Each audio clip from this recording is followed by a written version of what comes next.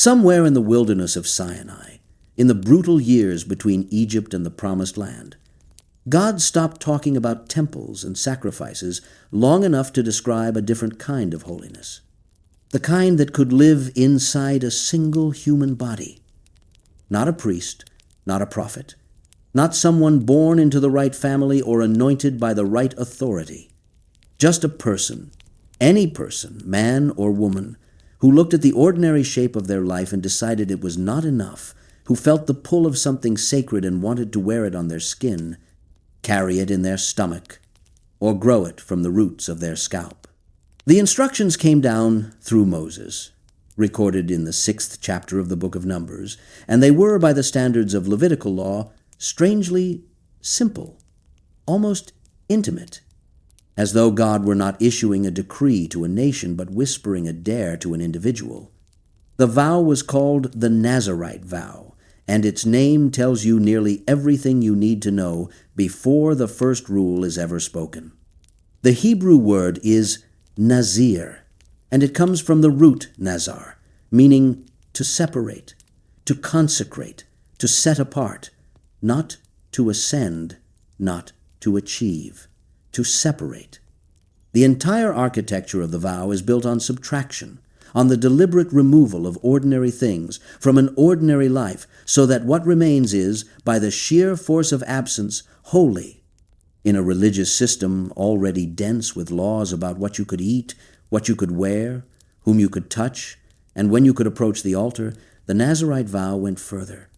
It asked you to take the boundary between sacred and common and draw it through the center of your own body. You were not setting apart a goat or a field or a tithe of grain. You were setting apart yourself. And that word Nazir carried a weight that no English translation fully captures. In the ancient Near East, the concept of separation was not passive. It was not retreat. To be separated unto God was to be claimed, marked, spoken for.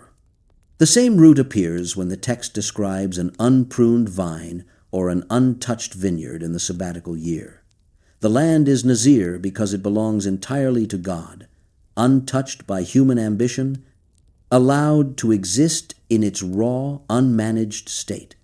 When a person took the Nazarite vow, they were doing something similar to themselves. They were becoming, for a set period of time, a kind of living fallow field, a human being returned to a wilder, more original condition, stripped of the refinements that made life comfortable and recognizable, so that the only thing left to define them was their belonging to the divine. The vow was voluntary. That detail matters enormously because almost nothing else in the Levitical system was. If you were born a Levite, you served in the tabernacle. If you were born a firstborn son, you were redeemed with a price. If you were an Israelite of any tribe, you followed the dietary laws, observed the Sabbath, brought your sacrifices. None of that was chosen. It was inherited, woven into the fabric of your birth. But the Nazarite vow sat outside the machinery of obligation. It was an act of individual will, a personal response to a God who had, until that moment, mostly dealt with Israel as a collective. In a nation defined by its tribes, its bloodlines, its assigned roles and inherited duties, the Nazarite vow was a crack in the wall, a small, startling door through which any single person could walk and say, "I want more." Not more power, not more knowledge, not more status, more God. And the text is explicit that this door was open to women. The second verse of Numbers 6 reads, in its original Hebrew construction, "When a man or a woman shall separate themselves to vow a vow of a Nazarite, to separate themselves unto the Lord." The inclusion of women here is not an afterthought or a courtesy. It is structural. In a legal code that routinely addressed men as the default actors of religious life, that placed women in subordinate ritual positions, that excluded them from the priesthood entirely, the Nazarite vow stood out as radically egalitarian. A woman could choose this. A woman could consecrate herself, bind herself, carry the visible marks of divine separation on her own body without the mediation of a father or a husband or a priest. Whatever else the vow meant, it meant that holiness, at its most personal and most costly, was not the exclusive province of men. The three prohibitions that defined the vow were precise, and each one cut into a different layer of daily life. The first was wine. Or rather, the first was everything that came from the vine.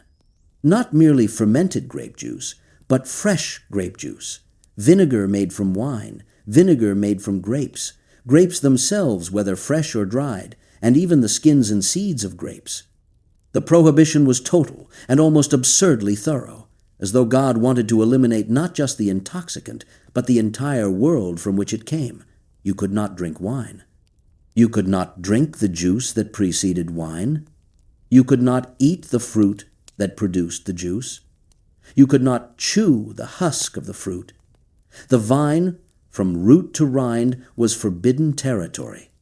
To understand why, you have to understand what wine meant in the ancient world, and what it meant specifically in Israel. Wine was not a luxury. It was survival. In a landscape where water could be scarce, contaminated, or unreliable, wine was the safe drink, the daily drink, the drink that accompanied every meal, sealed every covenant, and marked every celebration.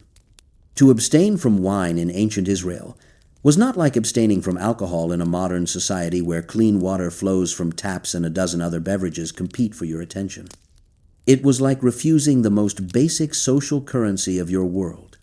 It meant declining every toast. It meant sitting at every feast with an empty cup while everyone around you drank.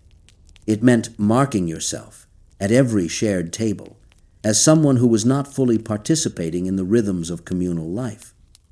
The Nazarite who refused wine was not performing a private discipline. They were making a public, visible, daily declaration that the pleasures and comforts that sustained everyone else were, for them, set aside, laid on an altar they carried everywhere they went. But wine was also joy. The Psalms call it the drink that gladdens the human heart. The prophets use the abundance of wine as a metaphor for God's blessing, and its absence as a sign of judgment. At the Passover table, wine represented freedom. At weddings, it represented union. To refuse wine was to refuse, symbolically, the sweetness of ordinary life. It was a kind of voluntary mourning, a deliberate embrace of severity in a world that already had more than enough hardship to go around. The Nazarite was not merely being disciplined. The Nazarite was choosing to live at a pitch of intensity that left no room for the soft, warm, easy things that made the days bearable. And the extension of the prohibition to grape skins and seeds, to every last trace of the vine, suggests that this was not about the chemical effects of alcohol at all. It was about totality. Half measures were not available. You did not get to stand near the boundary of your consecration and peer over. You stepped so far back from it that even the possibility of accidental contact disappeared. Some scholars have drawn a line between this prohibition and the opening chapters of Genesis, where the first thing Noah does after surviving the flood is plant a vineyard, get drunk, and lie naked in his tent, a scene that triggers a family curse lasting generations. Others have pointed to the connection between the vine and the culture of Canaan, the land Israel was marching toward, where wine was intertwined with the worship of Baal and the fertility rites that would become Israel's greatest temptation. On this reading, the Nazarite's rejection of the vine was a rejection of everything Canaan represented, its gods, its pleasures, its seductive ease. The Nazarite was rehearsing, in the daily discipline of an empty cup, the larger refusal that all of Israel was supposed to embody but rarely did. Whether or not any individual Nazarite thought about it in those terms, the symbolism was there, buried in the prohibition like a seed in dry ground, waiting to be understood. The second prohibition was the razor. For the entire duration of the vow, no blade of any kind could touch the Nazarite's head. The hair was to grow freely, untrimmed, unmanaged, a visible, public, undeniable sign that this person had been set apart. Of the three prohibitions, this is the one that has embedded itself most deeply in the cultural imagination, and for good reason. The first prohibition was invisible. You could not tell, simply by looking at someone, that they had refused wine at dinner. The third prohibition, contact with the dead, was situational. It only came into play when death intruded.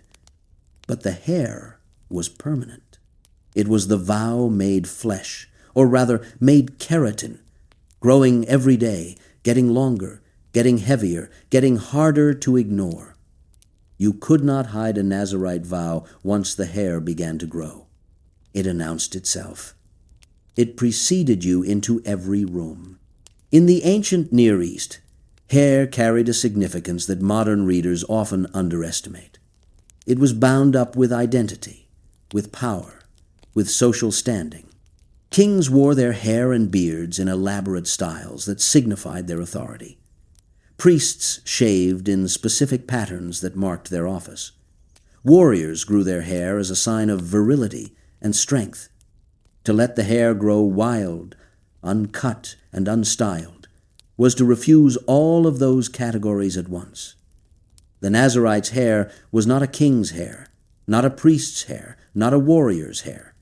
It was its own thing, a category unto itself, belonging to God and to no human system of classification. The text calls the Nazarite's hair the crown of God upon his head, using the same Hebrew word, Nazir, that describes the gold plate on the high priest's turban, the sacred diadem that marked the holiest human office in Israel.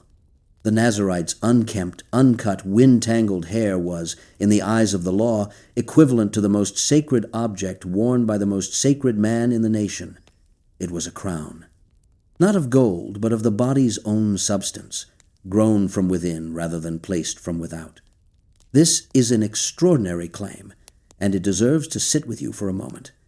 The high priest wore his crown because he had been born into the tribe of Levi, descended from Aaron, anointed with oil, dressed in sacred garments, and installed through an elaborate ceremony involving blood, fire, and the laying on of hands. The Nazarite wore a crown because they decided to, because they made a vow, and then did not cut their hair. The distance between those two paths to holiness is vast, and the fact that the same word covers both of them tells you something about what the vow was designed to do. It was designed to say that consecration was not the exclusive territory of institutions, that the space between a human being and God could be closed not only by lineage and ritual, but also by will, by choice, by the stubborn daily decision to let something grow that the world kept telling you to cut. And the hair was not merely a sign of the vow. It was, in a real sense, the vow itself made physical. When the period of consecration was complete, the Nazarite was required to shave the head at the entrance to the tabernacle and place the hair on the fire beneath the peace offering. The hair burned on the altar. Think about that. The thing that had been called the crown of God, the living proof of weeks or months or years of separation, was consumed by the same fire that consumed the fat of lambs and the grain of offerings. The hair was a sacrifice. It had been growing toward the altar the entire time. Every day the Nazarite chose not to cut it. The offering was getting larger, heavier, more costly. The vow was not something you endured and then walked away from. It was something you grew on your own body and then gave to God in flames. The third prohibition was death. For the duration of the vow, the Nazarite could not go near a dead body. Not a stranger's body, not a friend's body, not even the body of their own father or mother. The text is merciless on this point, using the same language applied to the high priest in Leviticus 21. He shall not make himself unclean for his father, or for his mother, for his brother, or for his sister when they die. In all of Israel, only two categories of people were bound by this extreme prohibition: the high priest, who served in the innermost sanctuary, and the Nazarite, who carried the sanctuary within. Everyone else in Israel was permitted, even expected, to tend to the dead of their own family. Burying your parents was one of the most sacred duties a child could perform. To be forbidden from it was not merely inconvenient. It was socially devastating, emotionally brutal, and theologically enormous. Death, in the Levitical system, was the ultimate source of ritual impurity, not because death was evil, but because it was the opposite of God. The entire logic of Israel's purity laws rested on a fundamental distinction. God was the God of the living, and everything associated with death, from corpses to bodily discharges to skin diseases that made the flesh look dead, created a zone of separation from the divine presence. To touch a dead body was to be saturated with the one substance that was most incompatible with holiness. The Nazarite, who was a walking sanctuary, a human temple, could not afford that contamination. The vow required you to remain at all times on the side of life, even when life demanded that you mourn. And the text anticipates failure. Numbers 6 addresses the scenario directly. If someone dies suddenly in the Nazarite's presence, if death comes without warning and the consecrated head is defiled, the Nazarite must shave the head on the 7th day, bring 2 turtle doves or 2 young pigeons to the priest on the 8th day, one for a sin offering and one for a burnt offering, and then start the entire vow over from the beginning. All the previous days of consecration are void. They do not count. The hair that was growing toward the altar is now worthless, shaved away and discarded, and the Nazarite must begin again as though the vow had never been made. The harshness of this provision reveals the seriousness of the prohibition. Contact with death did not merely interrupt the vow, it annihilated it. Every day of discipline, every refused cup of wine, every morning of looking in the polished bronze and seeing the hair grow longer, gone, erased, as though holiness were a substance so fragile that even accidental proximity to death could dissolve it entirely. This raises a question that the text does not answer, and the silence is instructive. What happened to the Nazarite whose parent died during the period of the vow? The law said they could not attend the body. But the law also said, in other places, that honoring your father and mother was one of the 10 foundational commandments of Israel. The Nazarite, who kept the vow while their mother lay dead and unburied, was choosing God over family, the sacred over the natural, the vertical over the horizontal. It was the same impossible choice that prophets and patriarchs had faced since Abraham was told to leave his father's house, and it was now available to any ordinary person who dared to make a vow. The Nazarite path was not comfortable. It was not designed to be. It was designed to strip away everything that stood between a human being and the raw, unmediated, terrifying closeness of the divine. Even love, even grief, even the duty to bury your dead. The combination of the 3 prohibitions created something greater than the sum of its parts. Wine was the pleasure of the present. Hair was the visible proof of ongoing commitment. The dead were the inevitable end that waited for everyone. By refusing wine, the Nazarite rejected the comforts of ordinary time. By growing the hair, the Nazarite accumulated a physical record of sacred time. By avoiding the dead, the Nazarite refused to acknowledge the authority of the only force that could end time altogether. The 3 prohibitions, taken together, constructed a small, portable, human-shaped sanctuary that moved through the world without belonging to it. The Nazarite ate with the community but did not drink what the community drank. The Nazarite walked the streets but wore a crown that no one had bestowed. The Nazarite lived among the dying but would not let death touch the consecrated body. It was a life of radical, visible, sometimes agonizing separation, and it was open to anyone. The duration of the vow was flexible. The text does not prescribe a fixed period. Later, rabbinic tradition settled on a minimum of 30 days, reasoning that any shorter period would not allow the hair to grow long enough to be meaningfully shaved, but the biblical text itself is silent on specifics. A Nazarite could vow for a month, for a year, for a decade. And the tradition also recognized, with a kind of awed caution, the possibility of the lifetime Nazirite, the person who was consecrated not by their own choice, but by the will of God or the vow of a parent before they were even born. These lifetime Nazirites were a different category entirely, and the stories that the Scriptures tell about them are among the most dramatic, most troubling, and most humanly complex in the entire biblical canon. But before those stories can be told, the ordinary vow must be understood in its completion.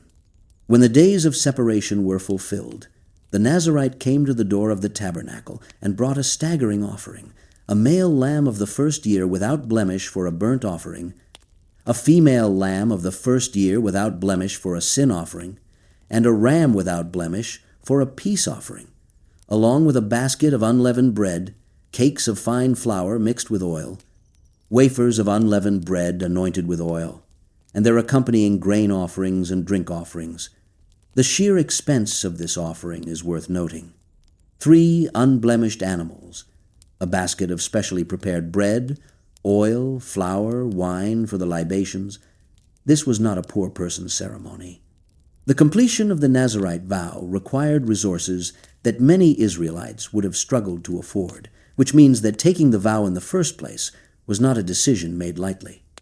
You had to know, before you let the hair start growing, that you could pay the price at the end. The vow demanded sacrifice at every stage. Sacrifice of pleasure during the days of separation, sacrifice of money at the offering, sacrifice of the hair itself on the altar fire. The priest would then offer the sin offering and the burnt offering, sacrifice the ram as a peace offering along with the basket of bread, and perform the wave offering with the boiled shoulder of the ram, 1 unleavened cake, and 1 wafer, placing them on the hands of the Nazirite and waving them before the Lord. After this, and only after this, the Nazirite was released. The text says, "And after that the Nazirite may drink wine." That small sentence is the door swinging back open. The world, with all its pleasures and all its contaminations, is available again. The hair is ash on the altar. The animals have been sacrificed. The cup of wine, refused for weeks or months or years, can finally be lifted to the lips. The Nazirite returns to ordinary life, carrying nothing visible from the experience except the memory of having been for a time something more, or perhaps something less. Because the genius of the Nazirite vow is that it defined holiness not by what you gained, but by what you gave up. The priest gained sacred garments, a position in the temple hierarchy, and a share of the offerings. The king gained a throne, an army, and the right to rule. The Nazirite gained nothing except a temporary crown of tangled hair, and the knowledge that they had lived for a time as close to God as a human being could get without being consumed. And then they shaved it off, burned it, and walked back into the world. The vow was a circle, from ordinary life, through sacred separation, and back to ordinary life again. The person was unchanged in status, but if the vow meant anything at all, utterly changed within. What made the vow remarkable in its ancient context was not merely its content, but its availability. The priesthood was closed to everyone who was not a son of Aaron. The kingship belonged to the tribe of Judah, and later, specifically to the house of David. Prophecy came unbidden, a gift or a curse, depending on the day, and you could not volunteer for it. But the Nazirite vow was there for anyone. A farmer in the hill country of Ephraim, weary of ordinary life and hungry for the sacred. A woman in Beersheba whose prayers felt too small for the size of her longing. A young man in the Galilee who had heard the old stories and wanted to know what it felt like to carry God's crown on his own head. Any of them could walk to the tabernacle, or later the temple, and say the words. And from that moment, the 3 prohibitions would descend on them like a mantle, reshaping every meal, every morning, every encounter with the fragile boundary between life and death. The vow existed in tension with the rest of the Levitical system, and that tension was productive. The priests were holy by birth. The Nazirites were holy by choice. The priests served in a fixed location, the tabernacle, and later the temple. The Nazarites carried their holiness with them into their homes, through the marketplace, across the open country. The priests wore their consecration in prescribed garments that they put on and took off. The Nazarites wore their consecration in hair that grew from inside them and could not be removed without destroying the vow itself. In almost every respect, the Nazarite was the priest's mirror image, not institutional but personal, not inherited but chosen, not housed in a building but embodied in a life. And yet the law gave them the same language, the same crown word, the same prohibition against the dead. The Nazarite was, in effect, a walking argument that holiness could escape the temple walls and survive in the open air of an ordinary human existence. This is the framework. This is the scaffolding of law and theology and symbolism upon which every Nazarite story in the Bible will be built. The three prohibitions, the voluntary surrender, the hair that grew toward the altar, the crown of God on a human head, the aching, beautiful, impossible promise that any man or woman in Israel could become for a time a living sanctuary, consecrated and untouchable, and burning with a holiness that cost them everything comfortable about their lives. But the law is one thing. The lives are another. And the lives, as they always do, refuse to follow the script. The first and most famous Nazarite in the biblical record was not a man who chose the vow for himself. He was chosen before he took his first breath, announced by an angel to a woman who had never been able to conceive, promised to a life of consecration that he would spend every waking moment straining against. His name was Samson, and his story begins not in a temple but on a dirt road in the lowlands of Dan, where a woman with an empty womb looked up and saw a figure standing in the heat that did not look entirely human. The place was Zorah, a small town perched on the border between the foothills of Judah and the flat, fertile coastal plain that the Philistines had made their own. It was not an important place. It would never have been important at all, if not for what happened on that road. Zorah sat in the Shephelah, the undulating lowlands, where Israelite territory crumbled into Philistine territory, the way dry earth crumbles at the edge of a riverbank, slowly and then all at once. From the rooftops of Zorah you could look west and see the land change. The rocky terraces and sparse olive groves of the hill country giving way to the wide grain fields and wealthy cities of the coast. Where 5 Philistine lords ruled from 5 fortified capitals, each one richer and more militarily sophisticated than anything the tribes of Israel could muster: Gaza, Ashkelon, Ashdod, Gath, and Ekron. 5 cities like 5 fingers on a fist that had been tightening around Israel's southwestern flank for a generation. The tribe of Dan had been given this border territory as their inheritance during the division of the land under Joshua. But the inheritance had proved more theoretical than actual. The Danites were squeezed. The Amorites had pushed them out of the valleys and into the hills. And the Philistines, who had arrived on the coast around the same time the Israelites arrived from the desert, had no intention of sharing the lowlands with anyone. Dan was, by the time of this story, one of the most vulnerable and least secure of all the tribes, a people living on borrowed ground, their assigned territory shrinking year by year under the pressure of enemies they could not defeat. The book of Judges would later record that the tribe of Dan eventually abandoned this territory altogether, migrating north to seize a city called Laish, far from the Philistine threat, but also far from the land God had promised them. That migration was still in the future. For now, the Danites held on, living in the shadow of a people whose iron chariots and bronze weapons made every border skirmish a foregone conclusion. And the reason they were living in that shadow is stated with the blunt, cyclical rhythm that defines the entire book of Judges. And the children of Israel did evil again in the sight of the Lord, and the Lord delivered them into the hand of the Philistines 40 years. 40 years. Not a raid, not a single battle lost.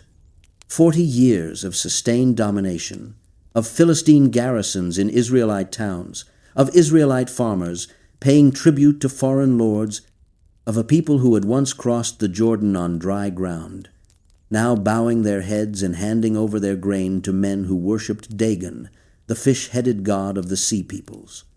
40 years is long enough that children are born, grow up, and have children of their own without ever knowing anything different. By the time the angel appeared at Zorah, Philistine rule was not a crisis. It was the weather. It was the way things were, and for most people, the way things would always be. Into this landscape of quiet desperation, in this unremarkable town, in this marginal tribe, lived a man named Manoah.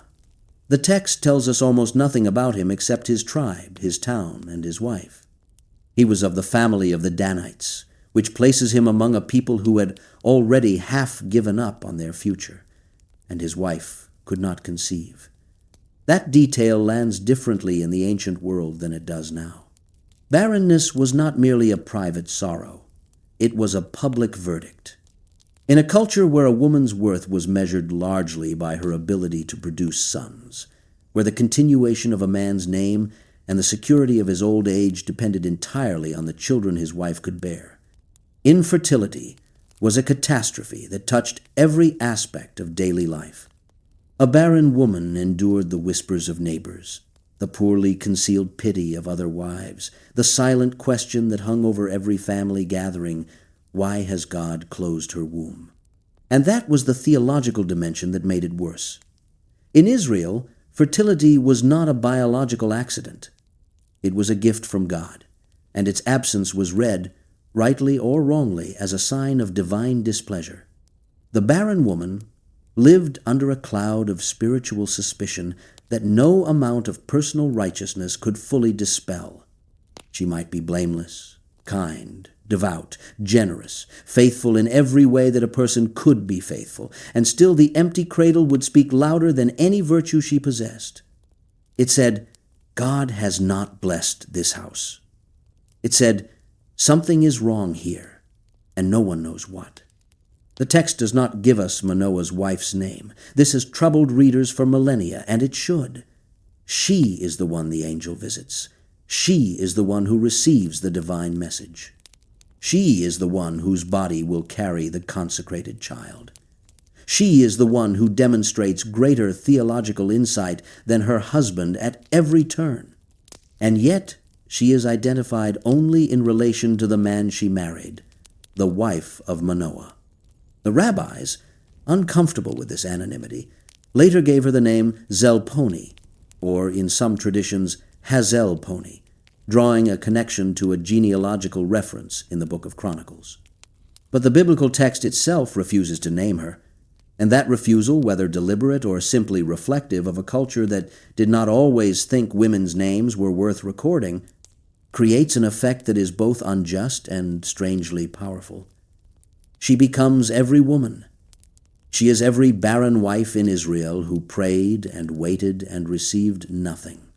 She is the vessel without a label, and the message she carries is all the more striking for the fact that it comes through someone the text will not even dignify with a name. She was alone when the angel came. The text says she was in the field, which in the agricultural rhythm of the Shephelah could mean almost anything, tending a garden, gathering herbs, walking between the olive trees, sitting in the shade during the hottest part of the day. Manoah was not with her. The angel did not seek out the head of the household. It did not go to the town gate where the elders sat. It did not appear in a dream to a priest or a prophet. It found an unnamed childless woman alone in a field, and it spoke to her. Behold now, thou art barren, and bearest not, but thou shalt conceive and bear a son. The abruptness of this announcement is worth sitting with. No introduction, no explanation of who the messenger is or where it came from, no reassurance, no preliminary comfort, no easing into the revelation. The angel opens with a statement of the woman's deepest wound. You are barren. You have no children. And then, in the same breath, without pausing for her to react, it reverses the wound entirely. But you will conceive. You will bear a son. The juxtaposition is almost violent in its compression. 40 years of Philistine oppression and 40 years of empty arms, and both are addressed in a single sentence by a figure who has not yet even identified itself. But the angel did not stop at the promise. What came next transformed the Annunciation from a simple birth announcement into something far more demanding. Now therefore beware, I pray thee, and drink not wine nor strong drink, and eat not any unclean thing. For lo, thou shalt conceive and bear a son, and no razor shall come on his head, for the child shall be a Nazarite to God from the womb. And he shall begin to deliver Israel out of the hand of the Philistines. The restrictions fell on the mother first, not on the child who had not yet been conceived, but on the woman who would carry him. She was to observe something very close to the Nazarite, prohibitions herself, at least in part, during the pregnancy. No wine, no strong drink, no unclean food. Her body, before it was even pregnant, was to become consecrated ground, a living tabernacle within which the consecrated child would form. This is an extraordinary demand, and it has no parallel anywhere else in the Mosaic Law. Nowhere does the legal code require a pregnant woman to observe special dietary restrictions on behalf of her unborn child. The angel was improvising, or rather, the angel was revealing that the rules governing this particular Nazarite would be different from anything that had come before. The consecration did not begin when the boy was old enough to understand it. It did not begin at his circumcision on the 8th day, or at his weaning, or at any conscious moment of decision. It began in the womb. It began before the womb. It began in the body of his mother, in the wine she did not drink, in the food she did not eat, in the choices she made on behalf of a person who did not yet exist. And the child himself would be a Nazarite not for a season or a set number of days, but from the womb to the grave, a lifetime Nazarite. The angel specified that no razor should come upon his head, invoking the most visible of the 3 prohibitions. But the implication of a lifelong consecration was that all the restrictions applied permanently, without the possibility of completion.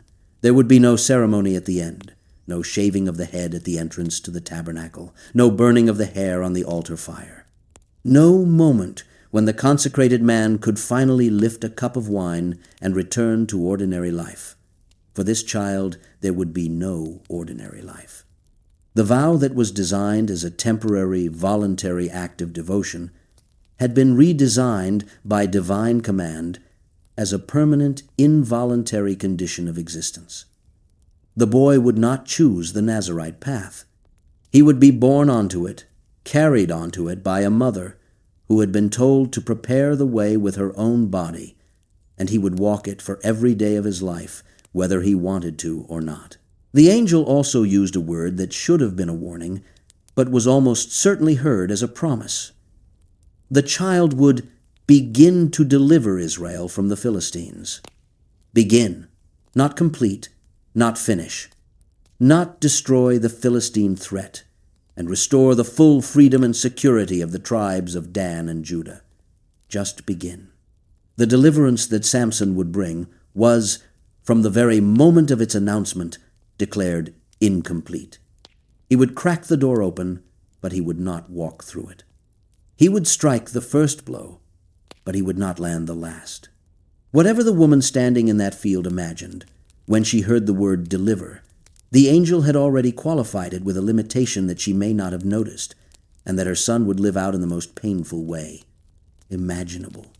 He was born to start something he could not finish, consecrated for a task that would outlast him, set apart for a purpose that was larger than one man's lifetime. The gap between the magnitude of his calling and the incompleteness of his achievement is the central tragedy of Samson's entire life, and it was embedded in the announcement before he was even conceived. The woman went to find her husband. What she told him is revealing because it shows both what she understood and what she did not.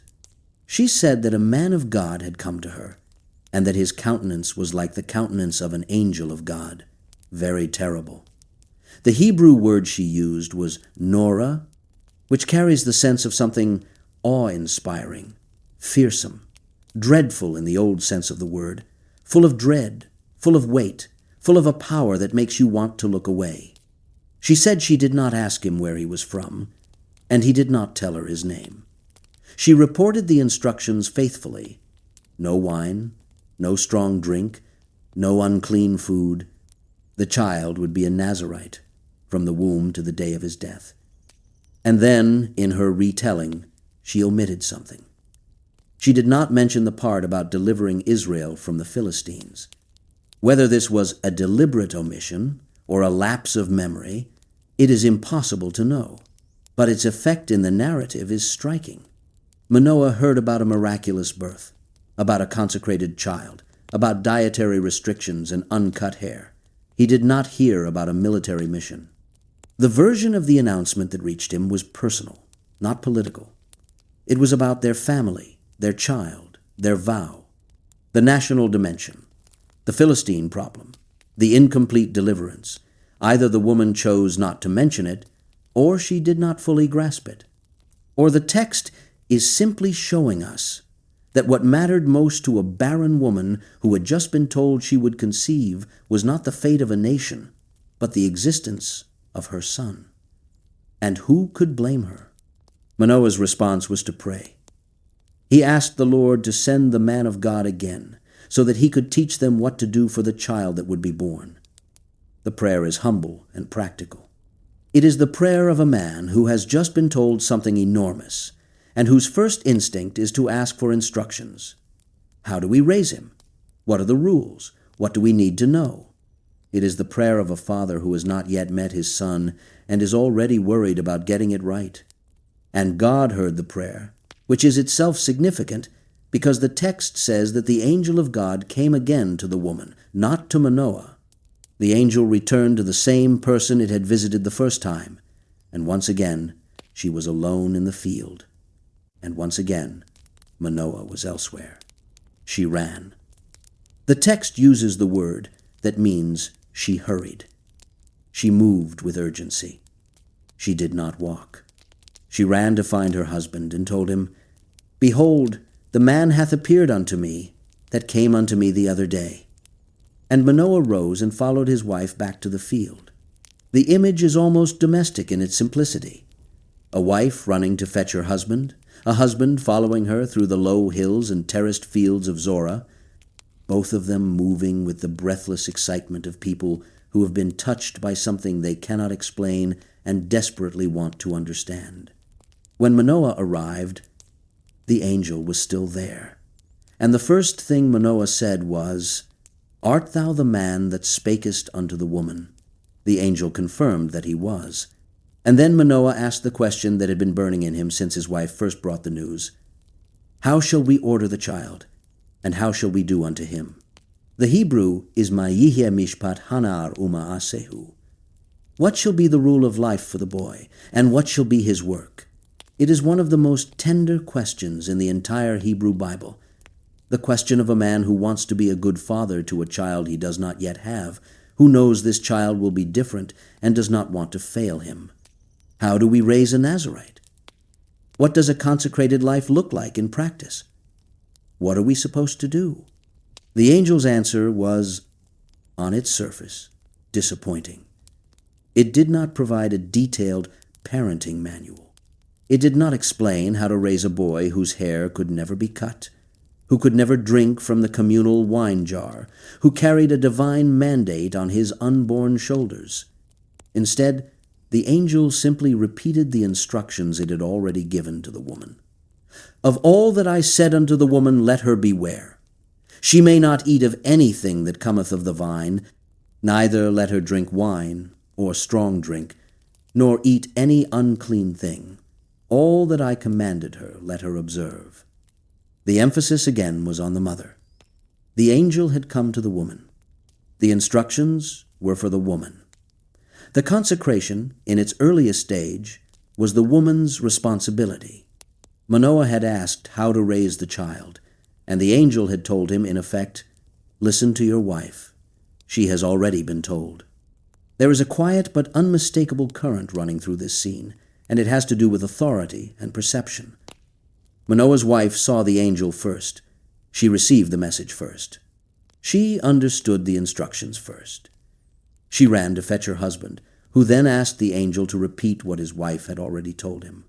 At no point did the angel correct the woman's account or suggest that she had misunderstood. The repetition was for Manoah's benefit, not hers. She was, from the beginning, the more perceptive and more theologically capable of the two, and the narrative will make this even clearer before the scene is finished. Manoah then tried to be hospitable. He asked the angel to stay while he prepared a young goat for a meal. It was the instinctive response of a man raised in a culture where you fed your guests, where hospitality was sacred, where refusing to offer food to a visitor was a serious social failure. But the angel declined. "Though thou detain me, I will not eat of thy bread. And if thou wilt offer a burnt offering, thou must offer it unto the Lord." The angel would not eat human food. It would not sit at a human table. It would not participate in the social ritual of a shared meal. But it suggested, almost casually, that if Manoah wanted to offer a burnt offering to the Lord, that would be acceptable. The text then adds a small, devastating editorial note. For Manoah knew not that he was an angel of the Lord. He thought he was talking to a prophet, a holy man, a particularly impressive human being with a message from God. He did not realize he was talking to something else entirely.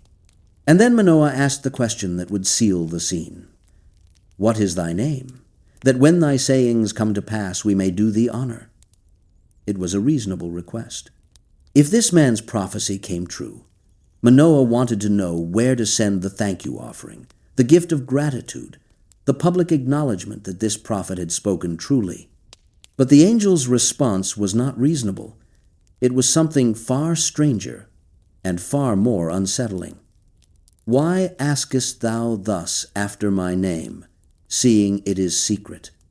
The word translated as secret in some versions and wonderful in others is the Hebrew pelai, or in its fuller form pelai, and it means wondrous, beyond understanding, incomprehensible. It is the same root used in the book of Isaiah, when the coming messianic figure is called Wonderful Counselor. The angel was not saying its name was classified information. It was saying its name was beyond the capacity of human language to contain. It was saying, "You cannot hold what I am in a word. Do not try." Manoah, still not fully comprehending who he was speaking to, took the young goat and a grain offering and placed them on a rock to burn as an offering to the Lord. What happened next changed everything. As the flame rose from the rock toward the sky, the angel stepped into the fire. It did not burn. It did not flinch. It rose. The angel of the Lord ascended in the flame of the altar, riding the fire upward like a spark returning to its source. And as Manoah and his wife watched, the figure dissolved into the blaze and vanished. The text says they looked on it and fell on their faces to the ground. They went down, both of them, flat on the earth. The posture of people who have suddenly realized they are in the presence of something that could annihilate them without effort. And then came the divide between husband and wife that the narrative has been building toward since the angel first appeared. Manoah, lying face down in the dirt, said to his wife, "We shall surely die, because we have seen God."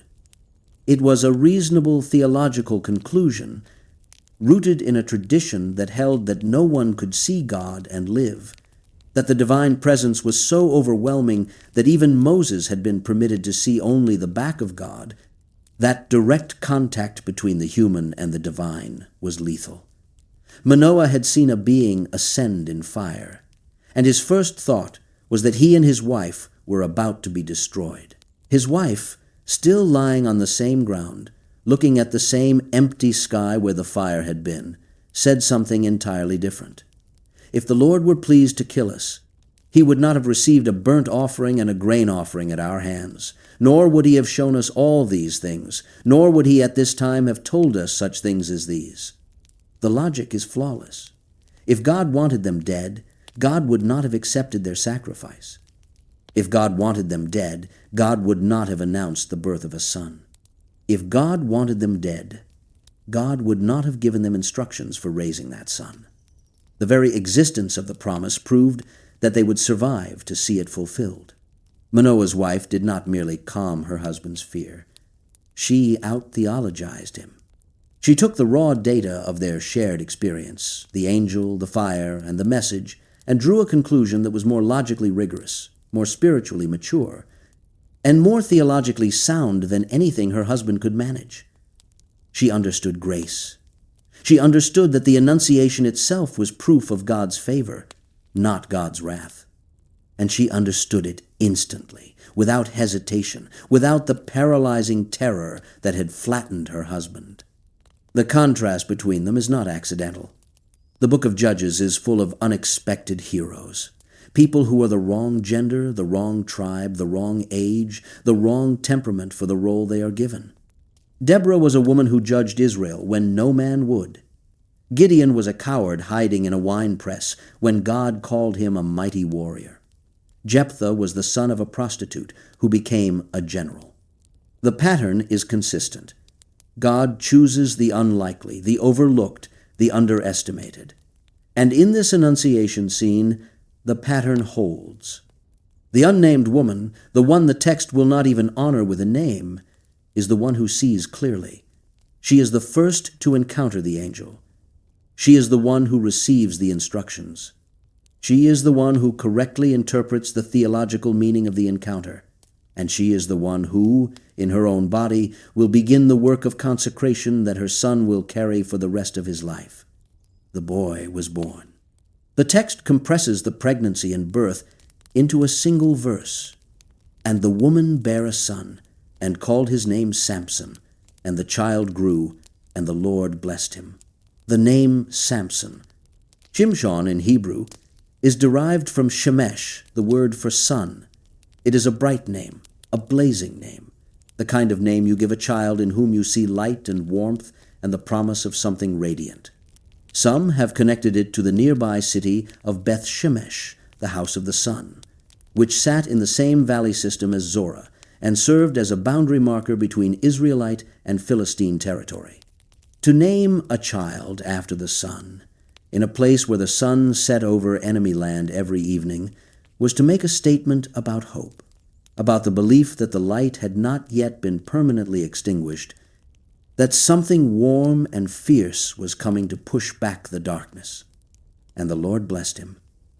That phrase covers the years of childhood and adolescence with a broad, benevolent stroke, telling us almost nothing about what those years actually contained. We do not know what Samson was like as a boy. We do not know whether he chafed against the restrictions of his consecration or accepted them with the baffled obedience of a child who does what his parents tell him because he does not yet know there are alternatives. We do not know whether the other children in Zorah treated him differently because of his uncut hair, whether they stared, whether they teased, whether they gave him a wide berth because he looked strange and his parents said he was set apart for something. We do not know whether Manoah and his wife told him early or late about the angel, about the fire, about the mission he had been born to begin. We know only that he grew and that God blessed him. Two facts that are presented as connected, as though the growing and the blessing were the same thing, as though every inch the boy added to his frame was evidence that the promise was being kept. Then the text adds one more detail before the story moves into the turbulent years of Samson's adulthood. And the Spirit of the Lord began to move him at times in the camp of Dan, between Zorah and Eshtaol. The Hebrew word for move is lepha'amo, and it suggests something restless, agitated, stirring. The Spirit of the Lord did not settle peacefully upon Samson like a dove descending. It disturbed him. It agitated him. It moved through him the way a wind moves through a field of grain, bending everything in its path. And it happened at times, not constantly. The Spirit came and went. It surged and receded. It was not a permanent possession, but an intermittent visitation. And between the visitations, Samson was left with his own instincts, his own appetites, his own formidable and unreliable will. The location is significant, between Zorah and Eshtaol, the camp of Dan, the staging ground of a tribe that was already thinking about leaving, already looking north toward easier territory. Samson felt the Spirit stir in the very place where his people were losing their nerve. He was marked for a fight that his own tribe was preparing to abandon. The Danites would eventually pack up and migrate to the far north, taking their families, their livestock, and even a stolen idol with them, fleeing the Philistine pressure that Samson had been born to resist. His own people would leave him behind, not literally, but spiritually, choosing escape over the confrontation he was consecrated to begin. And this is the weight that settled on Samson before he ever lifted his hand against a single Philistine. He was a Nazarite who had never chosen the vow. He was a deliverer whose deliverance would be incomplete. He was a man of the Spirit, whose spirit came and went without his control. He belonged to a tribe that would rather flee than fight. He carried the name of the sun in a valley that was sinking into shadow. Everything about his origin story is layered with contradiction. Strength and vulnerability, consecration and helplessness, divine favor and human limitation. The angel had promised his mother a son who would begin to save Israel. But the angel had also, in the very precision of that word, begin, acknowledged that this son would not be enough, that the deliverance would require more than one man, more than one generation, more than one impossible, unasked-for act of consecration. Manoah and his wife did not know any of this. They knew only that the angel had come, the fire had risen, and the boy was growing. They raised him according to the instructions, kept the razor from his head, kept the wine from his lips, watched his hair grow longer, and his body grow stronger. And the Spirit of God moved through him in ways that must have been both thrilling and terrifying to witness. They had prayed for a child and received a weapon. They had asked for a son and been given a living sacrifice.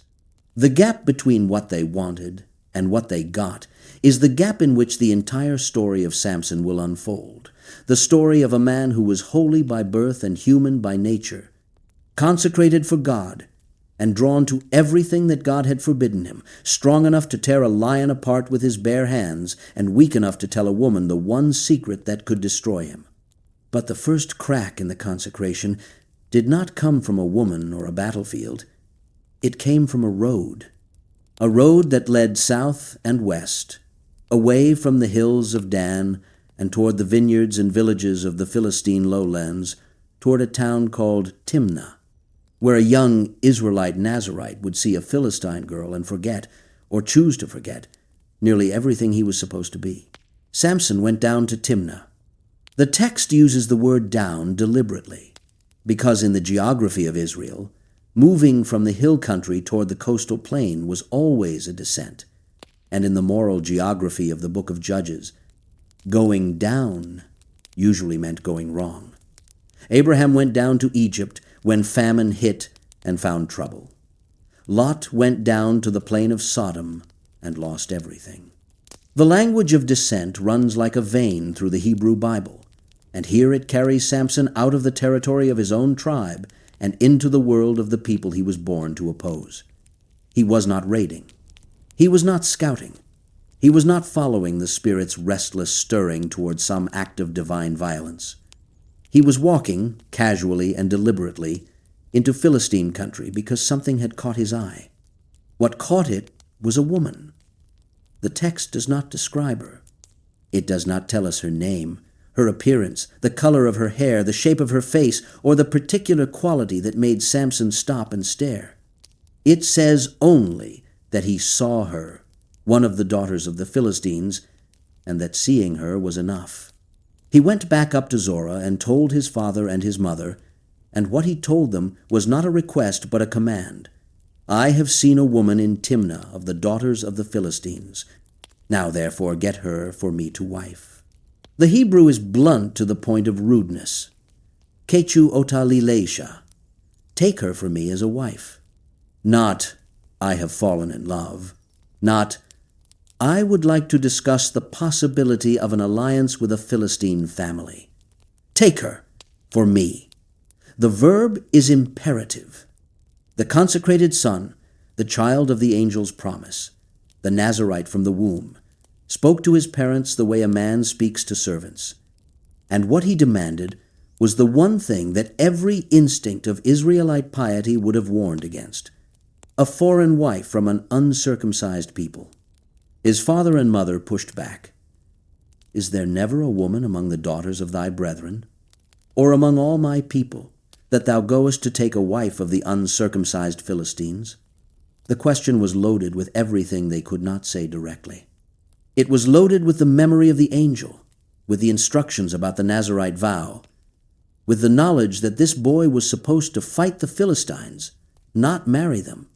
It was loaded with the simple, devastating hurt of parents who have poured their lives into raising a child a certain way and are watching him walk in the opposite direction with his jaw set and his mind made up. The Philistines were uncircumcised, which in Israelite vocabulary was not merely a physical observation, but a theological verdict. They were outside the covenant. They did not bear in their bodies the mark that set Israel apart. For Samson, of all people, to yoke himself to an uncircumcised woman was an irony so bitter it must have tasted like ash in his parents' mouths. Samson's response was 5 words in Hebrew, and they are among the most revealing words he ever spoke. Kihi yashra be'ainai. She is right in my eyes. Or, in other translations, she pleases me well. The phrase is almost a technical term in the book of Judges, where it appears in the final, devastating refrain that closes the entire book. In those days, there was no king in Israel. Every man did that which was right in his own eyes. Samson was not simply expressing a preference. He was embodying the moral collapse of his era.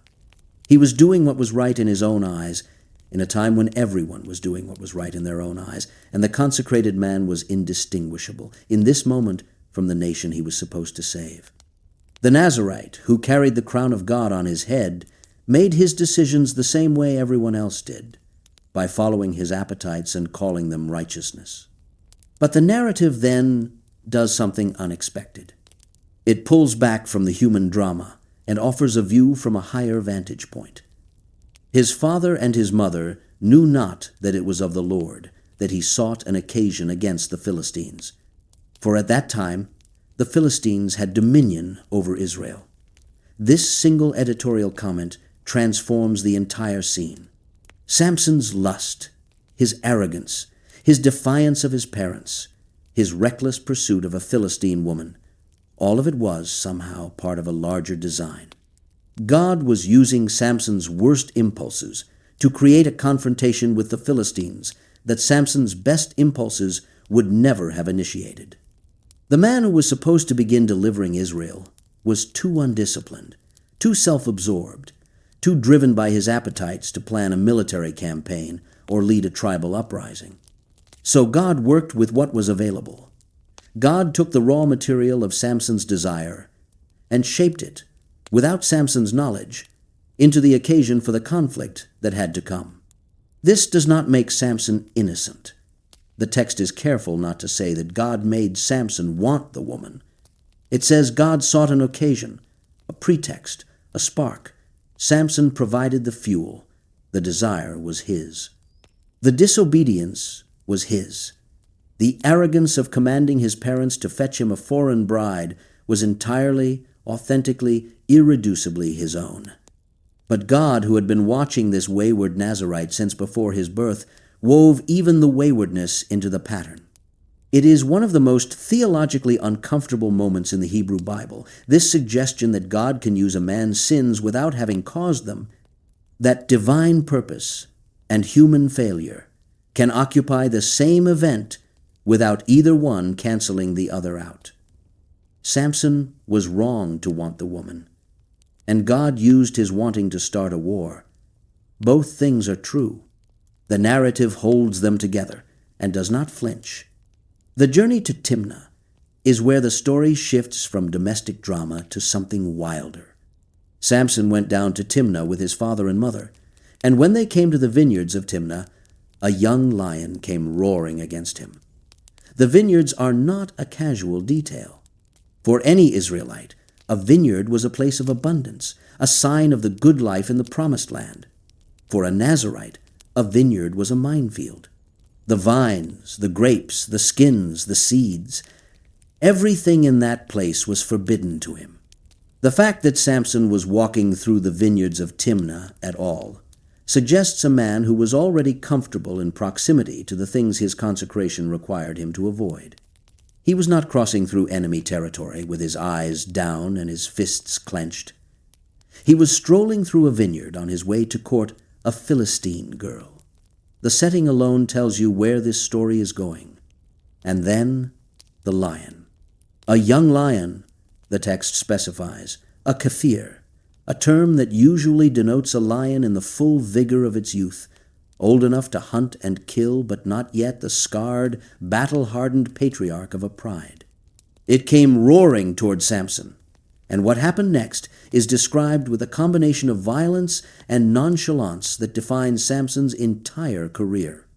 And the Spirit of the Lord came mightily upon him, and he rent him as he would have rent a kid, and he had nothing in his hand. He tore the lion apart with his bare hands, the way you might tear a young goat for roasting. The comparison is grotesque and deliberate.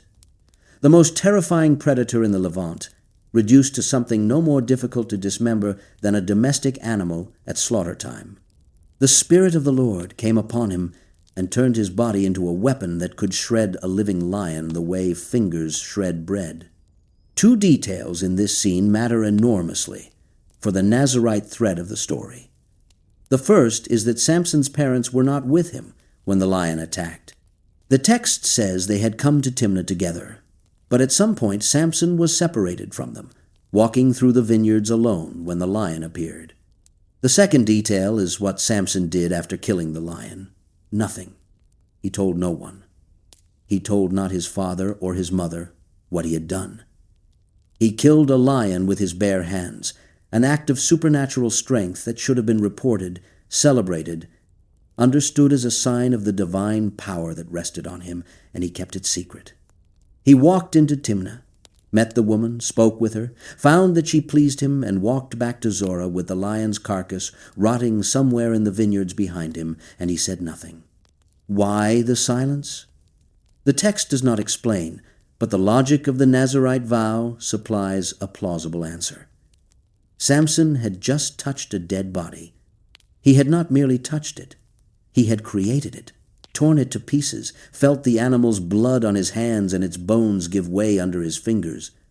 For any Nazarite, contact with the dead was the most catastrophic of the three prohibitions, the one that required a complete reset of the vow, a sacrifice, a shaving of the head, and a fresh start from the beginning. But Samson was not an ordinary Nazarite on a temporary vow. He was a lifetime Nazarite, whose consecration could not be reset because it had no end date. The rules for purification after contact with the dead assumed a vow with a defined period. You voided the previous days and started over. What did you do when the vow was supposed to last forever? The law had no provision for this. Samson existed in a category the law had not fully anticipated, and his silence about the lion may have been the silence of a man who knew he had crossed a line, but did not know how to uncross it, who chose concealment over confession, because confession would have raised questions he could not answer. Or perhaps the silence was simpler than that. Perhaps Samson just did not care. Perhaps the vow, imposed on him before birth, observed through a childhood he did not choose, had never taken root in his soul the way it had taken root in his hair. Perhaps the lion was the first of many moments where Samson treated his consecration as an external fact rather than an internal reality, something that happened to be true about him but did not define him, the way a man might acknowledge his height or the color of his eyes without it shaping his decisions. The vow was on his head. It was not in his heart. And the gap between the two is the gap through which all of Samson's failures would eventually pour. Some days later, Samson returned to Timnah for the wedding. and on the road he turned aside to see the carcass of the lion he had killed. What he found was not what he expected. The body had dried in the sun, the flesh consumed by scavengers and weather, leaving a hollow shell of skin and bone. And inside that shell, a swarm of bees had built a hive. The carcass was full of honey. Samson reached into the dead lion and scooped out the honey with his hands. He ate it as he walked, and when he rejoined his parents on the road, he gave some to them as well, and they ate. But he did not tell them where the honey had come from. The image is visceral and sacramentally obscene. A Nazarite, a man whose entire identity was supposed to be built on separation from death, reaching into the chest cavity of a rotting animal and pulling out sweetness. Eating from the dead, feeding his parents from the dead without their knowledge, making them unwitting participants in his defilement. The honey was good, the source was forbidden, and Samson ate it anyway, savored it, shared it, kept its origin a secret, and walked on toward his wedding with the taste of transgression on his lips. The wedding itself was another layer of violation. The text says that Samson's father went down to the woman, and Samson made a feast there, for so used the young men to do. The Hebrew word for feast is mishteh, and its root is shata, to drink. A mishteh was, by definition, a drinking feast. It was a party organized around the consumption of wine, the very substance that stood at the top of the Nazarite's list of forbidden things. Whether Samson himself drank at his own wedding feast is a question the text does not answer directly, but the question itself is almost beside the point. He organized it. He hosted it. He sat at the center of a celebration whose entire social architecture was built on the communal consumption of the one thing his consecration absolutely forbade. Even if he held an empty cup while everyone around him drank, he had placed himself in the heart of the prohibition's territory. And given everything we know about Samson's relationship with boundaries, the possibility that he sat through a 7-day drinking feast without taking a single sip strains the imagination past its breaking point. The Philistines gave him 30 companions, young men who served as both wedding attendants and, more subtly, as guards. The Philistines did not trust this Israelite strong man who had wandered into their territory and demanded one of their women. The 30 companions were watching him. And Samson, whether from boredom, from arrogance, or from the same restless impulse that drove every decision in his life, decided to play a game with them. He posed a riddle. Out of the eater came forth meat, and out of the strong came forth sweetness. If they could solve it within the 7 days of the feast, he would give them 30 linen garments and 30 changes of clothing. If they could not, they owed him the same. The riddle was unsolvable, and Samson knew it. It was not a true riddle at all, in the sense that a true riddle can be worked out by logic and wordplay. It was a private joke, a reference to a personal experience that no one else in the room had shared. The eater was the lion, the strong was the lion, the meat was the honey, the sweetness was the honey. You could not arrive at this answer through cleverness alone. You had to know about the lion, the carcass, the bees, the honey scooped from inside a dead predator's ribs. Samson had rigged the game from the start. He was betting on a secret that only he possessed, and the bet was less about the garments than about the pleasure of watching 30 men struggle with something he knew they could never solve. It was cruelty disguised as entertainment, and it was entirely in character. The 30 companions struggled for 3 days and found nothing. On the 4th day, or by some reckonings the 7th, they went to Samson's wife. The threat they made was not subtle. Entice thy husband, that he may declare unto us the riddle, lest we burn thee and thy father's house with fire. Have ye called us to take that we have? Is it not so? They were asking with undisguised menace whether the whole wedding had been a setup, a scheme by the bride's family to impoverish 30 Philistine men. And the punishment they proposed for failure was not metaphorical. They would burn her alive, her and her father and everyone in the house. These were not party guests making a friendly complaint. These were men who felt humiliated by an Israelite at an event they had been forced to attend, and their response was the response of a people who ruled by intimidation: solve this or die. Samson's wife went to work. She wept. The text uses the word that means she cried upon him. She leaned into him. She pressed herself against him with tears streaming down her face and said, "Thou dost but hate me, and lovest me not. Thou hast put forth a riddle unto the children of my people, and hast not told it me." The accusation was calculated. She did not say, 30 men have threatened to burn my family alive, and I need the answer to save our lives. She said, "You do not love me." She transformed a crisis of survival into a test of intimacy, because she understood, as women in vulnerable positions throughout history have understood, that the emotional appeal would work where the practical one would not. A man like Samson would shrug off danger. He might not shrug off the accusation that he did not love his wife. Samson resisted.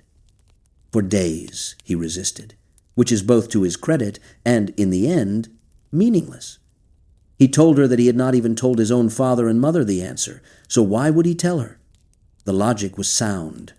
The emotional defense was solid.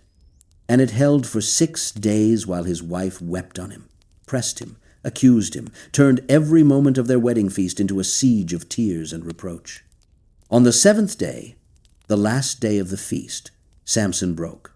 She had pressed him hard, the text says, using a word that suggests relentless, suffocating pressure, the kind that does not let you breathe, that fills every silence and follows you into every room. And he told her the answer. He told her because she lay sore upon him, because the weight of her weeping was heavier than the weight of his secret, because he was a man of immense physical strength and almost no emotional resilience. The same man who had torn a lion apart could not withstand a week of a woman's tears. She told the Philistines immediately. Before the sun went down on the 7th day, the men of the city came to Samson with the answer, "What is sweeter than honey? And what is stronger than a lion?" They framed it as a riddle of their own, an elegant inversion, but everyone in the room knew what had happened. The answer had not been deduced. It had been extracted, squeezed out through 7 days of weeping, passed from husband to wife to enemies in a chain of betrayal that would become the defining pattern of Samson's entire life. Samson's response was immediate and devastating. "If ye had not plowed with my heifer, ye had not found out my riddle." The metaphor is crude, deliberately so. He compared his wife to a farm animal, a heifer yoked to a plow, and the Philistines to farmers who had used her to do their work. The contempt in the image is absolute. He reduced his wife, the woman he had demanded his parents obtain for him, the woman whose face had launched this entire catastrophe, to a tool, an instrument of betrayal, a creature to be used and discarded. And then, without pausing to let the insult settle, the Spirit of the Lord came upon him. He went down to Ashkelon, one of the 5 great Philistine cities, more than 30 kilometers from Timnah, and he killed 30 men. The text does not describe the killings in detail. It does not say whether they were soldiers or civilians, whether they were armed or unarmed, whether they fought back or died in surprise. It says only that the Spirit of the Lord came upon him. He went to Ashkelon. He slew 30 men. He took their garments, and he gave the changes of garments to the men who had solved the riddle. Then he went back up to his father's house in hot anger. The violence is breathtaking in its scale and its randomness. The 30 men of Ashkelon had nothing to do with the riddle, nothing to do with the wedding, nothing to do with the betrayal. They were simply Philistines who happened to live in the wrong city at the wrong time, and they died so that Samson could pay a debt he had lost through his own inability to keep a secret. The Spirit of the Lord empowered the killing, which means the narrative is asking you to hold 2 incompatible truths in your mind at the same time: that the Spirit of God was present in this act, and that the act was triggered by petty rage over a gambling loss. God was working through Samson's fury the way God had worked through Samson's lust, using the man's worst moments to accomplish a purpose the man himself could not see. The occasion against the Philistines was being manufactured, one atrocity at a time, out of the raw material of Samson's unbridled emotions. And his wife? Samson abandoned her. He went home to his parents in a rage and did not return. And in his absence, her father assumed the marriage was over and gave her to the companion who had served as Samson's best man at the wedding. She was, in the end, exactly what Samson's crude metaphor had made her: a possession to be transferred, a woman whose fate was decided by the men around her. She had been given to Samson by her father, threatened with death by Samson's rivals, used as a tool of espionage, called a heifer, abandoned, and then handed off to another man. Her story, compressed into a few verses, is one of the most quietly devastating portraits of female expendability in the entire biblical canon. She had no name. She had no choice. She had no future that was not determined by the appetites and angers of men who saw her as a means to their own ends. When Samson returned sometime later during the wheat harvest, he brought a young goat as a gift and went to his wife's chamber, expecting to find her waiting. Her father met him at the door and told him the truth. She had been given to another man. The father offered Samson the younger sister instead, suggesting she was even more beautiful. The offer was meant to placate, to smooth over the situation with a substitute, the way you might replace a broken jar with a nicer one. But Samson was not interested in substitutes. He was interested in revenge. What followed was an act of agricultural terrorism so creative in its destruction that it has no parallel anywhere else in the ancient world. Samson went out and caught 300 foxes. 300. The logistics of this alone are staggering. Tracking, trapping, and capturing 300 wild animals, keeping them restrained, working with them in pairs. He tied them together in pairs, tail to tail, and fastened a burning torch between each pair of tails. Then he released them into the standing grain of the Philistines. The foxes, terrified by the fire attached to their bodies, ran in every direction, and the torches set the fields ablaze. The fire consumed not only the standing grain, but the harvested sheaves already stacked in the fields, and it spread to the vineyards and the olive groves beyond. In one act, Samson destroyed the Philistine food supply, their wine supply, and their oil supply. He burned down their present and their future in a single night of panicked foxes and spreading flame. The Philistines wanted to know who had done this.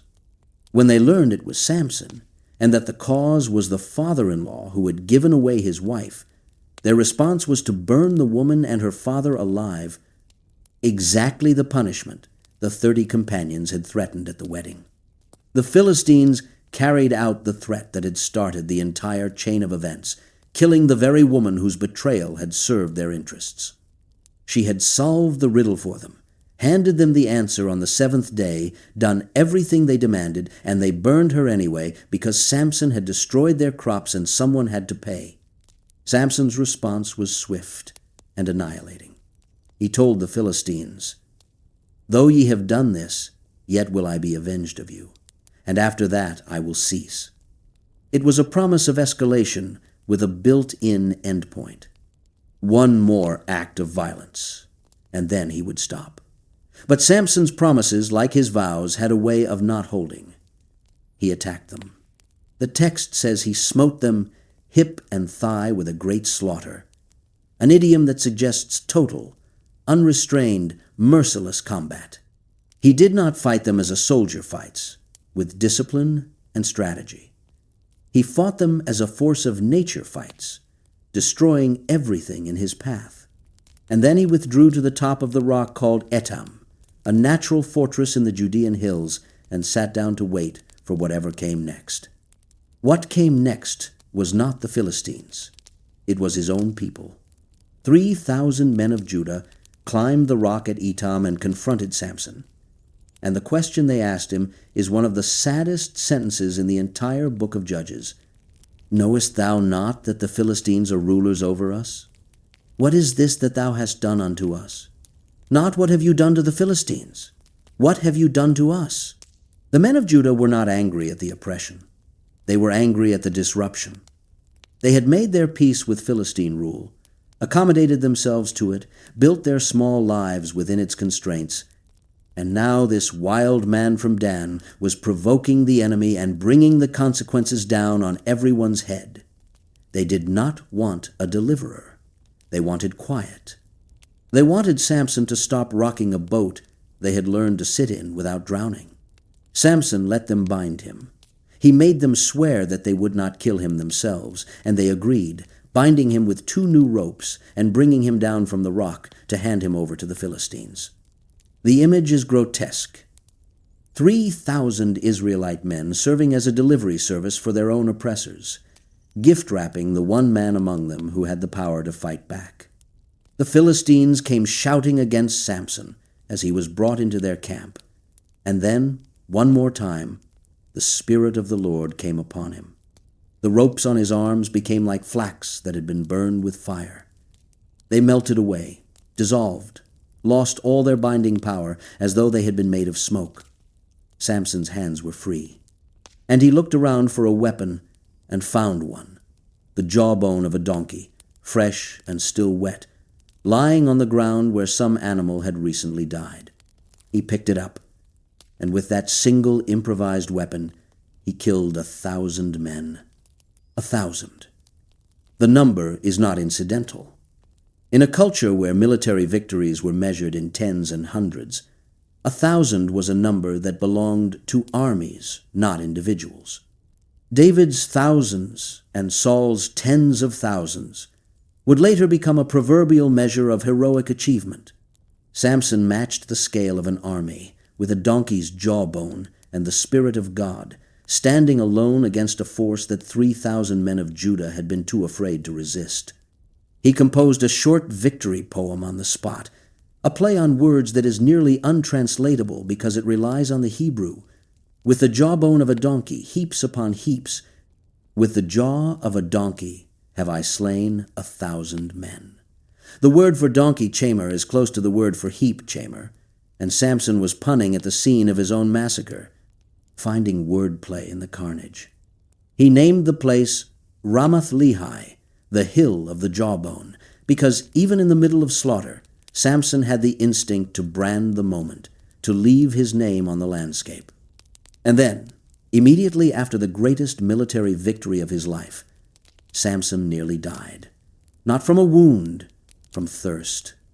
He was sore athirst, the text says, and he cried out to the Lord, and the words of his prayer are the most nakedly honest words Samson ever speaks in the entire narrative. Thou hast given this great deliverance into the hand of thy servant, and now shall I die for thirst and fall into the hand of the uncircumcised? It is a prayer of entitlement, yes, but it is also a prayer of genuine faith. Samson acknowledged that the deliverance came from God. He called himself God's servant. And he asked, with the petulance of a man who has just done something extraordinary and cannot believe the universe is not cooperating, whether God really intended to let him die of thirst after all that. God answered. The text says God split open the hollow place that was at Lehi, and water came out, and Samson drank, and his spirit revived. The spring was named En-Hakkore, the spring of the caller, because Samson had called out and been answered. It was a moment of genuine communion between the Nazarite and his God, a rare instance in which Samson addressed the divine not through violence or lust or anger, but through simple, desperate need. He was thirsty, and he asked for water, and God gave it to him. For one brief, shining moment, the relationship worked the way it was supposed to. The text then compresses an enormous span of time into a single sentence. And he judged Israel in the days of the Philistines 20 years. 20 years.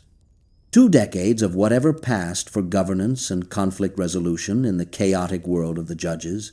The text does not tell us what those years contained. It does not describe legal decisions, military campaigns, administrative achievements, or diplomatic negotiations.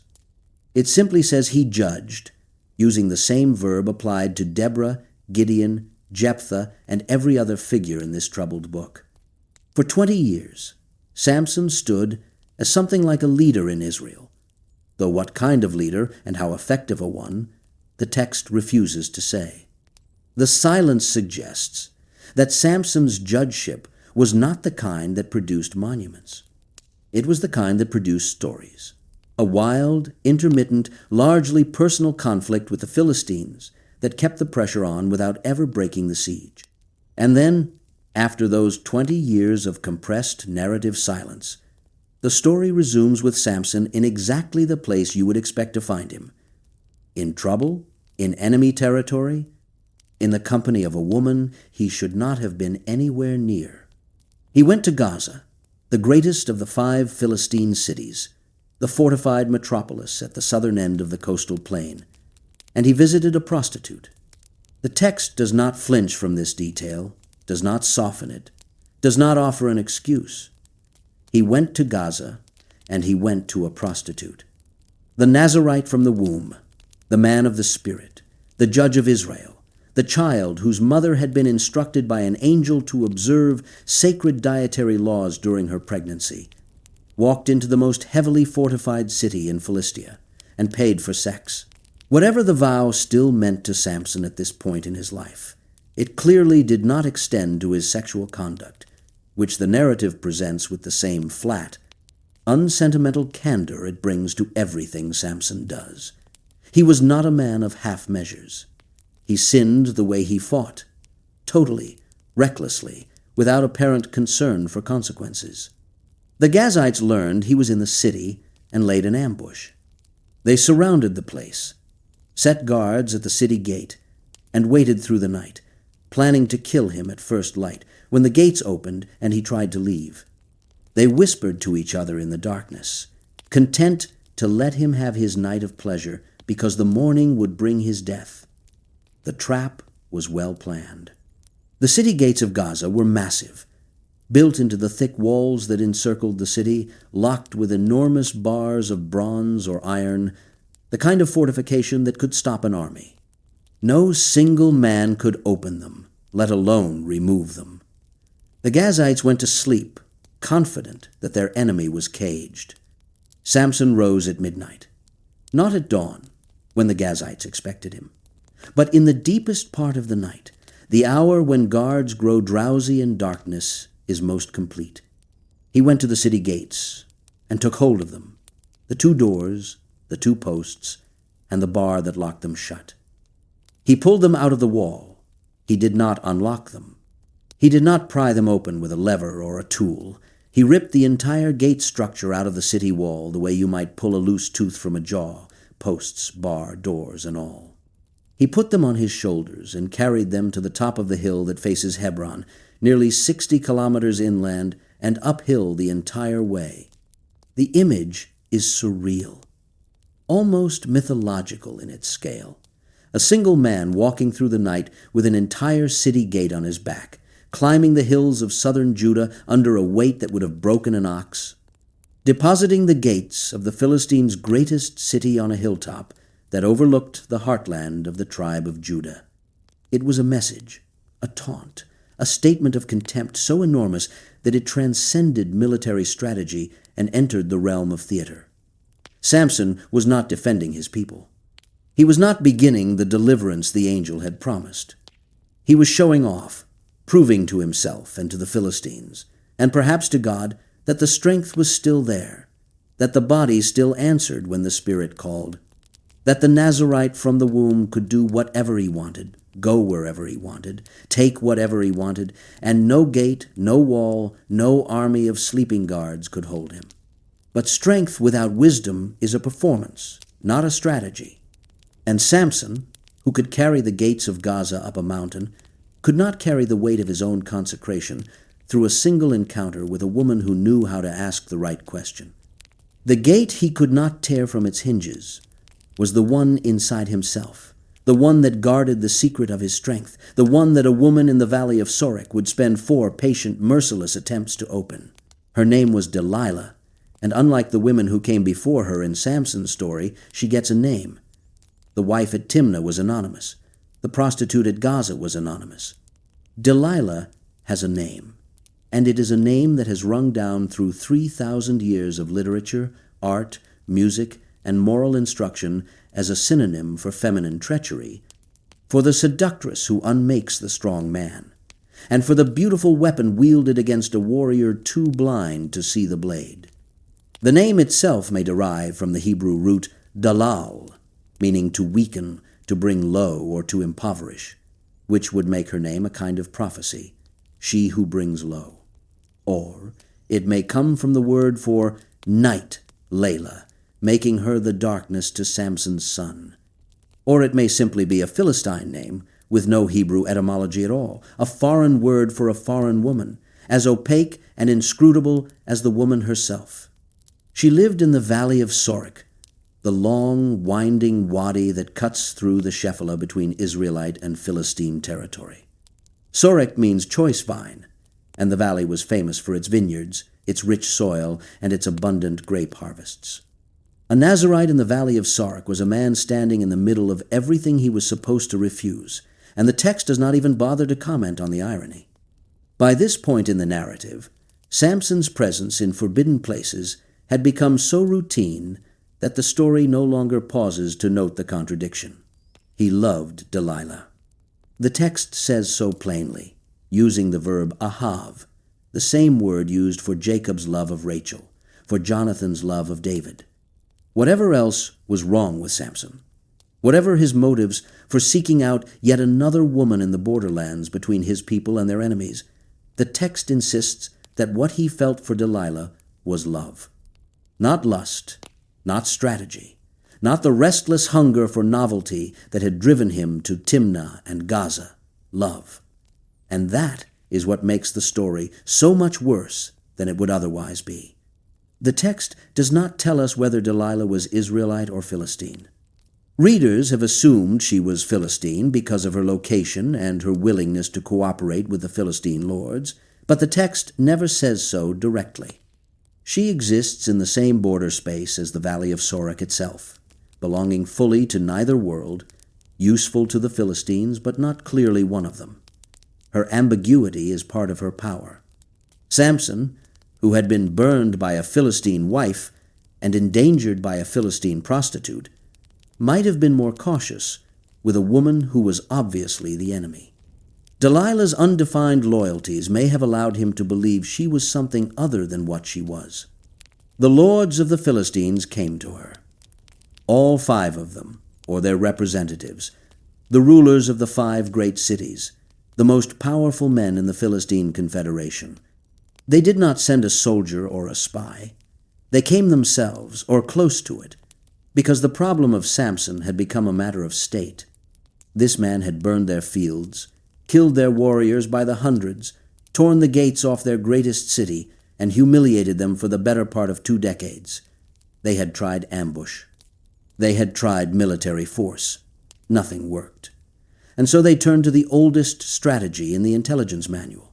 Find someone the target trusts and buy them. The price they offered Delilah was staggering.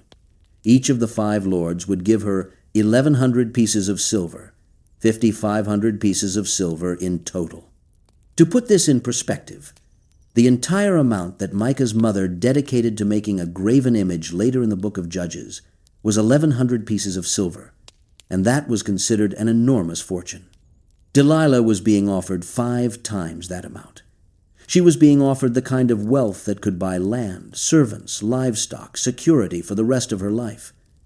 The Philistines were not haggling. They were desperate, and desperate men pay whatever is asked. The assignment was specific. Entice him, and see wherein his great strength lieth, and by what means we may prevail against him, that we may bind him to afflict him. They did not want him dead, not yet. They wanted him bound, subdued, humiliated, made into a spectacle. They wanted to break the myth. They wanted to show every Israelite who had whispered Samson's name in hope, and every Philistine who had spoken it in fear, that the strong man could be brought low, chained, put on display like a captured animal. Killing him quickly in battle would have made him a martyr. Capturing him alive would make him a trophy. Delilah went to work, and the method she used was breathtakingly direct. She did not seduce the information out of him gradually over weeks of pillow talk. She did not bury the question inside a larger conversation. She walked up to the most dangerous man in the world and asked him to his face, "Tell me, I pray thee, wherein thy great strength lieth, and wherewith thou mightest be bound to afflict thee." She asked him how to destroy him. She used the very words the Philistine lords had used: bind, afflict. She did not even bother to disguise the question as curiosity or concern. And Samson, instead of getting up and walking out of the room, instead of recognizing the question for the existential threat it was, played along. His first answer was a lie, and it was a lie that revealed more than he intended. "If they bind me with 7 green withs that were never dried, then shall I be weak, and be as another man." Green withs were fresh, undried bowstrings, made from animal sinew or gut, still supple and strong. The number 7 carried ritual significance in Israelite culture, the number of completion, of divine perfection. Samson's lie was a kind of riddle, a game he was playing with Delilah the way he had played the riddle game at Timnah. He was testing her, or amusing himself, or both. But the lie also contained a truth buried inside it. He said he would become as another man, which meant he was acknowledging for the first time in the narrative that he was not like other men, that his strength was not natural, that there was a secret to it, and the secret could be undone. Delilah told the Philistine lords, and they brought her 7 fresh bowstrings. She bound Samson with them while he slept, with Philistine soldiers hiding in an inner room, waiting. Then she cried out, "The Philistines be upon thee, Samson!" And he woke and snapped the bowstrings the way a thread of tow snaps when it touches fire. The binding dissolved against his skin as though it had been made of cobweb. The Philistines stayed hidden. The test had failed. The strength was not in the bowstrings. Delilah confronted him immediately. "Behold, thou hast mocked me, and told me lies. Now tell me, I pray thee, wherewith thou mightest be bound. No subtlety, no gradual approach." She accused him of lying and demanded the truth. And the astonishing thing is that Samson did not leave.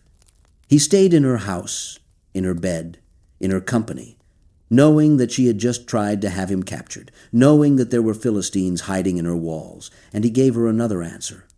"If they bind me fast with new ropes that never were occupied, then shall I be weak and be as another man." New ropes, unused. The answer was getting closer to the truth in a way that Samson may not have consciously intended. The bowstrings were animal, organic, connected to death. The ropes were plant fiber, woven by human hands, connected to labor and craft.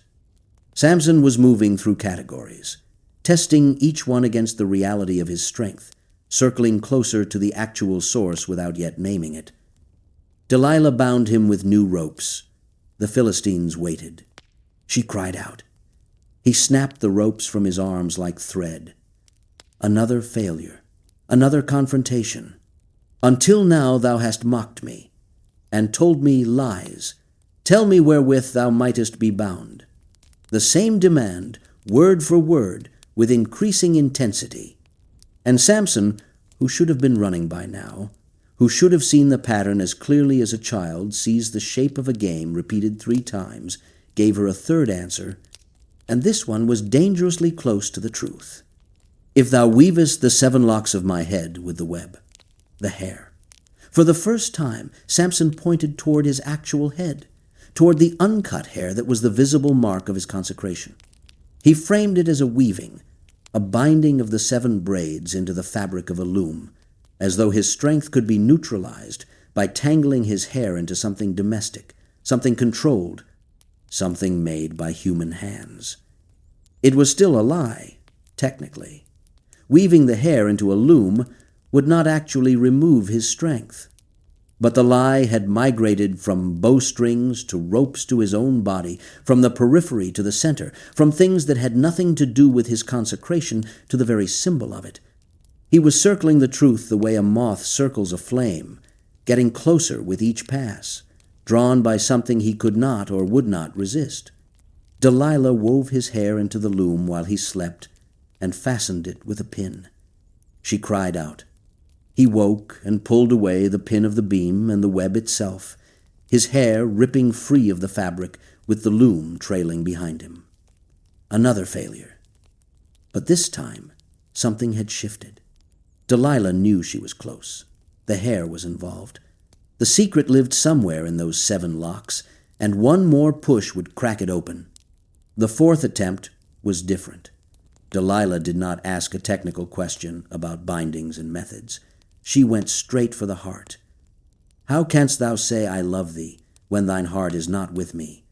Thou hast mocked me these 3 times, and hast not told me wherein thy great strength lieth. She weaponized the one thing Samson had given her freely, his love. She took his declared affection and turned it into evidence of betrayal. You say you love me, but you lie to me. You say your heart is mine, but you keep it locked away. The argument was identical in structure to the one the Timnah wife had used, the same accusation that love and secrecy could not coexist, and the same emotional siege that turned intimacy into a lever. But Delilah was better at it. She was colder, more patient, more systematic. She had already tried 3 times and failed, and she had not given up. She had not panicked. She had simply adjusted her approach and kept pressing. The text says she pressed him daily with her words and urged him so that his soul was vexed unto death. The Hebrew is devastating. Vatiksa nafsho lamat. His soul was shortened to death. The image is of a man whose inner space was being compressed, squeezed smaller and smaller, until there was no room left inside him for resistance. Delilah did not overpower Samson. She eroded him. She wore down his defenses the way water wears down stone, not in a single strike, but in 1,000 repetitions of the same relentless pressure. Day after day, the same question, the same accusation, the same tears, the same appeal to the love he had confessed, until the walls inside him that had held the secret safe simply gave way from exhaustion. And he told her all his heart. The phrase is precise. Not all his thoughts, not all his reasons, all his heart. He opened the innermost chamber and let her see what was inside. A razor hath never come upon mine head, for I have been a Nazarite unto God from my mother's womb. If I be shaven, then my strength will go from me, and I shall become weak and be like any other man. It is the fullest theological statement Samson makes in the entire narrative, and it comes at the worst possible moment. He identified himself as a Nazarite. He connected his strength to his consecration. He named his mother's womb as the origin point, acknowledging the angel's announcement, the prenatal vow, the entire framework of divine purpose that he had spent his adult life ignoring. In the moment of his greatest vulnerability, speaking to the woman who would destroy him, Samson demonstrated a clearer understanding of his own identity than he had shown at any previous point in the story. He knew what he was. He had always known. The vow was not a mystery to him, not a forgotten relic of his parents' piety. It was the beating heart of his power, and he had known it all along, and he had spent his life violating every part of it except the one part that could not be violated without his cooperation, the hair. Delilah knew this answer was different. The text says, she saw that he had told her all his heart. She did not test it first. She did not ask a follow-up question or wait for confirmation. She recognized the truth when she heard it, the way a jeweler recognizes a real stone among counterfeits. She sent word to the Philistine lords, Come up this once, for he hath showed me all his heart. And they came, carrying the silver with them. The payment was in hand before the deed was done. This was a business transaction, and Delilah intended to be paid. She made him sleep upon her knees. The image is intimate, tender, almost maternal. The strongest man in the world with his head in a woman's lap, his eyes closed, his breathing steady, his 7 locks spread across her thighs. He trusted her enough to fall asleep in her presence after she had tried to have him captured 3 times. The trust is either the most profound stupidity in the biblical canon or the most honest expression of what love does to a person's judgment. He loved her. He had told her all his heart, and he closed his eyes. She called for a man, and the man shaved the 7 locks from Samson's head, not Delilah herself. She held him in her lap while someone else did the cutting, keeping him still, keeping him calm, keeping him asleep while the razor did its work. Lock by lock, the hair fell away, the hair that had been growing since before his birth, the hair his mother had been told to protect, the hair the angel had declared sacred, the visible crown of a consecration that had now been stripped from him as casually as wool from a sheep. Then she began to afflict him. The word suggests she started to test him, to jostle him, to provoke him while he was still groggy from sleep, and his strength was gone. The text does not say it left gradually, like water draining from a vessel. It says it went from him. One moment it was there, the immense supernatural spirit-given power that had torn lions and snapped ropes and killed 1,000 men. The next moment it was gone, and Samson did not know. That detail is the most haunting in the entire story. He wist not that the Lord was departed from him. He did not know. He woke to the familiar cry, "The Philistines be upon thee, Samson!" And he said, as he had said 3 times before, "I will go out as at other times before, and shake myself." He expected the power to be there. He reached for it the way you reach for a limb that has been amputated, certain of its presence, stunned by its absence. The Lord had departed from him, and the departure was silent, invisible, felt only in the moment when he tried to do what he had always done and found that he could not. The Philistines took him. They seized the man who had terrorized them for 20 years, who had burned their fields, slaughtered their soldiers, carried their city gates into the mountains, and they did what conquerors do to a defeated enemy they despise. They gouged out his eyes. The Hebrew verb is nakar, to bore, to pierce, to hollow out. They did not merely blind him. They destroyed his eyes, the eyes that had first seen the woman of Timnah and pronounced her right, the eyes that had spotted the honey in the lion's carcass, the eyes that had looked on Delilah with love. The organ of sight, which had led Samson into every disaster of his life, was the first thing the Philistines removed. They brought him down to Gaza, back to the city whose gates he had torn away and carried into the hills, back to the Philistine stronghold where he had once walked in and out with impunity, visiting a prostitute and leaving before dawn with an entire gate structure on his shoulders. Now he returned in chains, blind, shorn, powerless, his wrists bound in fetters of bronze, his feet shuffling through the streets where he had once strode with the confidence of a man who feared nothing. The Gazites who had once set a trap for him and failed now watched him stumble past in shackles, and the reversal must have tasted sweeter than any victory on a battlefield. They put him to work grinding grain at the mill in the prison house. Grinding was the work of women and slaves, the lowest form of manual labor, an endless circular trudge pushing a heavy stone around and around to crush grain into flour. The man whose strength had been a gift from God now used whatever natural strength remained in his body to perform a task so menial that it was usually assigned to donkeys. The irony folds back on itself. Samson had killed 1,000 men with the jawbone of a donkey, and now he did a donkey's work, circling the same stone in the same dark room day after day, blind and broken and ordinary. But the text drops a quiet sentence into the middle of this degradation that changes everything. Howbeit the hair of his head began to grow again after he was shaven. 7 words in English that carry the weight of the entire narrative's theological architecture. The hair was growing back. The Philistines had shaved it off, but they had not killed the follicles. They had removed the visible sign of the consecration, but they had not removed the consecration itself.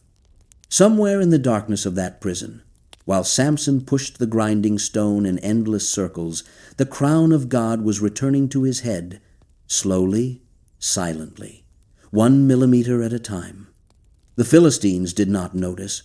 because why would they? They had already won. The man was blind, chained, grinding their grain. What difference did his hair make now? The answer came on the day of the feast. The Philistine lords gathered to offer a great sacrifice to Dagon, their god, because, they said, "Our God hath delivered Samson our enemy into our hand." The theological claim is deliberate and provocative.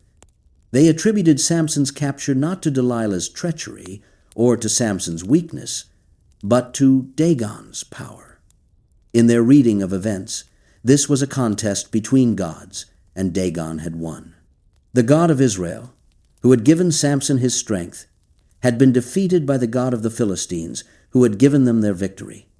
The feast of Dagon was a theological celebration, a victory lap for a deity whose worshippers believed he had finally overcome the threat that the Israelite Nazarite represented.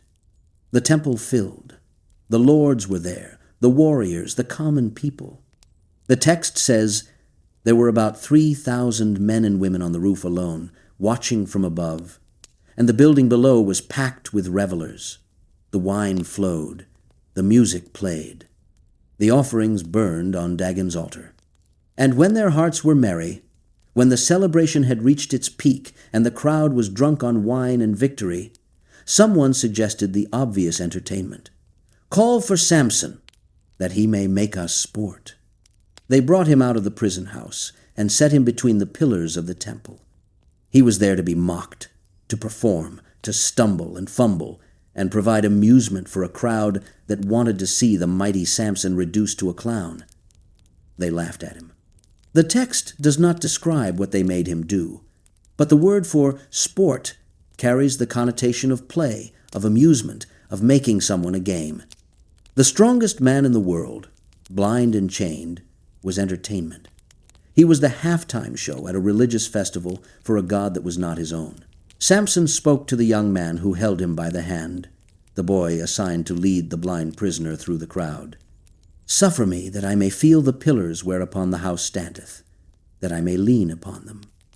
The request was humble, the voice of a tired, broken man who wanted something to rest against. The boy led him to the 2 central pillars that supported the roof of the temple. These were the structural pillars, the ones that held the entire building together, the architectural keystones without which the roof and the walls and the 3,000 people above would come crashing down. Samson placed one hand on one pillar and one hand on the other. And then he prayed. For only the second time in the entire narrative, Samson addressed God directly, and this prayer was nothing like the first. At Lehi, he had prayed from a position of triumph, demanding water after a great victory, entitled and petulant. Here, in the temple of Dagon, blind and shorn and chained, he prayed from the bottom. "O Lord God, remember me, I pray thee, and strengthen me, I pray thee, only this once, O God, that I may be at once avenged of the Philistines for my 2 eyes." The prayer is both magnificent and troubling. It begins with "remember me," which is the cry of a man who fears he has been forgotten, who has spent months or years in darkness, wondering whether the God who consecrated him before birth has finally given up on him. It asks for strength only this once, acknowledging that the power is not his, that it comes from God, that he cannot summon it at will, but must ask for it as a gift. It is the most humble Samson has ever been, the most honest, the most theologically accurate, and yet the motive he names is personal vengeance, not national deliverance. He does not ask God to free Israel. He does not ask God to defeat Dagon. He asks God to avenge his 2 eyes. The prayer is self-centered to the last, and God answered it anyway. Samson said, "Let me die with the Philistines."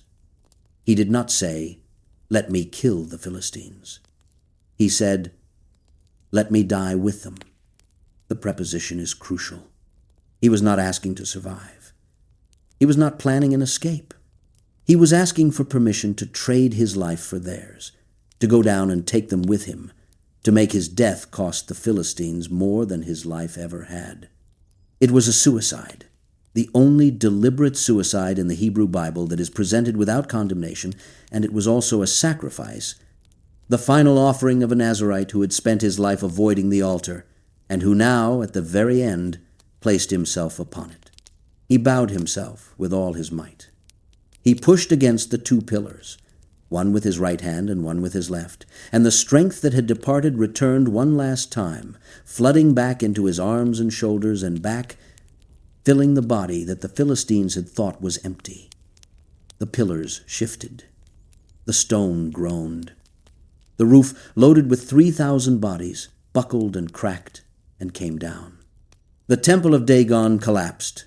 The roof fell first, bringing the 3,000 from above crashing down into the crowd below, and then the walls folded inward, and then the pillars shattered. And Samson stood at the center of it all with his arms outstretched, and the building falling around him like the closing of a fist. He died.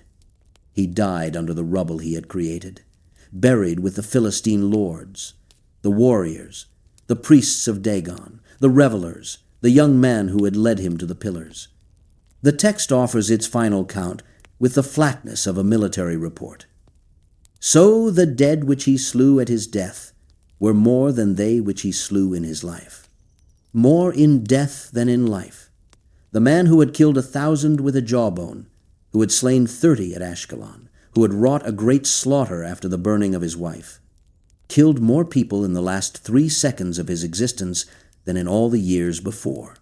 The deliverance the angel had announced, the incomplete beginning of Israel's freedom from Philistine domination, reached its climax, not in a battle led by a triumphant warrior, but in the collapse of a pagan temple, brought down by a blind, broken, repentant man who had asked God to remember him one more time. His brothers came and carried his body out of the rubble. They brought him up from Gaza, up from the Philistine lowlands, up through the Shephelah, back to the hills of Dan, and they buried him in the burying place of Manoah, his father, between Zorah and Eshtaol, between the town where the angel had appeared to his mother, and the place where the Spirit of the Lord had first stirred in him as a boy. He ended where he began, in the small, marginal territory of a tribe that could not hold its ground, carried home by the brothers who had lived in his enormous shadow, and who now bore the weight of his broken body on their shoulders. The text closes Samson's story with a single verse. And he judged Israel 20 years. The repetition of this earlier notice is not an error. It is an epitaph. 20 years. That was the sum of his public service, the span of his imperfect, chaotic, deeply personal war against the Philistines. He did not lead armies. He did not build institutions. He did not write laws or establish a dynasty or create anything that outlasted him. He was a one-man insurgency, powered by divine strength and human weakness in roughly equal measure. And when he died, the Philistine problem was still there, diminished but not destroyed, cracked but not broken. He had begun the deliverance, exactly as the angel had said someone else would have to finish it. The paradox of Samson is the paradox of the Nazarite vow itself, taken to its most extreme and most human conclusion. The vow was designed to bring a person closer to God through separation from the world. Samson was separated from the world before he was born, and spent his entire life trying to get back in. He was consecrated and could not stop desecrating himself. He was set apart and could not stop reaching across the boundary. He was given the strength of God and used it to settle personal scores, pursue foreign women, and win bar bets. And yet, in the end, in the absolute wreckage of his life, blind and shorn and chained in the temple of a foreign god, he prayed. He asked to be remembered. He asked for strength one more time, and God gave it to him. Not because Samson deserved it, not because the vow had been kept, not because the Nazarite had honored the terms of his consecration. God gave the strength back because the hair had grown, because the consecration was still there underneath all the failure, because the vow that Samson had never chosen and never honored had been, in some mysterious and irreducible way, still in effect. The hair grew back. That is the sentence that saves the story from despair. Not because hair is magic, not because the vow was a spell that could be recharged by letting the follicles do their work, but because the growing of the hair meant that the separation was not over. God had not finished with Samson. The consecration that began in the womb, that survived the lion and the honey and the wedding feast and the prostitute and the foxes and the jawbone and the gates of Gaza and the lap of Delilah, that consecration was still alive, still growing, still reaching toward the altar it had been meant for all along. The hair grew back in the darkness of the prison, and Samson, who had spent his life as the worst Nazarite in the biblical record, ended it as something very close to what the vow had always intended. A living sacrifice, consumed by fire, placed on the altar not by a priest, but by his own 2 hands. But Samson was not the only child in the Hebrew Scriptures who was given to God before birth. Another mother, in another time of national crisis, would bring her son to the house of the Lord and leave him there, not as a warrior, but as a servant, not to fight the enemies of Israel with supernatural strength, but to hear the voice of God in the middle of the night and speak it back to a nation that had forgotten how to listen. Her name was Hannah, and her story begins not with an angel in a field, but with a woman weeping at a table where her husband's other wife had everything she did not. The setting was Shiloh, the hilltop town in the tribal territory of Ephraim, where the tabernacle had stood since the days of Joshua, the place where the Ark of the Covenant rested behind its curtain, where the priests offered sacrifices, where Israelites from across the tribal territories came each year to worship and to eat their sacred meals before the Lord. Shiloh was the closest thing Israel had to a capital in the era before kings, the spiritual center of a people who had no political center, the one fixed point in a nation that was otherwise drifting from crisis to crisis under the haphazard leadership of judges and the increasingly feeble authority of its priesthood. And it was to Shiloh that a man named Elkanah brought his family every year for the annual sacrifice, loading his donkeys with provisions, walking the dusty roads from Ramathaim Zophim in the hill country of Ephraim, bringing both of his wives and all of his children to stand before God and eat together and pretend, for a few days at least, that his household was not at war with itself. Elkanah had 2 wives.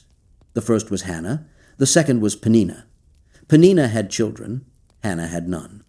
The arithmetic of that arrangement was brutal and inescapable. Every morning, Hannah woke to the sound of Peninnah's children laughing, crying, fighting, kneading, filling the house with the noise of life, while her own rooms were silent. Every meal was a census. Every family gathering was a reminder. The children clustered around their mother, and Hannah sat apart, and the space between them was the space between a woman who had been blessed and a woman who had not, and everyone in the household knew it. Elkanah loved Hannah. The text says so directly, and it says something more.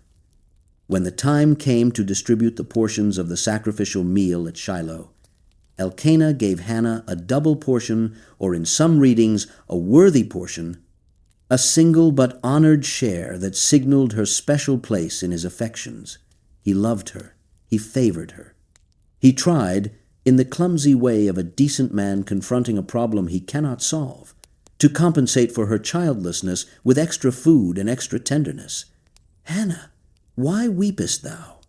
he asked her once, watching her cry at the table while Peninnah's children ate around them. "And why eatest thou not? And why is thy heart grieved?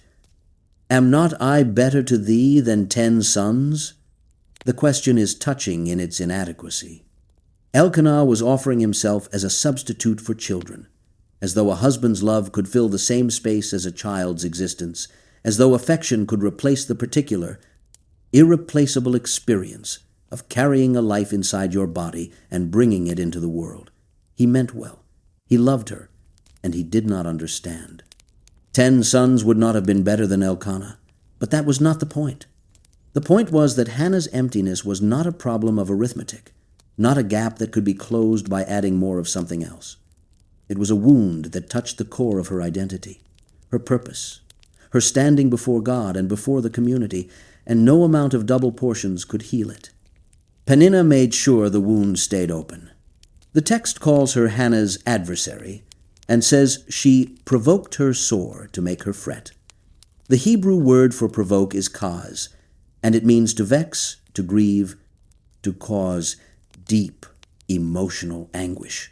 Peninnah did not merely taunt Hannah, she tormented her deliberately and repeatedly, using the one weapon that Hannah could not defend against, the living, breathing, visible evidence of God's favor that filled Peninnah's side of the house and was entirely absent from Hannah's.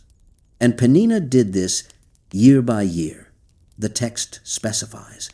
Every time they went up to Shiloh, every time the family gathered for the sacred meal, every time the occasion should have been one of worship and gratitude, Peninnah turned the annual pilgrimage into an annual humiliation, and she did it so effectively that Hannah wept and could not eat, sitting before her double portion with tears streaming down her face, while Peninnah's children reached for bread and meat, and their mother watched Hannah's misery with the cold satisfaction of a woman who knows she has won.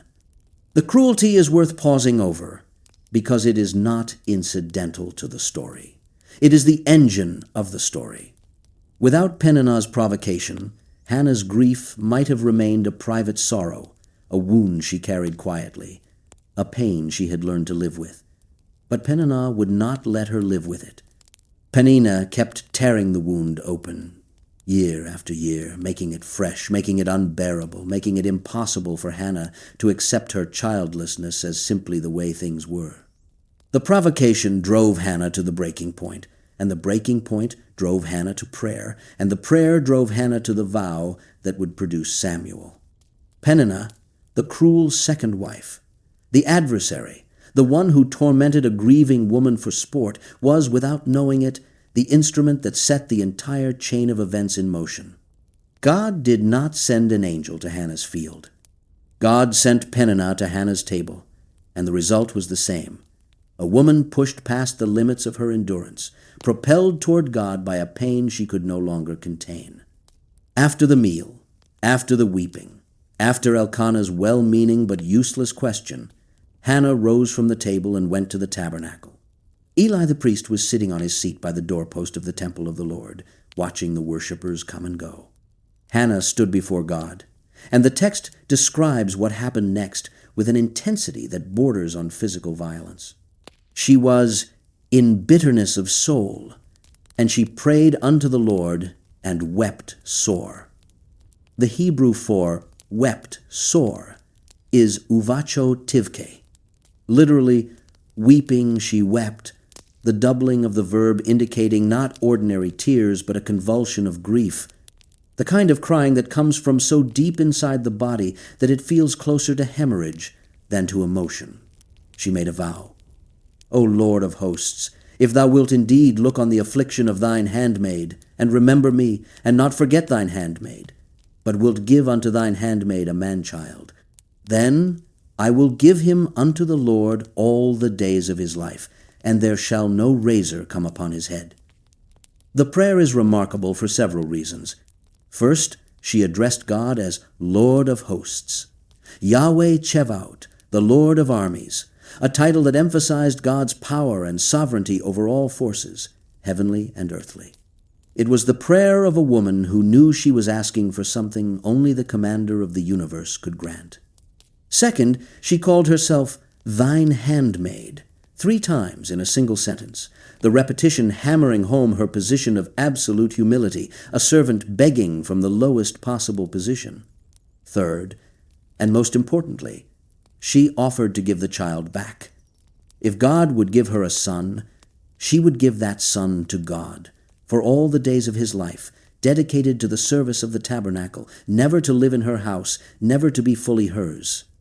And the final clause, the one that connects this story to everything that came before, there shall no razor come upon his head. The Nazarite restriction. Hannah was vowing to raise her son under at least one of the consecration's conditions, dedicating him from birth to a life of separation that would be marked, as it had been marked for Samson, by hair that was never cut. Whether Hannah intended a full Nazarite consecration or something more specific, a dedication to temple service that borrowed the outward sign of the Nazarite without necessarily importing all three prohibitions, has been debated for centuries. The ancient Greek translation of the text, the Septuagint, actually adds the phrase, "and he shall drink no wine or strong drink," to Hannah's prayer, making the Nazarite connection more explicit. The Hebrew text as it stands mentions only the razor, but the razor was the most visible marker, the one that everyone would see, the one that would announce to the world that this boy belonged to God. What Hannah was proposing was, in practical terms, almost unimaginable. She was a childless woman begging God for a son, and in the same breath, she was promising to hand that son over to the tabernacle as soon as he was weaned. She was asking God to fill her empty arms and then empty them again, voluntarily, permanently. The son she craved would not grow up in her house. He would not sit at her table. He would not learn his father's trade, or tend his father's flocks, or care for his parents in their old age. He would belong to God, raised by priests, sleeping in the tabernacle, wearing the linen ephod, growing up in the shadow of the ark. Hannah was not asking for a child to keep. She was asking for a child to give away. The ferocity of her desire and the totality of her surrender exist in the same prayer, bound together like the strands of a rope, and the tension between them is what makes the prayer so devastating. Eli watched her from his seat by the doorpost. He saw her lips moving but heard no sound. Because Hannah was praying in her heart, the words forming in her mouth without passing through her voice. This was unusual. Prayer in the ancient world was almost always spoken aloud, often loudly, sometimes shouted. To move your lips without producing sound was not a recognized form of prayer. It looked, to an observer, like something else entirely. Eli concluded that Hannah was drunk. "How long wilt thou be drunken?" he demanded. "Put away thy wine from thee." The accusation landed on Hannah like a blow, but the irony is almost too perfect to be accidental. The high priest of Israel, sitting in the doorway of God's house, looked at the most sincere prayer being offered in his tabernacle and mistook it for intoxication. He looked at a woman pouring out her soul before God and saw a drunkard. The second form of corruption was sexual. Hophni and Phinehas lay with the women that assembled at the door of the tabernacle of the congregation. The women who gathered at the entrance of the tabernacle were likely women engaged in some form of service or devotion, perhaps helping with the maintenance of the sanctuary, perhaps simply coming to pray, as Hannah had done. The priests were exploiting their position to prey on women in a sacred space, turning the doorway of God's house into a site of abuse. The parallel with pagan temple prostitution, the very practice that Israel was supposed to reject, was unmistakable. The priests of the Lord were behaving like priests of Baal, and the tabernacle was becoming indistinguishable from the Canaanite shrines that Israel had been commanded to destroy. Eli knew. He was old, and his eyes were going dim, a detail that functions as both physical description and spiritual metaphor, but he was not blind to what his sons were doing. People told him. The reports came from everywhere, from worshippers who had been cheated, from women who had been violated, from servants who had watched the abuses and could no longer stay silent. Eli confronted his sons, and his rebuke on the surface was appropriately severe. "Why do ye such things? For I hear of your evil dealings by all this people. Nay, my sons, for it is no good report that I hear. Ye make the Lord's people to transgress." But the rebuke had no teeth. Eli spoke the right words and took no action. He did not remove his sons from the priesthood. He did not discipline them. He did not report their crimes to the elders or invoke the law's penalties for priestly misconduct. He scolded them like children who had spilled milk, not like priests who had desecrated the house of God and assaulted the women in its doorway. The text explains the result with devastating simplicity. They hearkened not unto the voice of their father. They ignored him. They heard his words and saw his inaction and understood correctly that the old man's disapproval was a sound without substance, a thunderclap without lightning. The text adds a chilling theological note, because the Lord would slay them. The decision had already been made. Hophni and Phinehas were already marked for death, already past the point where repentance could change their trajectory. Their refusal to listen to their father was not merely stubbornness. It was, in the narrative's framing, the outworking of a divine sentence that had already been passed. They could not hear because they were already condemned. The theology is as hard as granite, and the text does not soften it.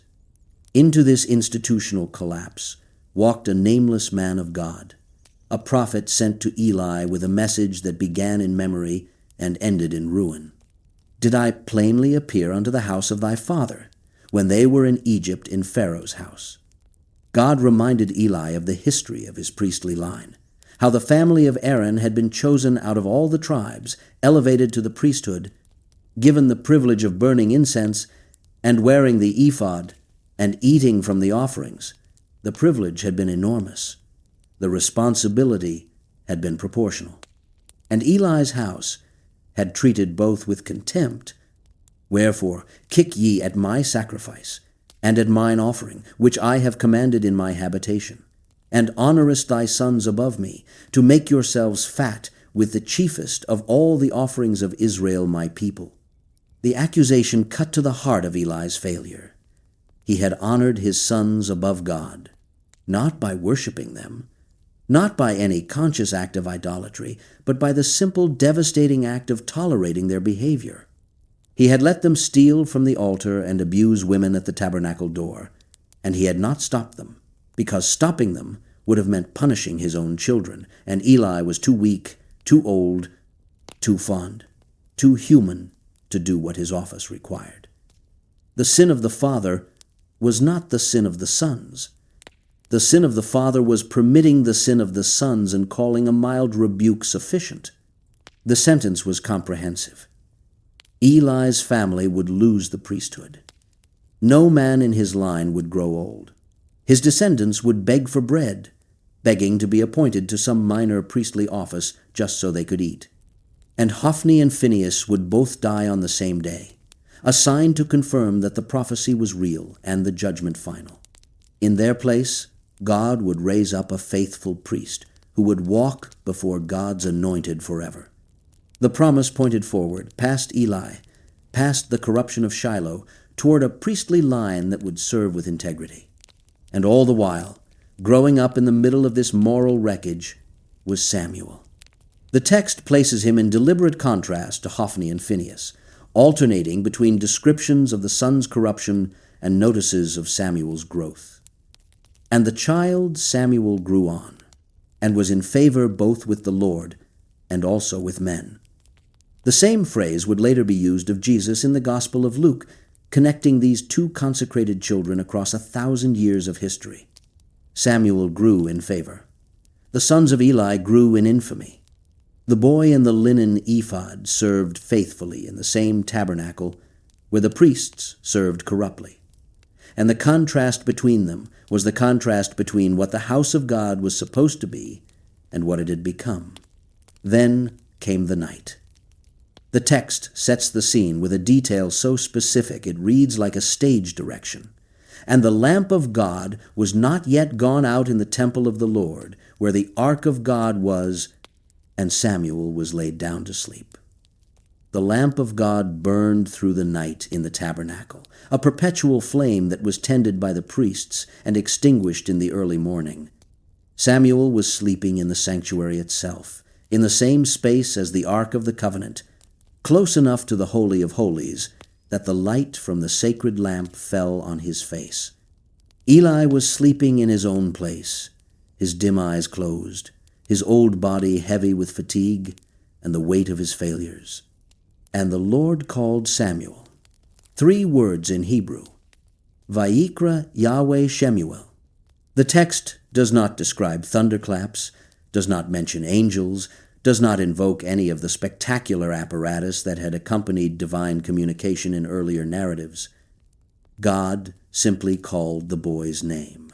In the dark, in the quiet, in the space between the dimming lamp and the coming dawn, Samuel answered, "Here am I," and ran to Eli.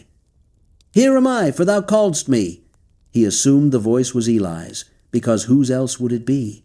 He was a boy in a temple, serving an old priest, and when someone called his name in the middle of the night, the natural assumption was that the old man needed something.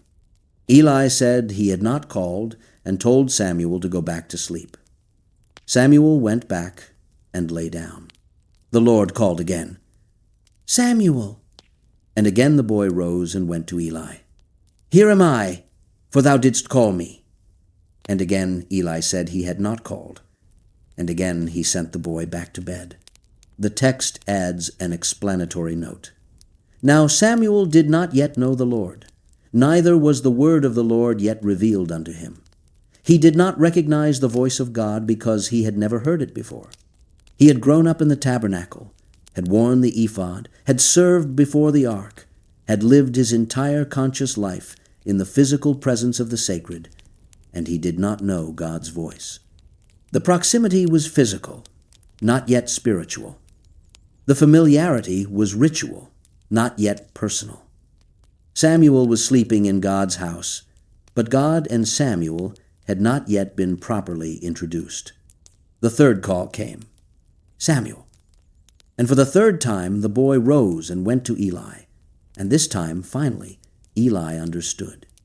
The old priest, whose eyes were dim, whose authority was broken, whose sons were destroying the priesthood from within, who could not tell prayer from drunkenness when Hannah had knelt before him, this same Eli, in what may have been the finest moment of his failed career, perceived that it was the Lord calling the child.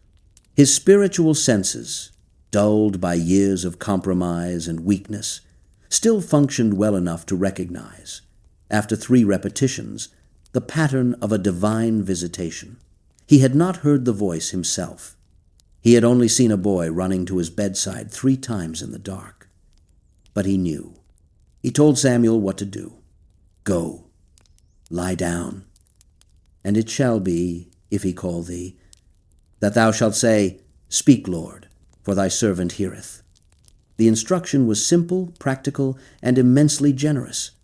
Eli was directing the boy toward a conversation that Eli himself had never had, toward a relationship with God that Eli's own failures had disqualified him from, toward a prophetic calling that would eventually replace everything Eli represented.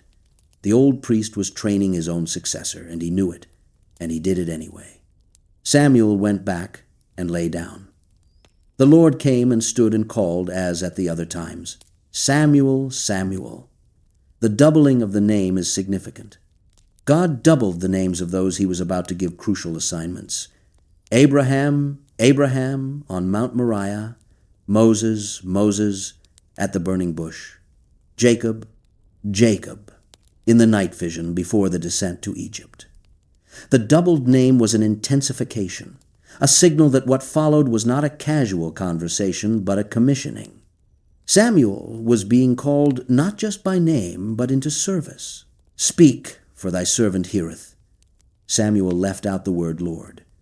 Eli had told him to say, "Speak, Lord," but the boy, either from nervousness or from a lingering uncertainty about who was speaking, said only, "Speak."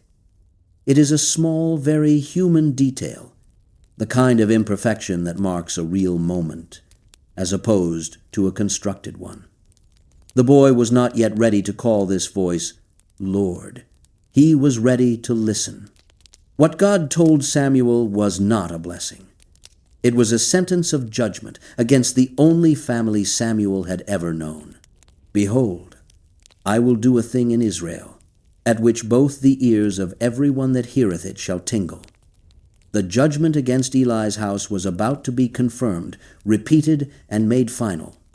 God told Samuel what the man of God had already told Eli. The house would fall, the priesthood would be stripped away, and the iniquity of Eli's sons would not be purged with sacrifice or offering forever. And the reason, stated with terrible clarity, was the one Eli already knew. Because his sons made themselves vile, and he restrained them not. He restrained them not. 4 words that contain the whole tragedy of Eli's life. He had the authority. He had the knowledge. He had the position. He did not have the will. He chose his sons over his duty, his comfort over his calling, and his family's feelings over God's holiness, and the cost of that choice would be measured in blood and ruin. Samuel lay still until morning. He did not run to Eli's bedside this time. He lay in the dark, with the weight of the message pressing down on him, a boy who had just been told that the man who had raised him, the priest who had blessed his mother, the only father figure he had known since Hannah left him at the tabernacle door, was going to lose everything. Samuel was afraid to tell Eli. The text says so directly. Samuel feared to show Eli the vision. In the morning Samuel rose and opened the doors of the house of the Lord, performing his daily duty as though nothing had changed, as though the night had been ordinary, as though God had not stood in the dark and spoken words that would reshape the entire future of Israel's religious life. And then Eli called him, "Samuel, my son." The tenderness of the address is unbearable in context. My son. The old priest calling the boy he had raised, the child he had watched grow from a toddler left at the tabernacle door into a young man in a linen ephod, the closest thing to a worthy heir that Eli had ever produced. "What is the thing that the Lord hath said unto thee? I pray thee hide it not from me. God do so to thee, and more also, if thou hide anything from me of all the things that he said unto thee." Samuel told him everything. He hid nothing. And Eli's response was 6 words of quiet devastation. "It is the Lord. Let him do what seemeth him good." No protest, no appeal, no attempt to bargain or delay or explain. Just acceptance. The old man who had failed to restrain his sons, who had let the priesthood rot around him, who had mistaken prayer for drunkenness and permitted abuse in God's house, heard his sentence and submitted to it with a dignity that he had never managed to bring to any other moment of his life. In the hour of his judgment, Eli was more honorable than he had been in all the years of his authority. He accepted what he could not change, and he let the boy who had replaced him walk away unburdened. Samuel grew. The Lord was with him, and did let none of his words fall to the ground. Every prophecy he spoke came true. Every word he delivered arrived at its target. From Dan to Beersheba, from the northernmost tribal territory to the southernmost, all Israel knew that Samuel was established as a prophet of the Lord.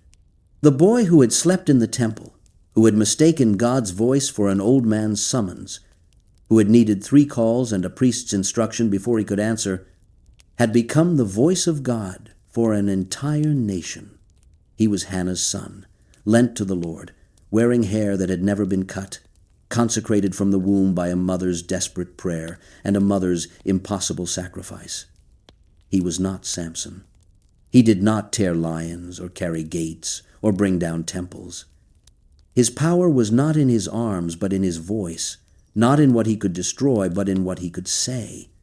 He was a Nazarite of the word, set apart not for violence but for truth, and the truth he carried would cut deeper and last longer than anything Samson's hands had ever broken. But Samuel's calling was not only to hear God's voice in the dark.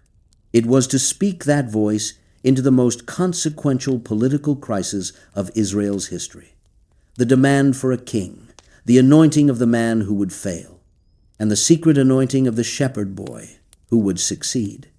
The prophet who had been given to God by his mother would now be called upon to give Israel something it had never had and was not sure it wanted: a throne. But before the throne came the catastrophe. The judgment that God had pronounced against Eli's house in the dark of the tabernacle did not arrive as a quiet administrative reshuffling of the priesthood. It arrived as a military disaster so total that it reshaped the geography of Israelite worship for a generation. The Philistines massed for war. Israel went out to meet them at a place called Ebenezer, and the first battle was a rout. 4,000 Israelite soldiers killed on the field, the army broken and scattered. The survivors limping back to camp, with the stunned disorientation of men who had expected God to fight for them and found themselves fighting alone. The elders asked the obvious question, "Wherefore hath the Lord smitten us today before the Philistines?" And their answer was to send to Shiloh for the Ark of the Covenant, the gold-covered chest that held the tablets of the law, the most sacred object in Israel, the physical throne of God's presence among his people. If God would not fight for them from heaven, they would bring God to the battlefield in a box. The plan was not theology. It was superstition, the belief that the ark was a talisman, a weapon, a lucky charm that could be carried into battle the way pagan armies carried their idols. And the men they sent to bring it were Hophni and Phinehas, the two priests whose corruption had brought the judgment down in the first place. The ark arrived in the Israelite camp, and the soldiers raised a shout so enormous that the earth shook. The Philistines heard it and were afraid.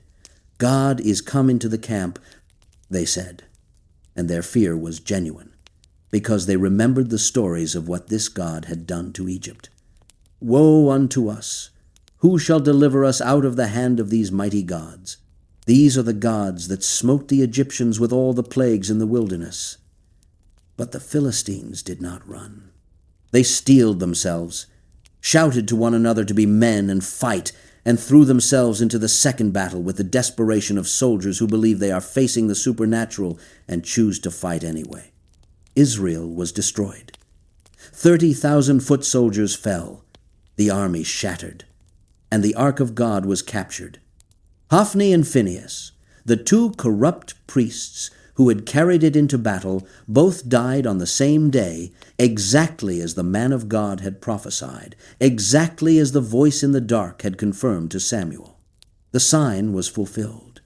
The priesthood of Eli's house ended not in a formal ceremony of deposition, but in blood and dust on a Philistine battlefield, with the ark in enemy hands and the tabernacle at Shiloh left as an empty shell, a house of God with no God in it. A runner came from the front lines to Shiloh, his clothes torn, earth on his head, the universal signs of disaster. Eli was sitting by the wayside, watching the road, 98 years old and nearly blind, trembling for the ark of God. When the runner arrived and the city cried out in anguish at the news, Eli asked what had happened. The messenger delivered the catastrophe in layers, each one worse than the last. Israel had fled before the Philistines. There had been a great slaughter. Eli's 2 sons were dead. Eli absorbed each blow. But when the runner said the words, "The ark of God is taken," the old priest fell backward off his seat beside the gate. His neck broke. He died. He had judged Israel 40 years, and his judgeship ended with a broken neck and an empty tabernacle. The weight that killed him was not the fall. It was the 4 words about the ark. His sons' deaths had not toppled him. The loss of God's presence had. His daughter-in-law, the wife of Phinehas, was pregnant and near her time. When she heard that the ark was captured and that her husband and father-in-law were dead, she went into labor. The child was born, but the woman was dying, and as the life drained from her, the women attending her tried to comfort her. "Fear not, for thou hast borne a son." She did not answer them. She did not turn her head. With her last breath, she named the boy Ichabod, saying, "The glory is departed from Israel, for the ark of God is taken." Ichabod, where is the glory? The name was a question that was also a verdict. A child branded at birth with the mark of national disgrace. The glory was gone. The ark was in Philistine hands. Shiloh was finished. The ark's sojourn among the Philistines is one of the strangest and darkest comic episodes in the Hebrew Bible. They placed it in the temple of Dagon at Ashdod, setting it beside the statue of their god as a trophy. The next morning, the priests found Dagon's statue face down on the floor before the ark, prostrate as though the idol had fallen in worship before the God of Israel. They set Dagon back up. The next morning, he was on the floor again, but this time his head and both his palms were broken off, lying on the threshold. The statue smashed at the feet of the ark, as though an invisible hand had thrown it down and dismembered it. Then the plagues began. Tumors, possibly hemorrhoids, possibly bubonic swellings, broke out across the population of Ashdod. Mice overran the fields. The Philistines moved the ark to Gath, and the plagues followed. They moved it to Ekron, and the people of Ekron screamed in protest, "They have brought about the ark of the God of Israel to us, to slay us and our people." After 7 months, the Philistines sent the ark back to Israel on a new cart pulled by 2 milking cows, accompanied by golden offerings shaped like the tumors and mice that had afflicted them. A guilt offering to a God they did not worship, but had learned through painful experience to respect. The ark came to rest at Kiriath Jearim, in the house of a man named Abinadab on a hill, where it would remain for 20 years. It did not return to Shiloh.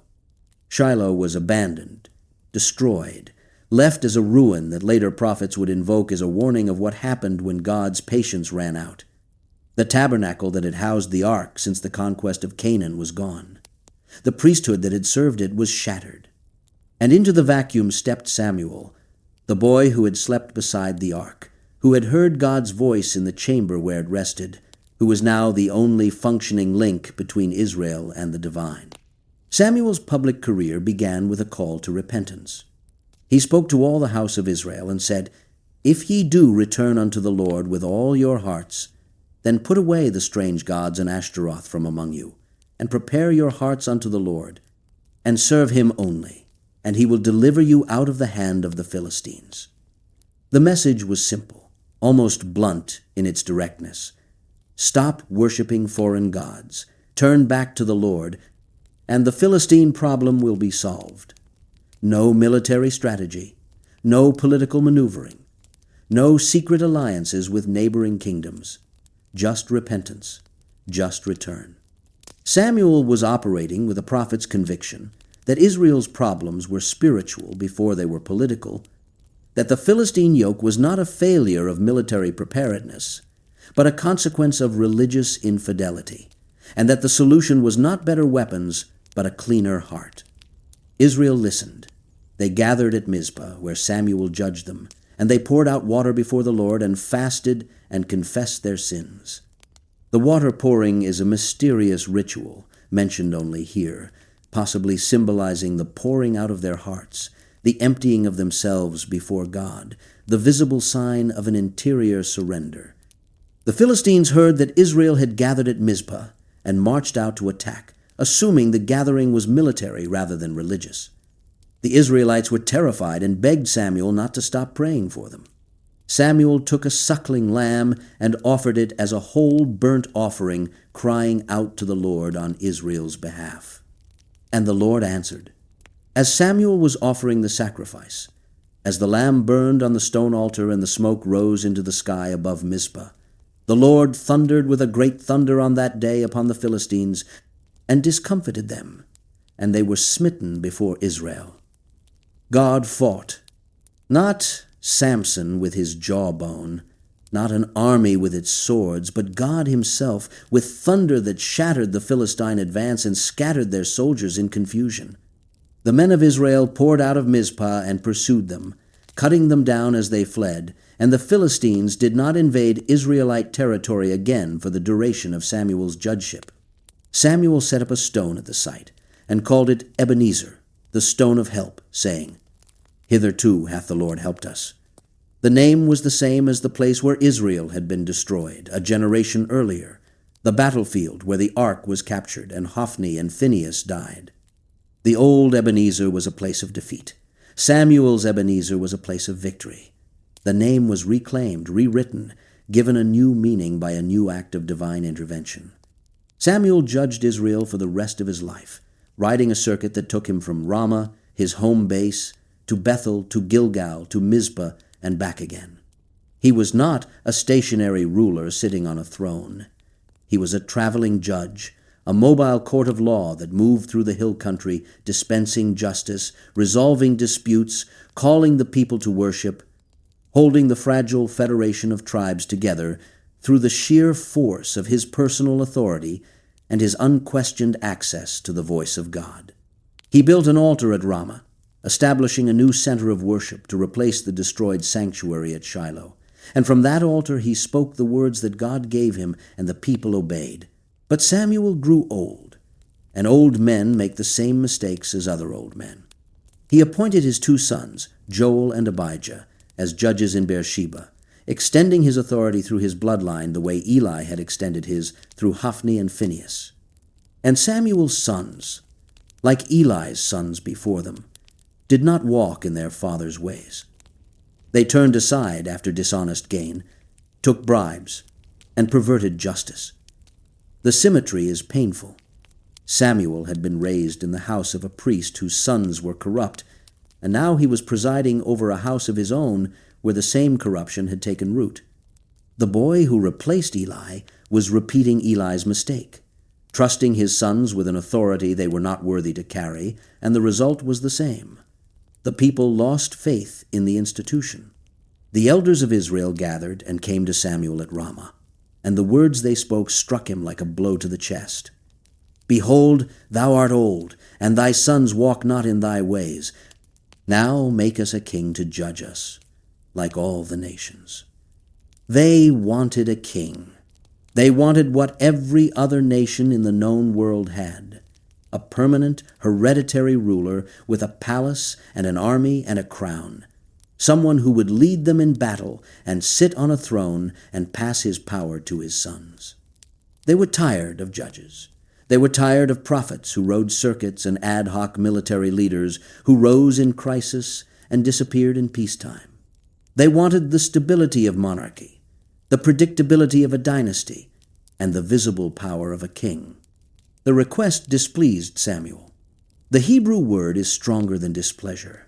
It carries the sense of something evil in his eyes, something wrong, something that violated the fundamental order of the world as he understood it. Samuel had spent his entire life serving a God who was Israel's true king, who fought their battles with thunder, who spoke through prophets, who did not need a palace or a crown because he ruled from the ark itself. The demand for a human king was, in Samuel's ears, a rejection of everything he stood for, a repudiation of the entire system of prophetic and priestly leadership that had governed Israel since Moses. He prayed, and God's response was both a comfort and a wound. Hearken unto the voice of the people in all that they say unto thee, for they have not rejected thee, but they have rejected me, that I should not reign over them. God told Samuel that the demand for a king was not a personal insult to Samuel, but a cosmic insult to God. The people were not tired of Samuel. They were tired of God. They wanted a human ruler because the divine one was too invisible, too unpredictable, too demanding. They wanted a king they could see, a throne they could touch, a power structure they could understand. And God, in one of the most astonishing displays of divine accommodation in the entire biblical record, said, "Give them what they want."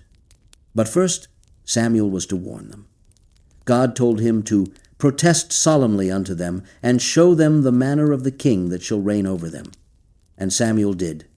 His warning is one of the great prophetic speeches of the Hebrew Bible, a catalog of royal abuses so precise and so comprehensive that it reads like a political science lecture delivered by a man who has seen the future and finds it despicable. The king will take your sons and make them drive his chariots and run before his horses. He will appoint them as commanders of thousands and commanders of 50s. He will make them plow his ground and harvest his grain and forge his weapons. He will take your daughters to be perfumers and cooks and bakers. He will take the best of your fields and vineyards and olive groves and give them to his officials. He will take 1/10 of your grain and your vintage. He will take your servants, your donkeys, your flocks. And you, Samuel concluded, with a bitterness that practically curdles on the page, Ye shall be his servants. And ye shall cry out in that day because of your king which ye shall have chosen you. And the Lord will not hear you in that day. The people refused to listen. Nay, but we will have a king over us, that we also may be like all the nations, and that our king may judge us, and go out before us, and fight our battles. The last phrase is the most revealing. They wanted a king to fight their battles. They had forgotten Mizpah. They had forgotten the thunder. They had forgotten that the last time God fought for them, the Philistines scattered without a single Israelite sword being drawn. They wanted a man on a horse instead of a voice in the sky, and nothing Samuel said could change their minds. So God gave them Saul. He was everything they wanted. He was tall, taller than anyone else in Israel, standing head and shoulders above his countrymen, the kind of man who looked like a king before he ever wore a crown. He was from the tribe of Benjamin, the smallest tribe, the one that had nearly been annihilated in the civil war described at the end of the book of Judges, a tribe so reduced that its survival was itself something of a miracle. Saul was, in other words, the quintessential Judges-era hero. From the wrong background, the wrong size of tribe, the wrong expectations. When Samuel found him, he was not leading armies or governing cities. He was looking for his father's lost donkeys. The meeting between Samuel and Saul is one of the most quietly choreographed scenes in the Hebrew Bible.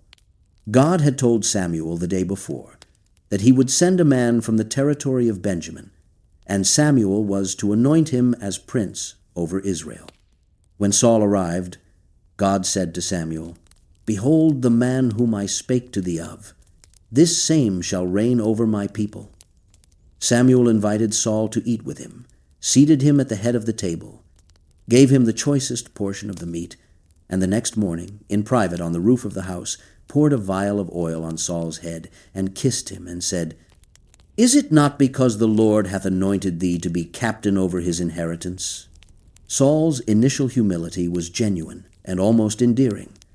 When Samuel told him he had been chosen, Saul protested, "Am not I a Benjamite, of the smallest of the tribes of Israel, and my family the least of all the families of the tribe of Benjamin? Wherefore then speakest thou so to me?" He sounded like Gideon, like Moses, like every reluctant leader in Israel's history who looked at the size of the calling and compared it to the size of himself and found the mathematics impossible. On the day of the public coronation at Mizpah, when Samuel cast lots before the people and the lot fell on Saul, the new king was nowhere to be found. They searched for him and discovered him hiding among the baggage, the luggage, and supply wagons at the edge of the assembly. The tallest man in Israel, the anointed prince, was crouching behind suitcases, hoping no one would find him.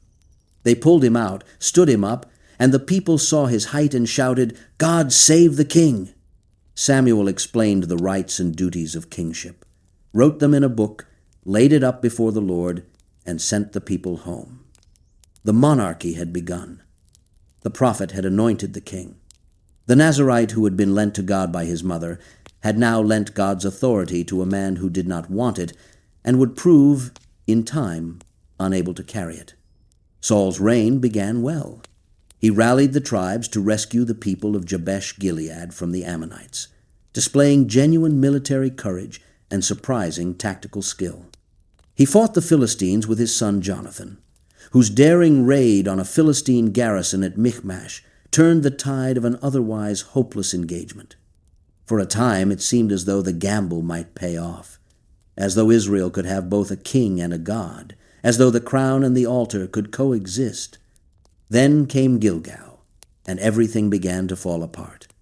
Samuel had instructed Saul to wait 7 days at Gilgal before a major battle, after which Samuel himself would come to offer the burnt offering and seek God's blessing on the campaign.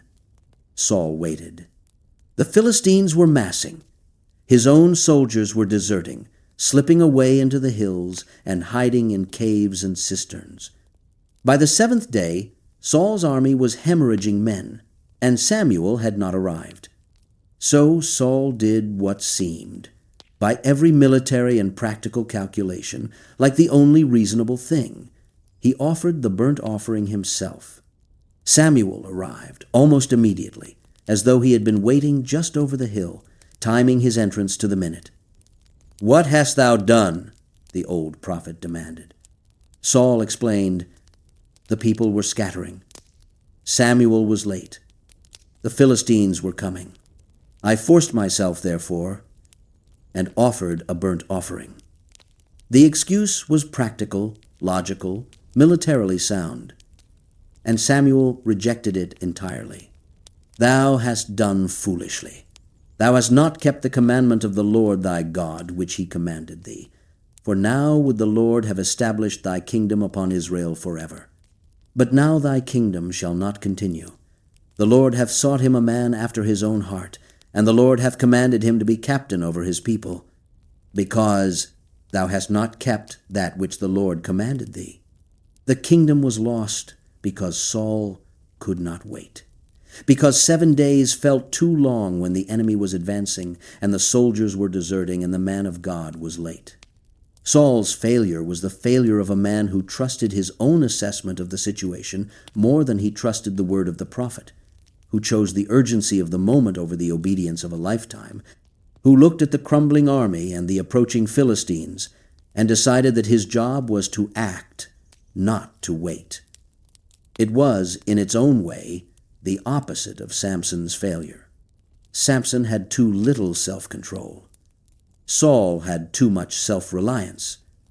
Both errors led to the same destination, a man standing in the ruins of a calling he could not fulfill. The second and final breach came over the Amalekites. God commanded Saul, through Samuel, to destroy the Amalekites utterly. Every man, woman, child, infant, ox, sheep, camel, and donkey, total annihilation. The command was brutal, rooted in an ancient enmity that stretched back to the Exodus, when the Amalekites had attacked Israel's weakest and most vulnerable stragglers in the desert. Saul went to war and won a decisive victory, but he did not obey completely. He spared Agag, the king of the Amalekites, and he kept the best of the sheep and cattle, the fattest and most valuable animals, claiming that they had been preserved for sacrifice to the Lord. Samuel came to meet him, and Saul greeted him with oblivious confidence. "Blessed be thou of the Lord. I have performed the commandment of the Lord." The old prophet's response was devastating in its simplicity. "What meaneth then this bleating of the sheep in mine ears, and the lowing of the oxen which I hear?" The animals Saul had spared were still alive, still making noise, still providing audible evidence of his disobedience. Saul could not hide his failure behind pious words when the proof was bleating in the background. Saul tried to shift the blame. The people had spared the animals, he said. They kept the best to sacrifice unto the Lord. It was the soldiers' decision, not his. Samuel cut through the excuse with words that have echoed through every sermon and every theological debate about worship and obedience ever since. "Hath the Lord as great delight in burnt offerings and sacrifices as in obeying the voice of the Lord? Behold, to obey is better than sacrifice, and to hearken than the fat of rams. For rebellion is as the sin of witchcraft, and stubbornness is as iniquity and idolatry. Because thou hast rejected the word of the Lord, he hath also rejected thee from being king." Saul broke. He confessed. He begged Samuel not to abandon him publicly, not to humiliate him before the elders and the people. "I have sinned," he said, the words tumbling out in desperation. "I pray thee, pardon my sin and turn again with me, that I may worship the Lord." Samuel turned to leave, and Saul grabbed the hem of his robe, and it tore. Samuel looked at the torn fabric and saw in it a final metaphor. "The Lord hath rent the kingdom of Israel from thee this day, and hath given it to a neighbor of thine that is better than thou." Samuel himself killed Agag, the Amalekite king whom Saul had spared. The old prophet, the Nazarite from the womb. The boy who had slept beside the ark took a sword and hewed Agag to pieces before the Lord in Gilgal. It is a startling image. The man of prayer and prophecy performing an act of execution, his robes spattered with a king's blood, doing with his own hands what Israel's king had been too weak or too vain to do. Samuel was not merely pronouncing judgment. He was enforcing it. The prophet had become the executioner, and the king stood by and watched. Samuel went home to Ramah, and Saul went home to Gibeah, and the text says they never saw each other again. And Samuel came no more to see Saul until the day of his death. Nevertheless, Samuel mourned for Saul, and the Lord repented that he had made Saul king over Israel. Samuel mourned, not for the kingdom, not for the political system, not for the abstract principle of monarchy, for Saul, for the tall, humble, reluctant man who had hidden among the baggage and been dragged out to wear a crown that was too heavy for him. Samuel had anointed Saul with his own hands, had poured the oil on his head, had kissed him, had called him prince. And now Saul was rejected, and Samuel wept for him. And God told Samuel to stop weeping and get to work, because the next king was waiting. "Fill thine horn with oil, and go," God said. "I will send thee to Jesse the Bethlehemite, for I have provided me a king among his sons." Samuel was afraid. If Saul found out, he said, Saul would kill him. The prophet who had faced down corrupt priests and demanded the repentance of a nation was frightened of the man he had anointed. God told him to take a heifer and claim he was going to Bethlehem to offer a sacrifice, which was true enough, if not the whole truth. Even prophets, it seems, are sometimes allowed to be diplomatic. Samuel arrived in Bethlehem, and the elders trembled at his coming, asking, "Comest thou peaceably?" A visit from Samuel was not always good news. He invited Jesse and his sons to the sacrifice and began the process of selection. Jesse's eldest son, Eliab, came forward first, tall and impressive, and Samuel thought, "Surely the Lord's anointed is before him." God corrected him immediately. "Look not on his countenance, or on the height of his stature, because I have refused him. For the Lord seeth not as man seeth.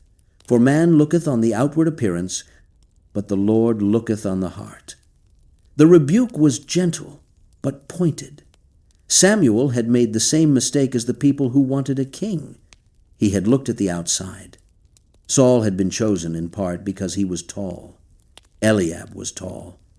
And God was done choosing kings by height. 7 of Jesse's sons passed before Samuel, and God rejected each one. Samuel asked Jesse, "Are here all thy children?" The question implied that someone was missing, that the process could not be complete if the lineup was incomplete. Jesse admitted there was one more, the youngest, out tending the sheep. He had not been summoned. He was too young, too unimportant, too far down the birth order to be worth bringing to a sacrifice attended by a prophet. They sent for him. David came in from the fields, and the text describes him in a rush of physical detail that is rare in Hebrew narrative. He was ruddy, with beautiful eyes and a handsome appearance. God said, "Arise, anoint him, for this is he." Samuel took the horn of oil and anointed David in the midst of his brothers, and the Spirit of the Lord came upon David from that day forward. The anointing was secret. No one outside Jesse's household knew. The boy went back to his sheep, carrying the oil's residue in his hair and the Spirit's weight in his chest, and the public life of Israel continued as though nothing had changed. But everything had changed. The next king had been chosen, and the choosing had been done by the same man who had chosen the first king, the same hands, the same oil, the same prophetic authority. Samuel retreated to Ramah after the anointing of David. He appears only once more in the main narrative as a figure of diminishing but still formidable authority, watching from a distance as Saul descended into paranoia and David rose toward the throne. The relationship between Samuel and the monarchy he had reluctantly created was the defining tension of the last phase of his life. He had warned against it. He had been overruled. He had anointed Saul and mourned Saul's failure. He had anointed David and lived to see the beginning of David's long, dangerous road to power. He was the bridge between two eras, the age of the judges, chaotic and free and answerable only to God, and the age of the kings, structured and powerful and destined for corruption. Samuel died, and all Israel gathered to mourn him, and they buried him at his house in Ramah. The mourning was national, genuine, and enormous. The grief of a people who understood, even if they could not fully articulate it, that they had lost something irreplaceable. Samuel had been their last direct line to the old way of doing things, the final representative of a system in which God spoke through prophets and judges rather than through kings and courts.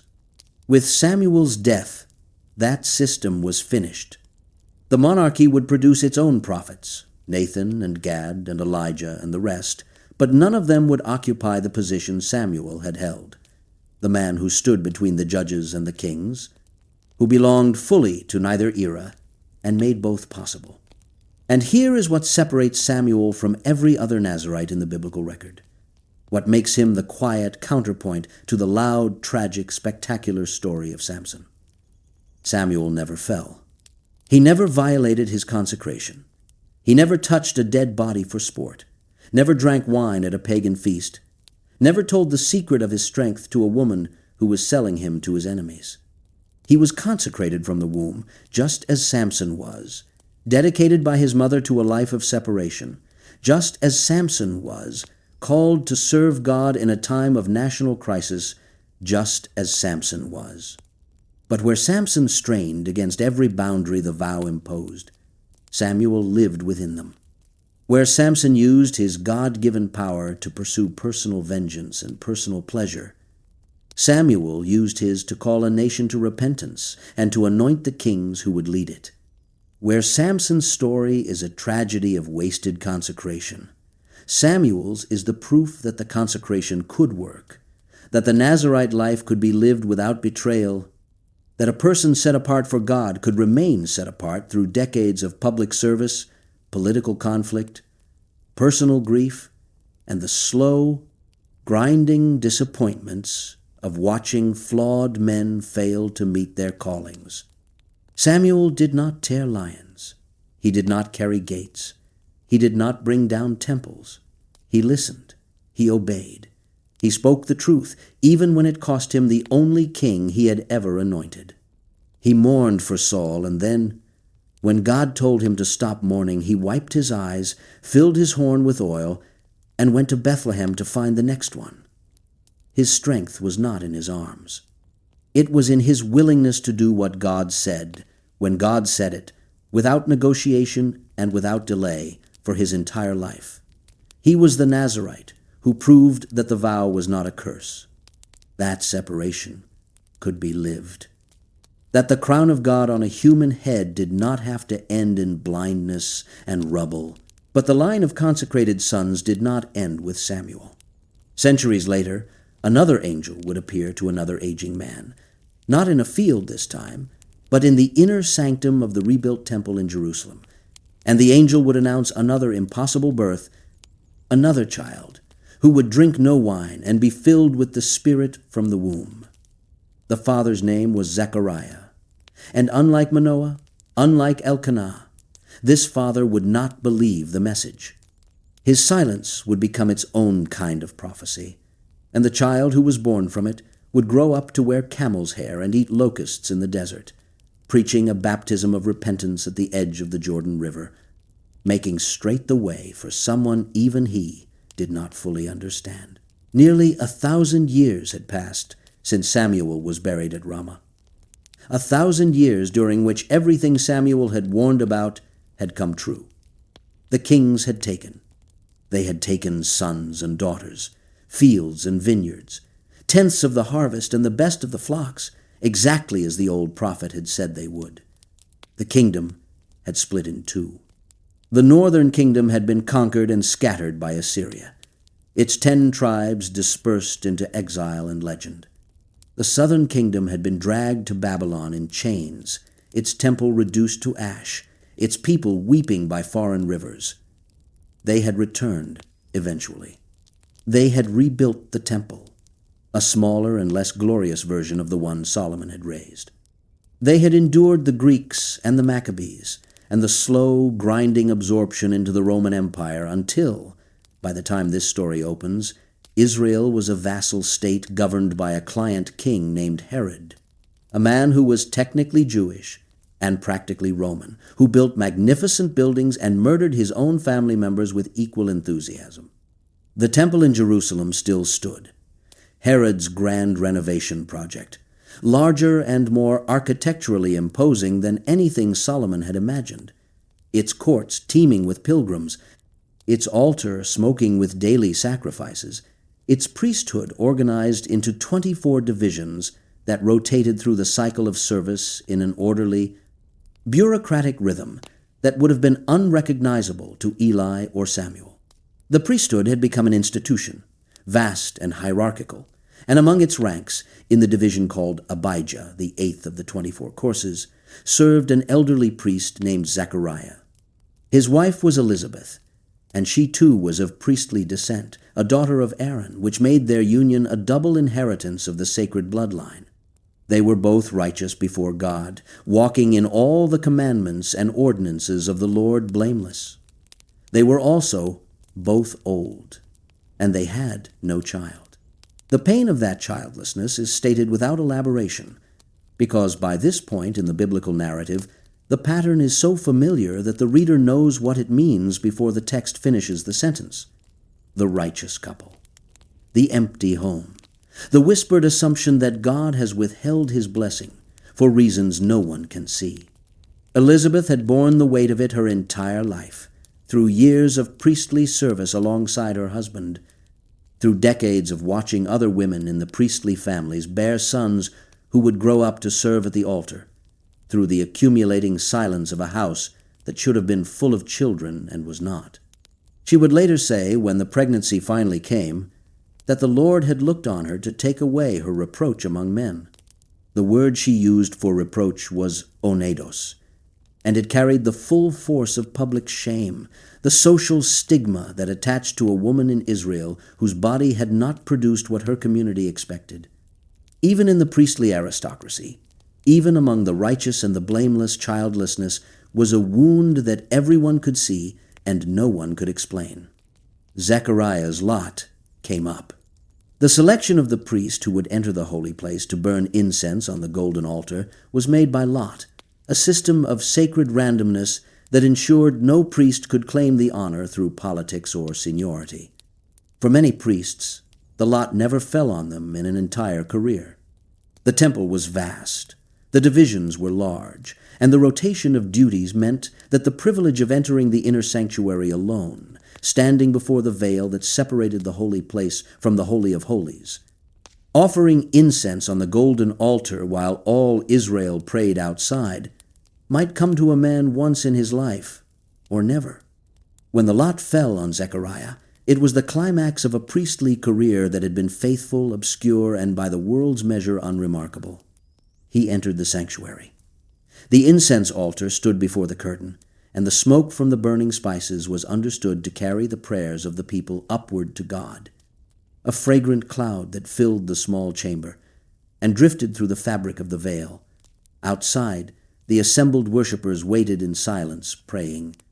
Inside, Zechariah was alone with the altar and the smoke and the presence of God that the space was designed to contain. And then he was not alone. An angel appeared, standing on the right side of the altar of incense. The right side was the side of favor, the position of honor. The angel was not crouching in a corner or hovering above. It was standing, planted, present, occupying the space as though it belonged there. Zechariah saw it and was troubled, and fear fell upon him. The Greek word for his fear is phobos, and it is the same word that gives English the concept of phobia. Not mild concern, but a visceral, body-level dread. The response of a human organism confronted with something that exceeds its capacity to process. The angel spoke, "Fear not, Zechariah, for thy prayer is heard, and thy wife Elizabeth shall bear thee a son, and thou shalt call his name John. And thou shalt have joy and gladness, and many shall rejoice at his birth. For he shall be great in the sight of the Lord, and shall drink neither wine nor strong drink, and he shall be filled with the Holy Ghost, even from his mother's womb. And many of the children of Israel shall he turn to the Lord their God. And he shall go before him in the spirit and power of Elias, to turn the hearts of the fathers to the children, and the disobedient to the wisdom of the just, to make ready a people prepared for the Lord. The announcement was layered with echoes so dense that a priest of Zechariah's learning would have heard them reverberating through every sentence. The child would drink no wine or strong drink, the Nazarite restriction, the same prohibition that had been placed on Samson, the same condition Hannah had imposed on Samuel. The child would be filled with the Holy Spirit from the womb, the same prenatal consecration, the same before-birth claiming that had marked the earlier Nazarite figures. But then the angel added something that none of the earlier announcements had contained. The child would go before the Lord in the spirit and power of Elijah, turning the hearts of the fathers to the children. This was not merely a Nazarite. This was the fulfillment of a prophecy that had closed the entire Old Testament like a slammed door. The final verses of the prophet Malachi, written 400 years earlier. Behold, I will send you Elijah the prophet before the coming of the great and dreadful day of the Lord. 400 years. The space between Malachi's last word and Gabriel's first word was 400 years of divine silence, a period during which no prophet had spoken in Israel, no angel had appeared, no voice from heaven had broken through. The rabbis called it the silent period, the centuries when God seemed to have stopped talking. And now, in the inner chamber of Herod's temple, beside the altar of incense, while an old priest performed a routine duty, the silence ended. God spoke again, and what he said was, "The last Nazarite is coming."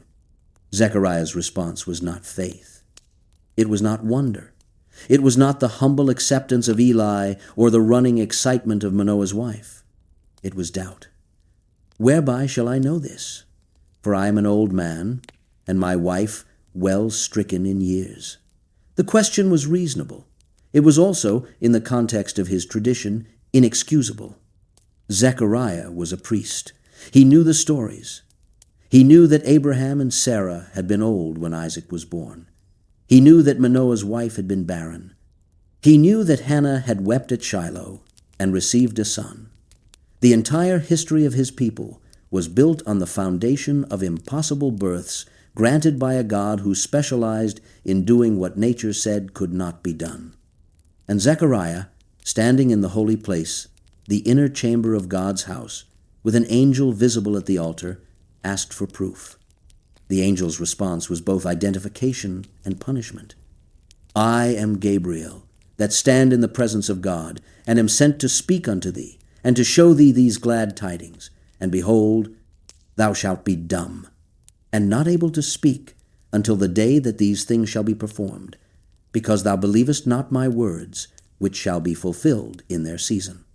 Gabriel.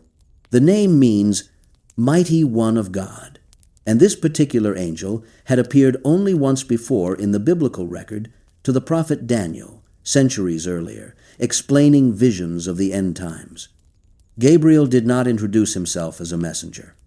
He introduced himself as one who stands in the presence of God, a being whose permanent address was the throne room of the Almighty, and Zechariah had just asked this being for credentials. The punishment was exquisite in its precision.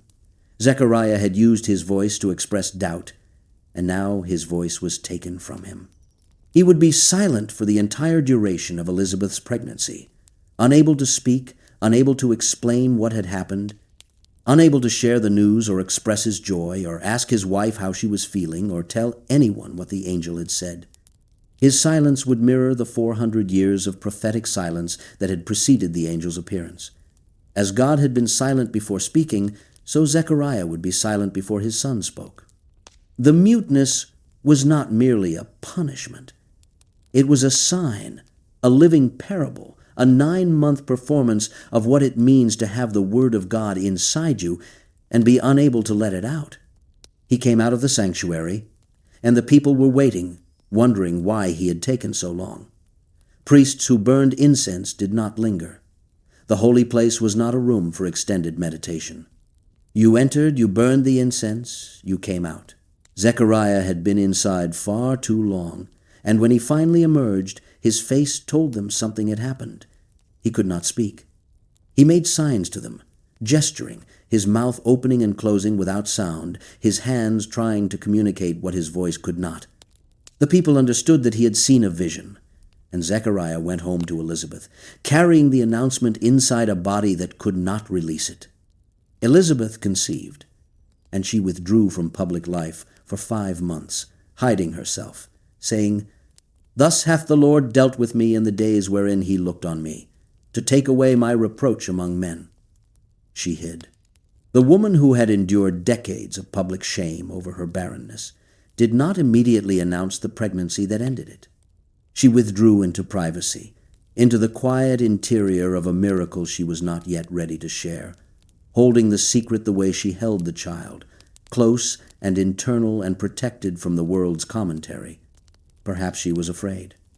Perhaps she wanted to be certain before she exposed herself to the scrutiny that would come. Perhaps she simply needed time alone with a God who had finally, after all those years, looked on her. In the 6th month of Elizabeth's pregnancy, the angel Gabriel was sent again, this time to a town in Galilee called Nazareth, to a young woman named Mary, and the connection between the 2 pregnancies, the 2 angelic announcements, the 2 impossible conceptions, is the structural backbone of the entire opening narrative of the Gospel of Luke. Mary came to visit Elizabeth in the hill country of Judea, and when Mary's greeting reached Elizabeth's ears, the baby in Elizabeth's womb leaped. The Greek word is skirtau, and it means to spring, to bound, to jump with the explosive energy of something that cannot contain itself. The unborn John, 6 months in the womb, responded to the presence of the unborn Jesus a few weeks in the womb with a physical, involuntary act of recognition. The Nazarite recognized his purpose before he was born, before he breathed air, before he opened his eyes. He knew, in whatever way an unborn child can know, that the one he would prepare the way for had arrived. Elizabeth cried out with a loud voice, "Blessed art thou among women, and blessed is the fruit of thy womb. And whence is this to me, that the mother of my Lord should come to me?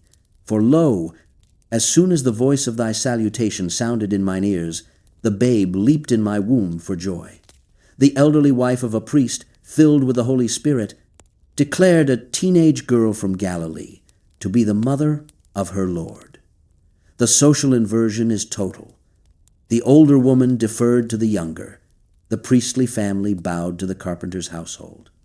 The established order gave way to the arriving one, and Elizabeth understood this before anyone else did, because the child inside her had told her with the only language available to him, movement.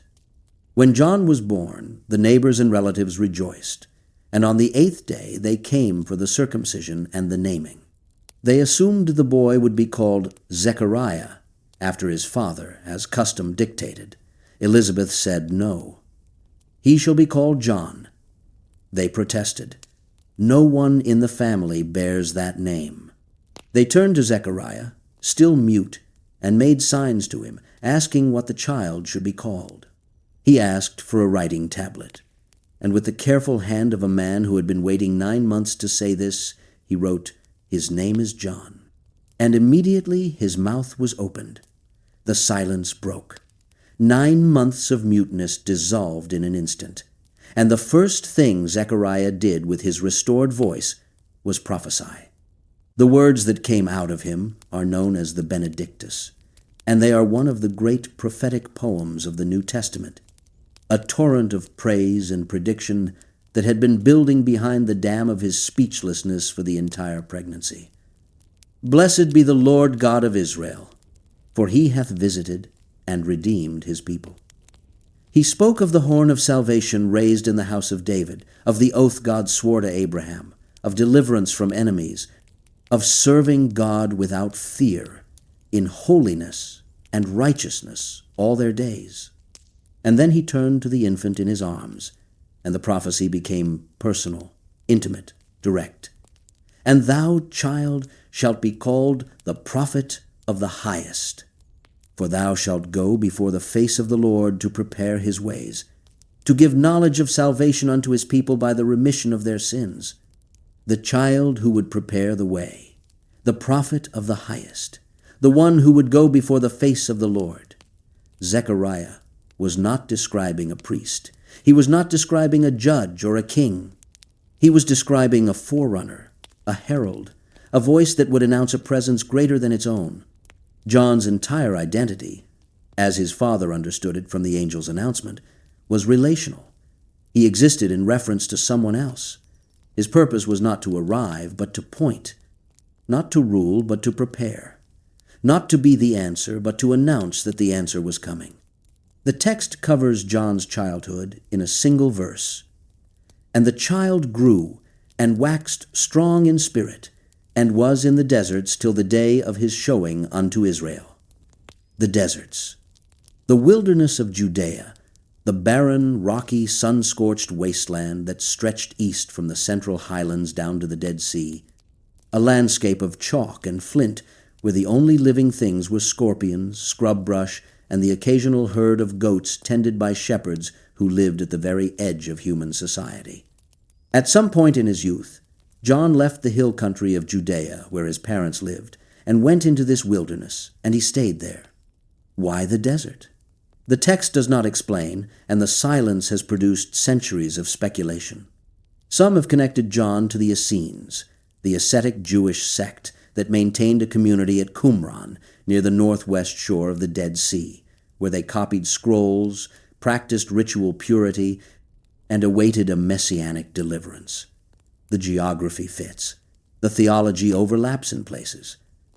But the text does not mention the Essenes, and John's later ministry was too public, too confrontational, too embedded in the mainstream religious life of Israel, to be easily reconciled with the Essene pattern of withdrawn separatism. Others have seen John's wilderness years as a deliberate reenactment of Israel's own wilderness period, the 40 years between Egypt and the Promised Land, when the nation was stripped of everything but its dependence on God. The wilderness was where Israel had been formed. It was where Moses had received the law. It was where the manna fell, and the water came from the rock.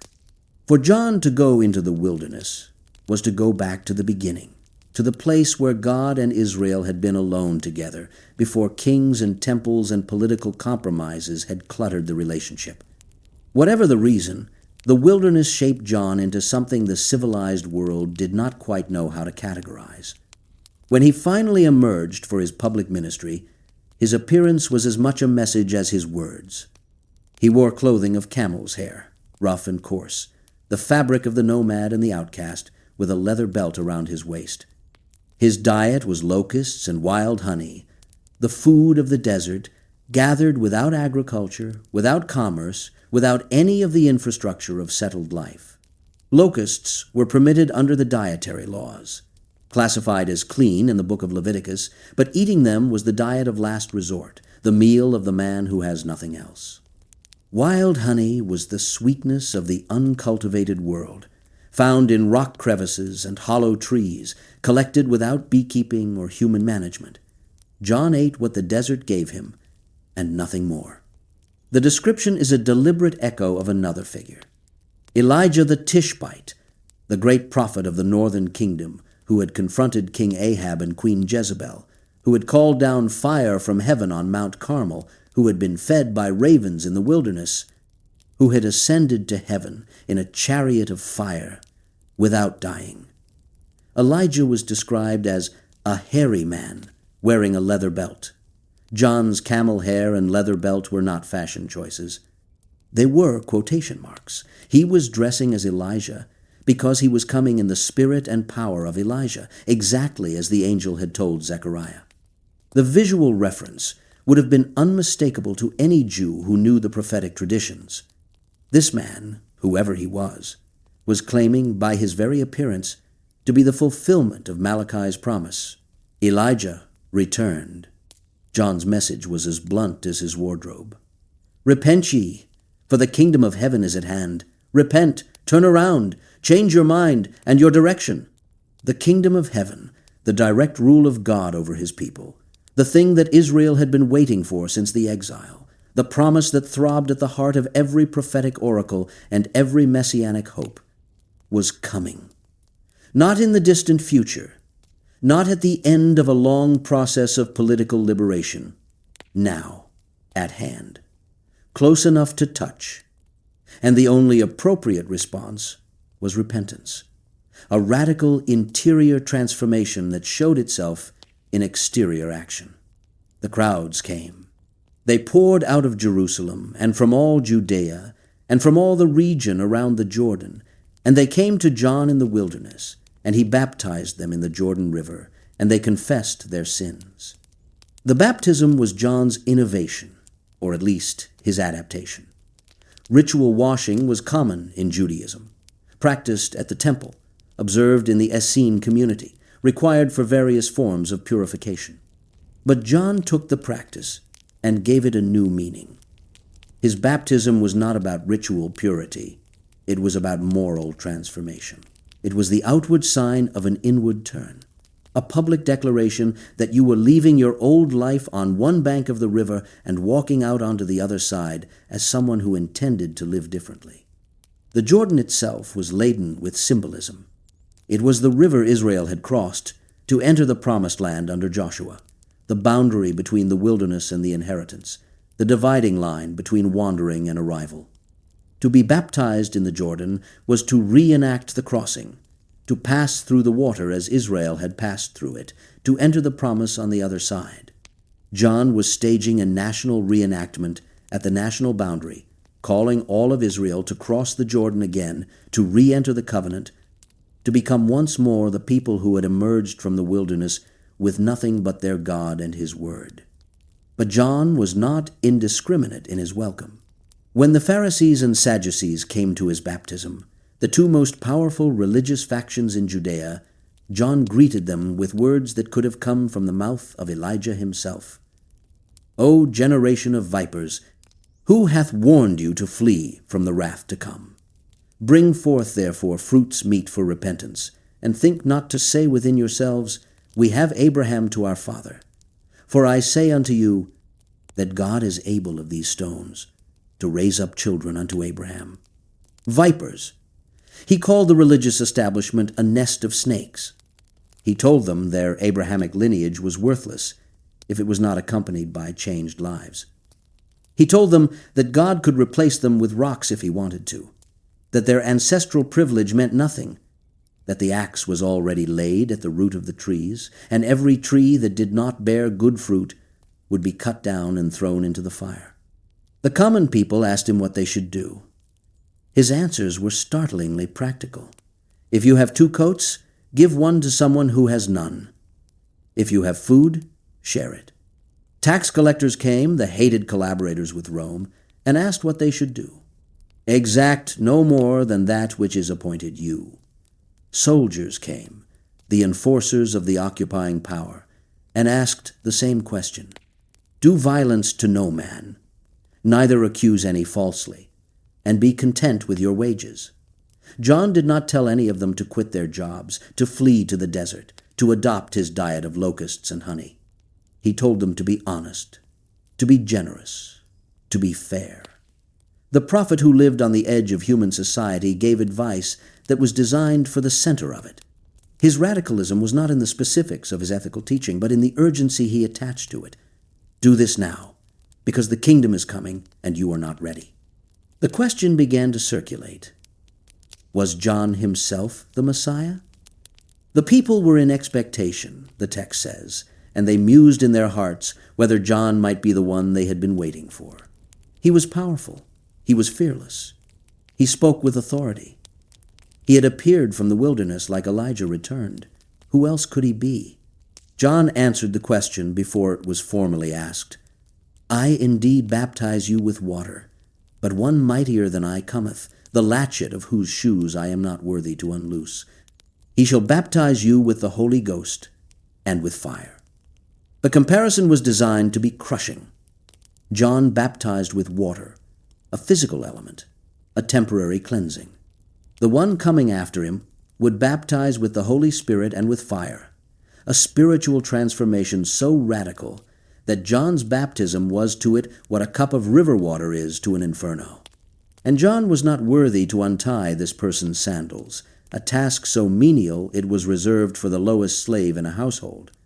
The greatest prophet in Israel declared himself unfit to perform the most degrading service for the man who was coming.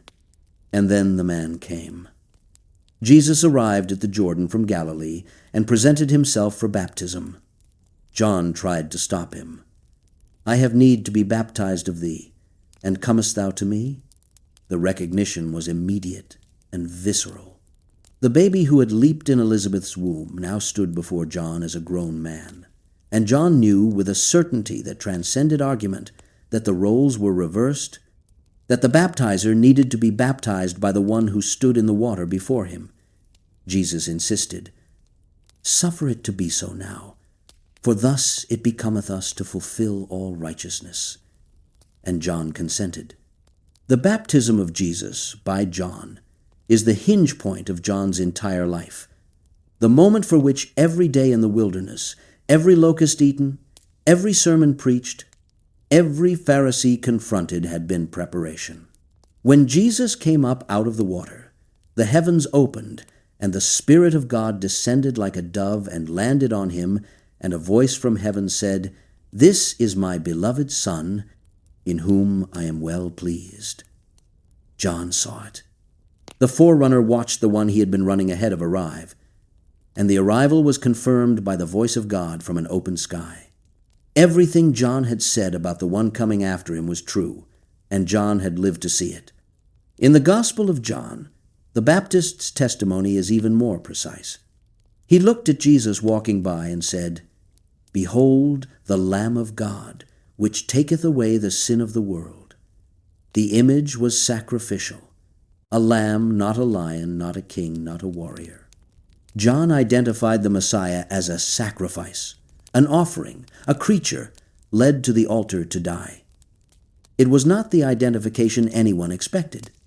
Israel was waiting for a deliverer who would overthrow Rome, restore the kingdom, sit on David's throne. John pointed at a man from Nazareth and called him a lamb. The forerunner, in the act of introduction, revealed that everything the nation assumed about the coming deliverance was wrong. Two of John's own disciples heard him say this and left him to follow Jesus. John let them go. He did not protest, did not accuse them of disloyalty, did not try to hold his movement together against the gravitational pull of the one he himself had identified. When his remaining followers came to him later, troubled that Jesus was also baptizing and that everyone was going to him instead, John's answer was the most complete self-effacement in the New Testament. "He must increase, but I must decrease." 6 words that contain an entire theology of vocation. John's purpose was to shrink, to get smaller as Jesus got bigger, to fade as the dawn fades when the sun comes up.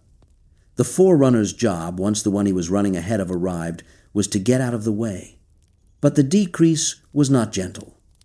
It was not a quiet retirement to the desert, a return to the wilderness that had formed him, a peaceful diminishment into old age and obscurity. The decrease came at the hands of a petty, frightened, morally compromised ruler who killed John not because he was dangerous, but because a girl danced well and a king made a foolish promise. Herod Antipas, the tetrarch of Galilee and Perea, had taken his brother Philip's wife, Herodias, as his own. The arrangement was a scandal by any standard, Jewish or Roman, a violation of the law of Moses that forbade a man from marrying his brother's wife while the brother was still alive. John confronted Herod directly. "It is not lawful for thee to have her." The statement was factual, legal, prophetic, and politically suicidal. Herod was the ruler. He had soldiers. He had prisons.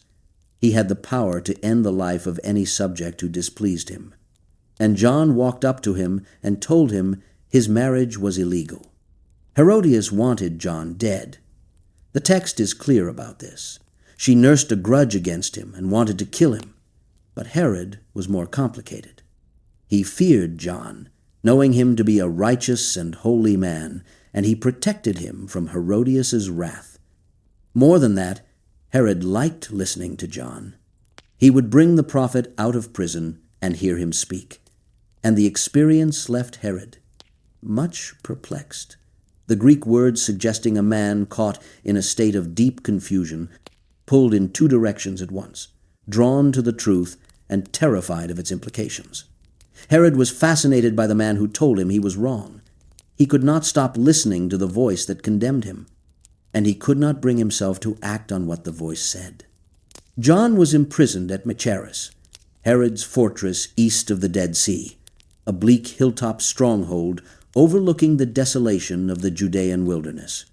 From the walls of Machaerus, John could have seen the landscape of his ministry: the Jordan Valley below, the hills of Judea beyond, the terrain where he had preached and baptized and announced the coming of the one whose sandals he was not worthy to untie. Now he sat in a cell cut into the rock, and the doubts came. He sent his disciples to Jesus with a question that is among the most poignant in the entire gospel narrative. Art thou he that should come, or do we look for another? The forerunner, the man who had identified Jesus as the Lamb of God, who had seen the Spirit descend and heard the voice from heaven, was asking whether he had been right. The question is not a failure of faith. It is something more complex and more human. The crisis of a man who has given everything for a cause and finds himself in a prison cell, wondering whether the cause was what he thought it was. John had expected the kingdom. He had preached its imminent arrival. He had announced the one who would bring it. And instead of the kingdom, he had received chains. Instead of vindication, he had received a dungeon. The Messiah was supposed to set the captives free. John was a captive, and he was not free. Jesus did not answer the question directly. He told John's disciples, "Go and show John again those things which ye do hear and see.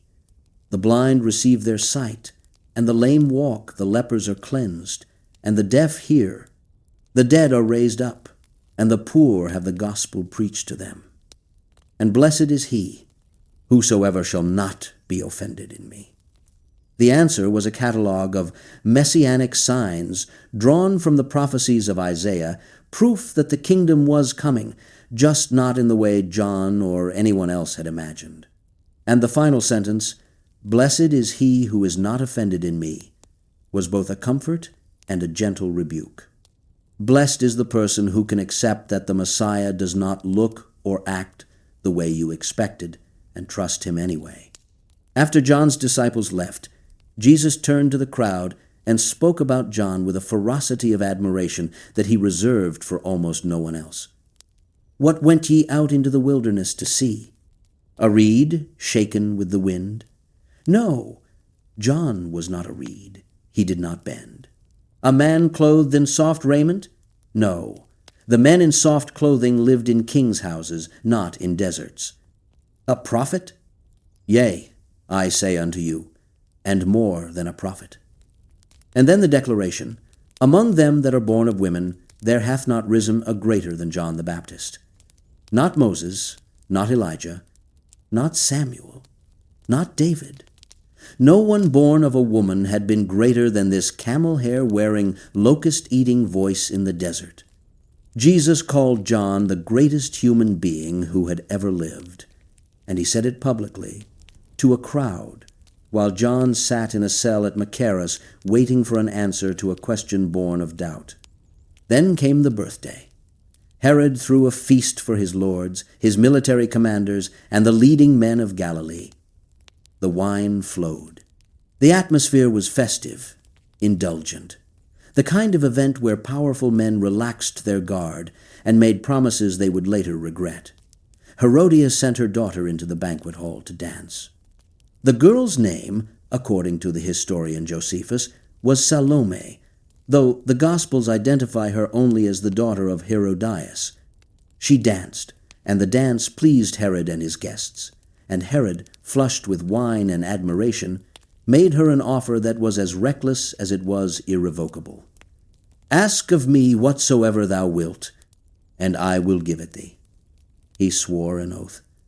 "Whatsoever thou shalt ask of me, I will give it thee unto the half of my kingdom." The girl went to her mother. "What shall I ask?" Herodias did not hesitate. She had been waiting for this moment, nurturing her grudge through the months of John's imprisonment, watching her husband's strange fascination with the prophet, knowing that as long as John lived, the voice that condemned her marriage would not be silenced. Her answer was immediate and specific: the head of John the Baptist. The girl returned to the banquet hall and made the request, adding a detail of her own that sharpened the horror. "I will that thou give me by and by in a charger the head of John the Baptist. By and by, immediately. Now, on a platter." She wanted it served like a dish at the feast, carried in on the same kind of tray that held the meat and bread, the prophet's head as a course in the evening's entertainment. Herod was sorry.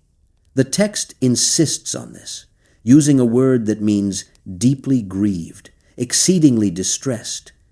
He did not want to kill John. He had protected John from Herodias. He had listened to John with perplexed fascination.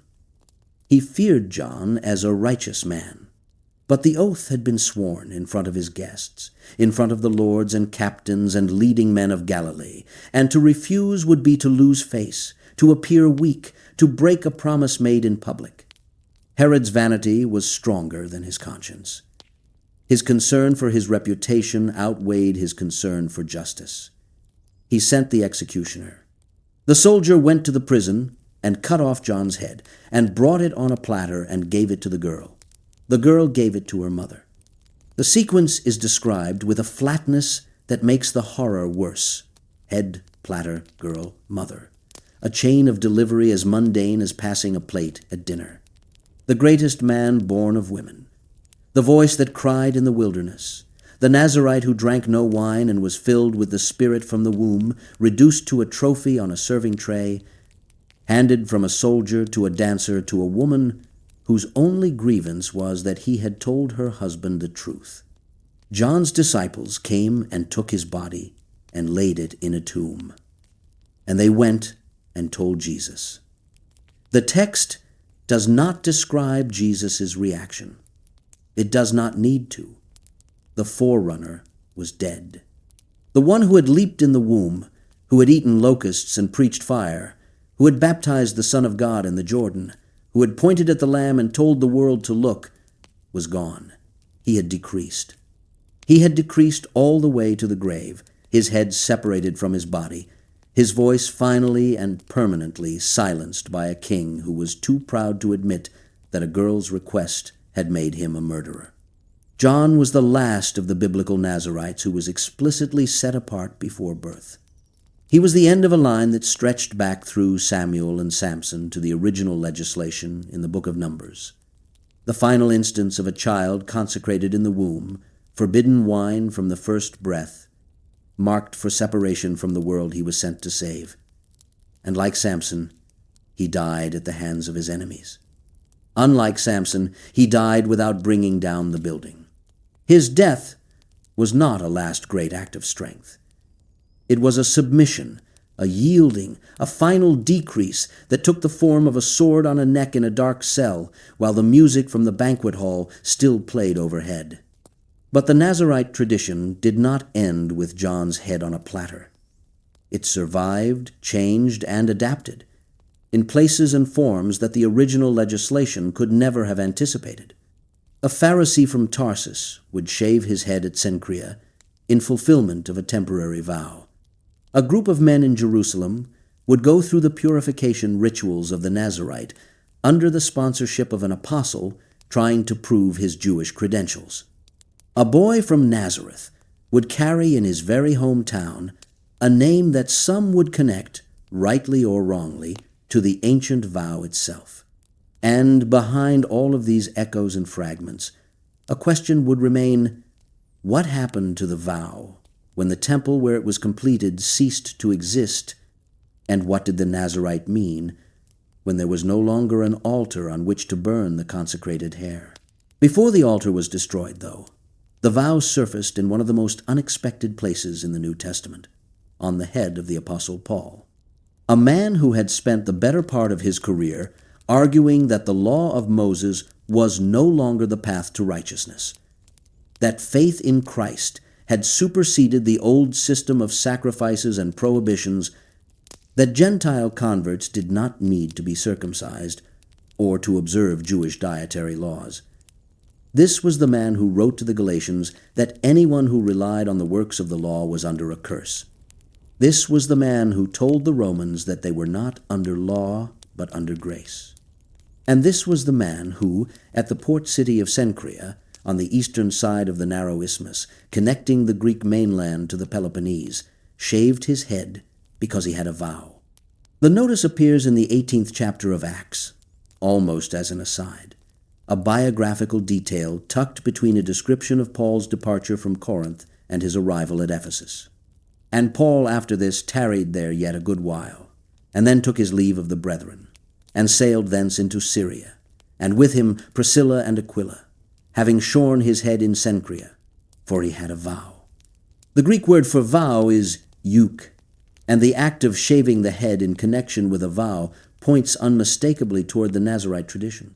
No other Jewish vow required the cutting of hair as a ritual act. The text does not elaborate. It does not explain what prompted the vow, when it began, what Paul was praying for or giving thanks for, or how long the period of consecration had lasted. It simply records the shaving and the vow and moves on, leaving the reader to make sense of the fact that the apostle of grace had quietly observed one of the most distinctly Jewish forms of devotion in the Mosaic Code. The contradiction is more apparent than real, but it has troubled interpreters for centuries. Paul's theology drew a sharp line between the Old Covenant and the New, between the law as a system of salvation and the law as a cultural practice. He argued ferociously that Gentiles were not required to become Jews in order to become Christians, that circumcision was irrelevant to salvation, that food laws and holy days and Sabbaths were shadows of a reality that had now arrived in Christ. But Paul never argued that Jewish believers should stop being Jewish. He never told Jewish Christians to abandon their customs, their festivals, or their ancestral practices. He argued for freedom, and freedom cuts in both directions. The Gentile was free from the law, and the Jew was free to keep it. Paul shaving his head at Cenchrea was not hypocrisy, it was consistency. He was a Jew, born and raised, trained as a Pharisee, and he was choosing voluntarily to observe a vow that belonged to his tradition. The fact that he did not regard the vow as necessary for salvation did not mean he regarded it as meaningless. It meant that the vow had become, for Paul, an act of devotion rather than an act of obligation, a gift rather than a debt, which, if you think about it, is exactly what the Nazarite vow had been designed to be from the very beginning, a voluntary act of consecration, chosen freely, performed out of desire rather than duty.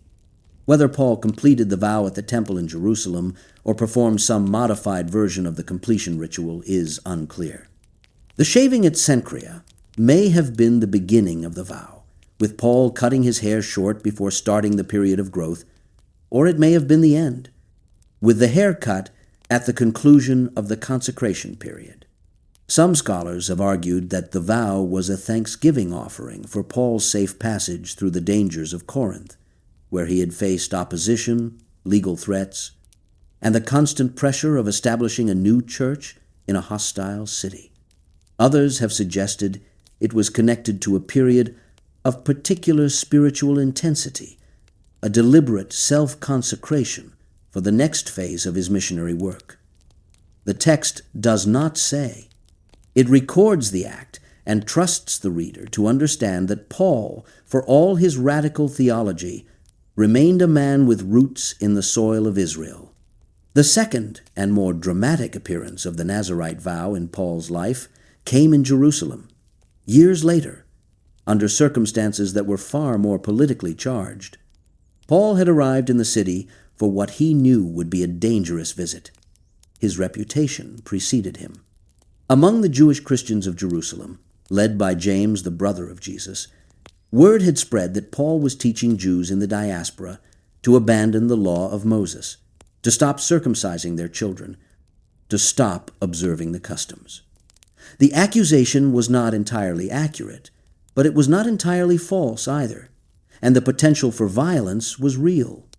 Thousands of Jewish believers in Jerusalem were zealous for the law, James told Paul, and they had heard things about him that could provoke a riot. James proposed a solution, and the solution involved the Nazarite vow. 4 men in the Jerusalem church had taken the vow and needed to complete it, which meant they needed to pay for the animal sacrifices and temple offerings that the completion ceremony required. James told Paul to join these men, to go through the purification process with them, and to pay their expenses, that they may shave their heads, and all may know that those things whereof they were informed concerning thee are nothing, but that thou thyself also walkest orderly and keepest the law. The proposal was nakedly political. By publicly sponsoring 4 Nazarites through their completion ceremony, by standing with them in the temple and paying for their sacrifices, Paul would demonstrate to the Jerusalem community that he was still a faithful Jew, still honored the law, still participated in the most ancient and most distinctly Israelite forms of worship. Paul agreed. He took the 4 men, purified himself along with them, and went to the temple to announce when the days of purification would be completed and the offering made for each of them. The image is startling. The apostle who had written that Christ was the end of the law standing in Herod's temple, paying for Nazarite sacrifices, going through purification rituals, observing the ancient legislation of Numbers 6 in its full ceremonial detail. He did it to keep the peace. He did it to prove a point. He did it because James asked him to, and the situation demanded it. And perhaps he did it because some part of him, the part that had been trained as a Pharisee, the part that had shaved his own head at Cenchrea, genuinely valued the old forms even as he preached their transcendence. The plan failed. Before the 7 days of purification were completed, Jews from the province of Asia spotted Paul in the temple, recognized him, and started a riot, accusing him of bringing Gentiles into the sacred precincts and defiling the holy place. Paul was dragged out of the temple and nearly beaten to death before Roman soldiers intervened and arrested him. The Nazarite ceremony that was supposed to prove Paul's loyalty to the law became the occasion for the accusation that he had violated it. The vow that was meant to protect him nearly got him killed. It was the last time the Nazarite vow appeared in the narrative of the New Testament, and it appeared as a failure, a political gesture that backfired, a ceremony interrupted by violence before it could be completed. Even in its final biblical appearance, the Nazarite vow was marked by incompleteness. But the great Nazarites, Samson and Samuel and John, were not the only figures in the Hebrew Scriptures who wore the shadow of the vow. Scattered through the text are other figures, other references, other lives that touch the Nazarite tradition at oblique angles. Figures who may or may not have been Nazarites, depending on how strictly you define the term and how generously you read the evidence. Absalom, the 3rd son of King David, is the most famous of these disputed cases. The text in 2 Samuel describes him as the most handsome man in all Israel. From the sole of his foot even to the crown of his head there was no blemish in him. And then it describes his hair. And when he polled his head, for it was at every year's end that he polled it, because the hair was heavy on him, therefore he polled it. He weighed the hair of his head at 200 shekels after the king's weight. 200 shekels, roughly 2.5 kilograms, or over 5 pounds, of hair cut once a year because the weight had become unbearable. The detail has led some readers to conclude that Absalom was under a Nazarite vow, or at least observed the Nazarite restriction on cutting hair for extended periods. The annual shaving, the extraordinary weight of the hair, the emphasis on its growth and its removal, all of this echoes the Nazarite pattern. But the connection is complicated. A true Nazarite did not cut his hair until the vow was complete and the hair was burned on the altar, not weighed and discarded. Absalom cut his hair annually, which suggests either a repeating Nazarite cycle, each year constituting a separate vow followed by a completion, or simply a man with remarkably thick hair and a habit of letting it grow too long before trimming it. The text does not call Absalom a Nazarite. It describes his hair with fascination, but does not attach the word Nazir to him or his practice. What makes the possible connection so haunting is the manner of Absalom's death. He rebelled against his father David, led a civil war that tore the kingdom apart, and in the decisive battle in the forest of Ephraim, rode his mule under the thick branches of a great oak tree, and his head caught in the branches. The mule kept going. Absalom was left hanging between heaven and earth, suspended by the hair that had been his glory, his beauty, his distinguishing feature. Joab, David's general, found him hanging there and drove 3 darts through his heart while he was still alive, and then 10 of Joab's armor-bearers surrounded Absalom and finished the job. The hair that may or may not have been a sign of consecration became the instrument of death. If Absalom was a Nazarite, his hair was the crown of God on his head, and it would kill him. If he was not a Nazarite, his hair was simply vanity, the most beautiful feature of the most beautiful man in Israel, and it killed him just the same. Either way, the image of Absalom hanging by his hair in the oak tree stands as a dark mirror of the Nazarite ideal. The crown that was supposed to connect a person to God, tangled in a tree, the body dangling helplessly while enemies closed in, the consecrated head caught, the separated man unable to free himself. It is the Nazarite story told as nightmare, the vow turned inside out, the hair that was supposed to mark holiness instead marking the precise location of a man waiting to be murdered. Beyond the individual stories, the Hebrew Scriptures contain 2 references to Nazarites as a class, a group, a phenomenon within Israelite society, and both references carry the ache of something precious being destroyed. The prophet Amos, writing in the 8th century before the Common Era, included Nazarites in his indictment of Israel's ingratitude. Also I raised up of your sons for prophets, and of your young men for Nazarites. Is it not even thus, O ye children of Israel? Saith the Lord. But ye gave the Nazarites wine to drink, and commanded the prophets, saying, Prophesy not. The accusation is devastating in its specificity. God had raised up Nazarites. He had called young men to the life of consecration, to the refusal of wine, to the uncut hair, to the visible embodied holiness that set them apart in the marketplace and at the table and on the road. And Israel had forced them to drink. The people had taken the consecrated ones and broken their vow, put wine to the lips that had sworn to refuse it, corrupted the visible sign of God's presence among them. The violation was not accidental. It was deliberate, a conscious act of spiritual vandalism, the community actively destroying the holiness that God had planted in its midst. And the parallel with the prophets is exact. They silenced the prophets and intoxicated the Nazarites, shutting down both channels through which God had been speaking to them, one by censorship and the other by contamination. The second reference appears in the Lamentations of Jeremiah, the anguished poetry written in the aftermath of Jerusalem's destruction by Babylon. Her Nazarites were purer than snow. They were whiter than milk. They were more ruddy in body than rubies. Their polishing was of sapphire. Their visage is blacker than a coal. They are not known in the streets. Their skin cleaveth to their bones. It is withered. It is become like a stick. The contrast is between what the Nazarites had been and what they had become.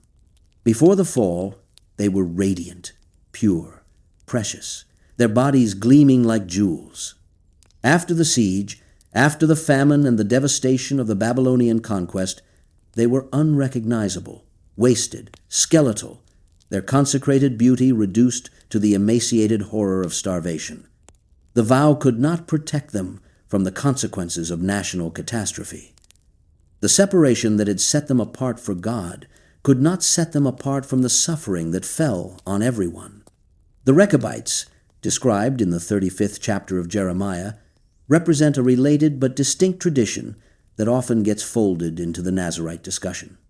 The Rechabites were a family, descendants of Jonadab, son of Rechab, who had sworn an ancestral oath to drink no wine, build no houses, sow no seed, and plant no vineyard, living instead as nomads in tents, rejecting the entire infrastructure of settled agricultural life. When Jeremiah brought them into the temple and set bowls of wine before them, they refused, saying, "We will drink no wine. For Jonadab the son of Rechab our father commanded us, saying, Ye shall drink no wine, neither ye nor your sons forever." God held the Rechabites up as an example of faithfulness, contrasting their obedience to their ancestors' command with Judah's disobedience to God's commands. The Rechabites were not Nazarites. Their abstinence was ancestral, not covenantal. Their vow was made to a human father, not to God. Their restrictions covered different territory. No houses, no agriculture, a nomadic life that the Nazarite legislation did not require. But the overlap in the wine prohibition and the visible commitment to a countercultural way of life has caused the two traditions to bleed into each other in popular imagination. Both represented a refusal of the comfortable, the settled, the ordinary. Both lived in the world without fully participating in its pleasures. Both pointed, by the stubborn fact of their difference, to a standard that the rest of the community had abandoned. And then there is the wordplay.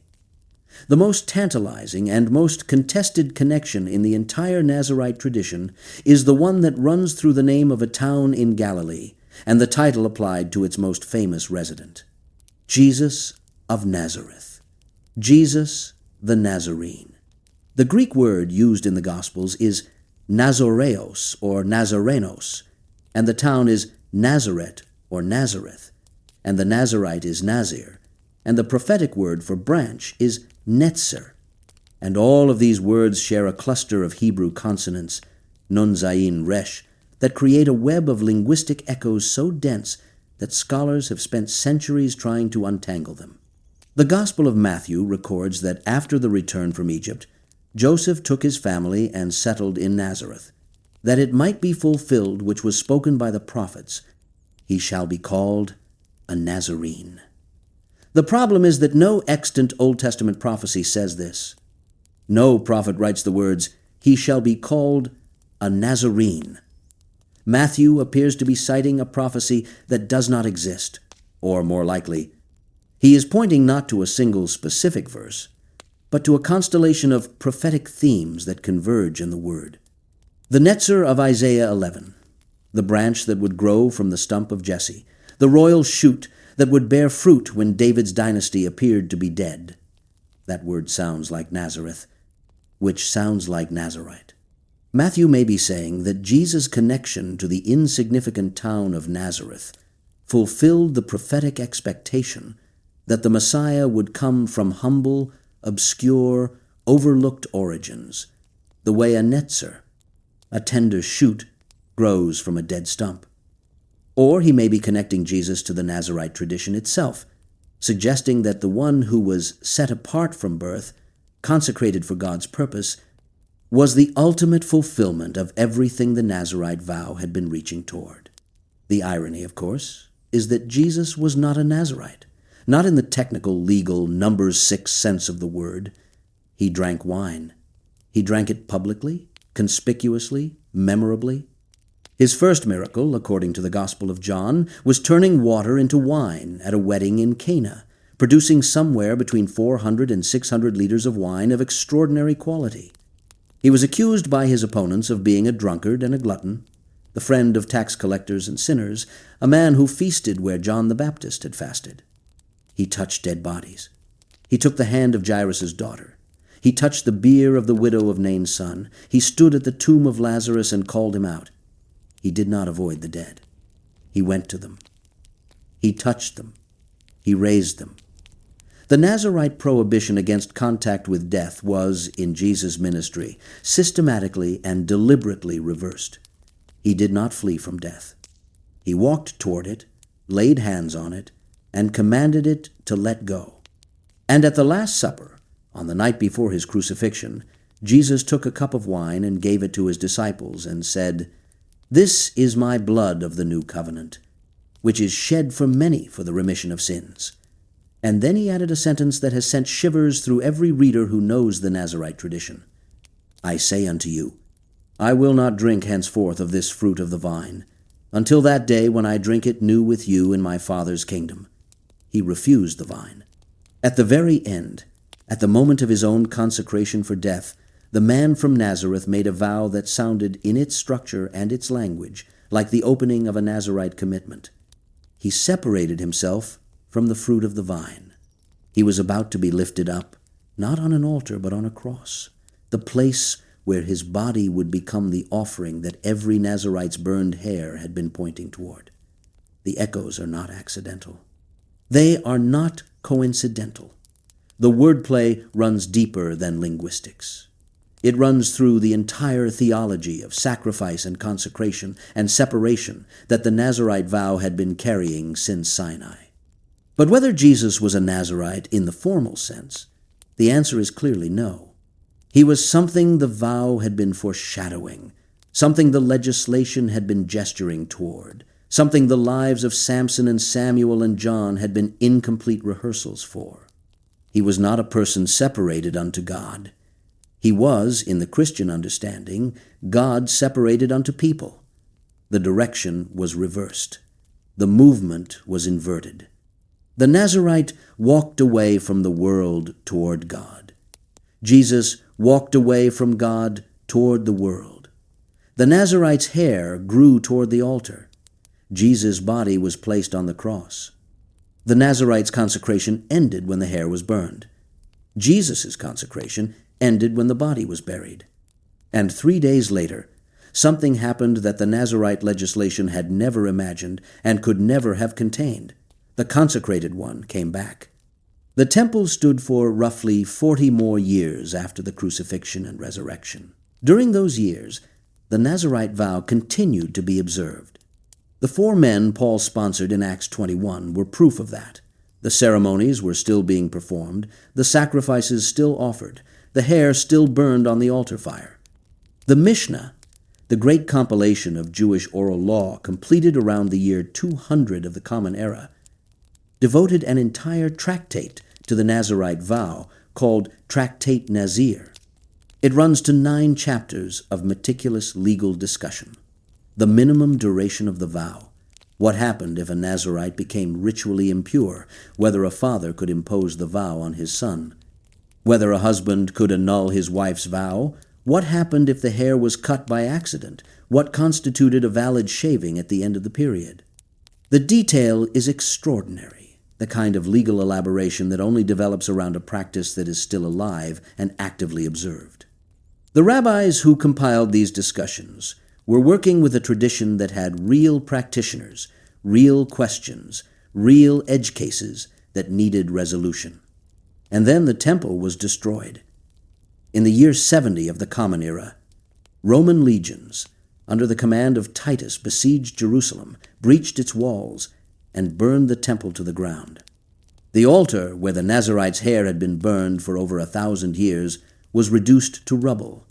The priests who had received the offerings were scattered or killed. The entire sacrificial system that had defined Jewish worship since the time of Moses came to an abrupt, violent, permanent end. The fire on the altar went out, and it has not been relit. For the Nazarite vow, the destruction was terminal, in a way that it was not for most other aspects of Jewish law. Prayer could continue without a temple. Torah study could flourish in exile. The Sabbath could be observed in any city on earth. Even circumcision, the most ancient and most physical of Jewish practices, required no sacred building and no priestly mediation. But the Nazarite vow, as described in Numbers 6, required a completion ceremony that could only be performed at the temple.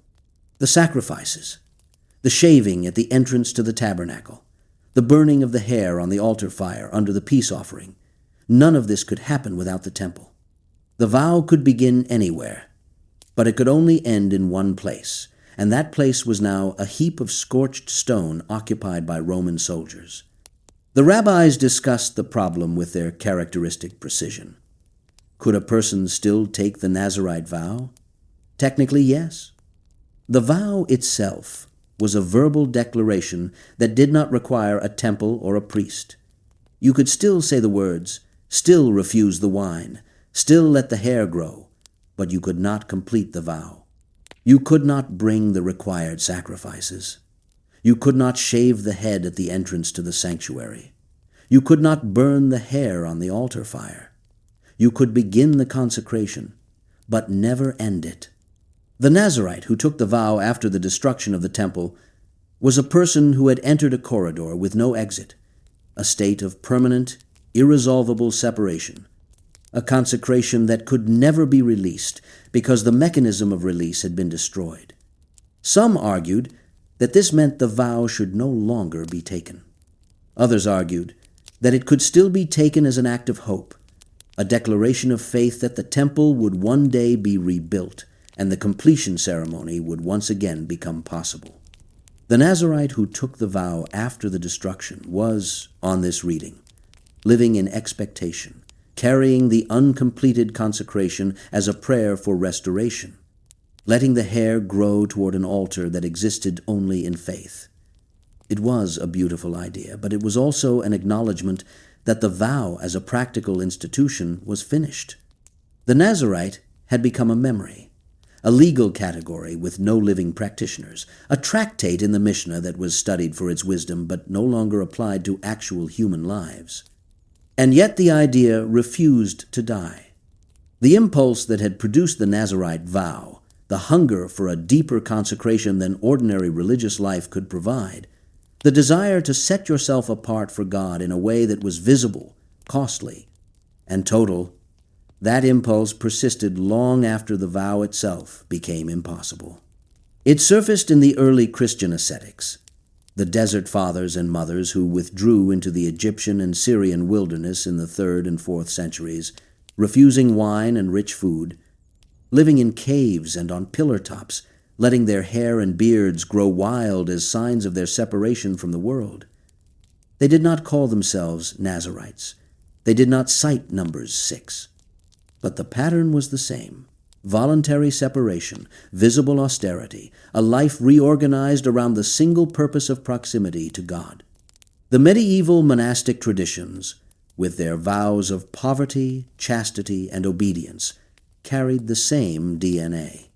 The Franciscans, the Dominicans, the Carmelites, the Trappists, all of them built their communal lives on the principle that holiness required the deliberate subtraction of ordinary pleasures, the voluntary renunciation of things that were not sinful in themselves, but became obstacles to the undivided attention that God demanded. In Judaism, the Nazarite tradition survived not as a practice, but as a category of thought, a reminder that the law had always contained within it a provision for the individual who wanted more than the minimum, who felt the pull of a holiness that went beyond the communal requirements and entered the territory of personal, bodily, total surrender. The Tractate Nazir is still studied. The concept is still discussed. The names of Samson and Samuel are still invoked when the subject arises. And occasionally, in the margins of Orthodox Jewish practice, someone still speaks of taking a Nazarite vow, knowing that it cannot be completed, knowing that the altar is not there, knowing that the hair will grow and grow with no fire to receive it, and taking it anyway, because the hunger for consecration is older than any building and more durable than any stone. The Nazarite vow was always At its core, a wager. It was a bet that the body could become holy, that an ordinary human being could carry the weight of divine separation in their own flesh, that the space between a person and God could be closed not by a priest or a temple or a sacrifice, but by the simple, stubborn, daily decision to refuse what everyone else accepted and to grow what everyone else cut. The three figures who lived it most fully, Samson, Samuel, and John, lived it in three entirely different ways. One is a tragedy of wasted potential, one is a quiet triumph of faithful service, and one as a blazing, brief, self-immolating preparation for someone greater.